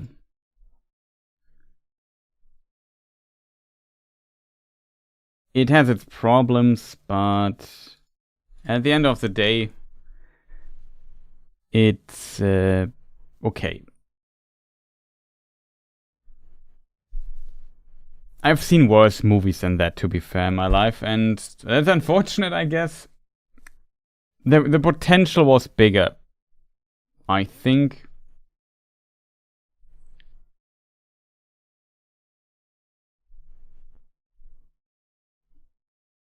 And for me, like, the problem is I'm not a good example for your mainstream, I don't know, movie watcher, film going to the cinemas dude who watches the Hobbit films, maybe doesn't know the books. I'm pretty deep into all of this, and as a result, my expectations are different. I would love to see more characterization for all the hobbits, for all the dwarves, and learn more about them, their relationship and so on, but I might be alone there. But on the other side, if you just shove in some weird love triangle story there, I think most people say, well, whatever. Like, there might be people who say, well, it's okay, it's cool, or whatever. There might be people who say, yeah, it's okay, but nobody will remember the film because it is in it at the end. And I think it doesn't add too much weight. It doesn't help Lord of the Rings too much. I think the best thing the Hobbit films definitely did is characterizing Balin. So when Frodo or the Fellowship of the Ring comes to the chamber of Mazarbul in Moria, you know, and you see Balin's grave or no, and then Gimli starts crying and lamenting the death of Balin. This becomes a little bit more gets more weight because you know who Balin was, and it's a really beloved character. I think they did a really good job with him.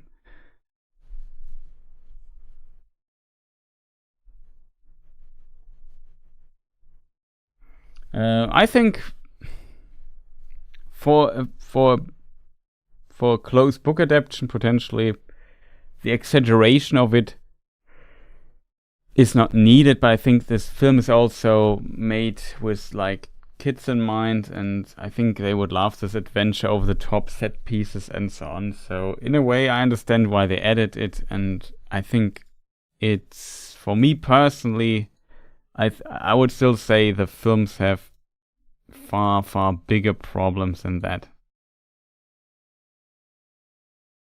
So that's for me not the worst. That makes sense.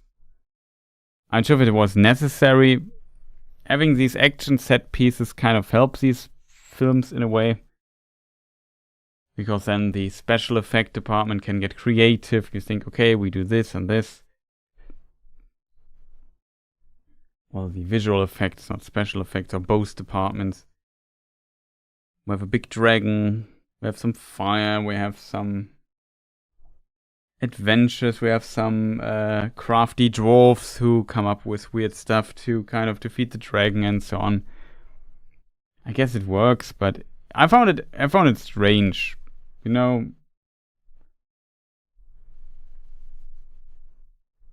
After Lord of the Rings, you expect stuff to be a little bit more grounded, and The Hobbit is lacking this feeling of being more grounded. I mean, also the Lord of the Rings has physics-defying Legolas moves here and there, but they are very nuanced. They're not that appearing all the time.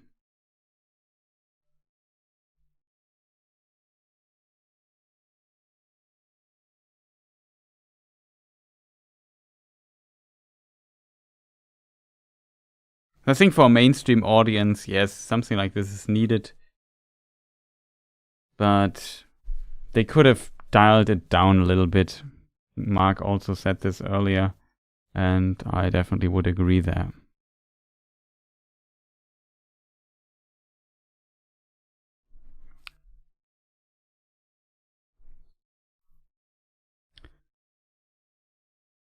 But yeah, I'm not sure if everybody is on this list here, but I really need to end the stream chat. I wish you a good night, a fantastic rest of the day, or a nice evening if you, depending on your time zone or whenever you might watch this. thank you for watching. Thank you for your continuous support, which has been outstanding so far. And I appreciate this. Thank you for memberships and the Patreon people. And the people on Twitch giving subs. Shoutouts again to 30 Saint Going Well, hard to say word for me, or name, who just gifted, or some time ago gifted a sub to Hobbit Amo. Funny name. And he's not on the list, so shoutouts, I think. And yeah, thank you, much appreciated. Also for, like I said, if you want to support me, we have all kinds of ways, be it Patreon. Pressing the like button also helps, of course. Or recommending me further. There are tons of ways, but yeah, or I don't know. There's also a Ko-fi link and I don't know what. So you have all kinds of ways if you want to support the channel and so on. But we will continue next week anyway. So there will be the third Hobbit film. I assume Sunday. I'm pretty okay. To be honest, Sunday might be difficult. It's possible, but can't promise it yet. If it's not Sunday, it might be Monday then. I know it's not ideal day-wise for watch party, I think. Weekend would be better, but next weekend is really pretty busy. So I have to see when we get this going. Maybe-ish. Okay, Jack is also not available Sunday, so it's basically it rules out Sunday.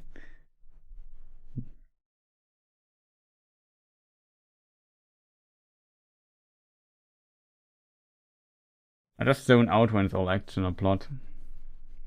Well, I don't know. I like the little break and some interesting action set pieces. I can appreciate those as well. But yeah, we have to see. Maybe under the week, though it's also unlikely. This week is for me very busy.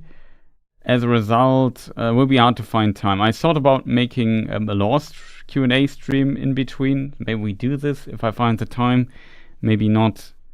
But I would say after this weekend, my schedule clears a little bit again, kind of.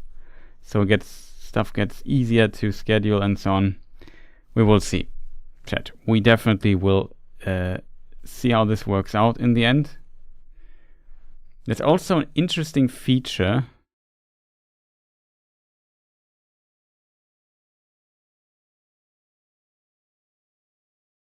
But whatever. Like on the YouTube chat previously, I just saw your names. Now I always see your handles in chat. It's kind of strange, I have to admit. I'm not sure if there's a setting for it. You also only see, well, in the YouTube chat, the handles of people with like @ and then the name.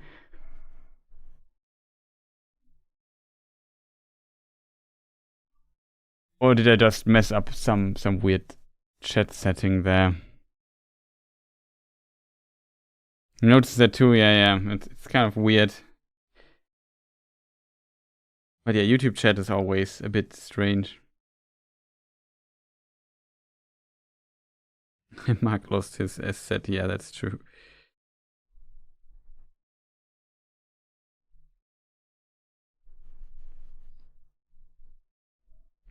But yes. So, thank you for the support, as said. And let me just think. Yeah, I'm currently working on a lore video. I hope to I try to complete it this month. So there might pop up a random last episode of Who's Elrond. And then I plan to cut everything together to an all-in-one super version of it. It's like 12 hours long. I have a good name for it already. Some experiment. I'm not sure if I should dare trying it out.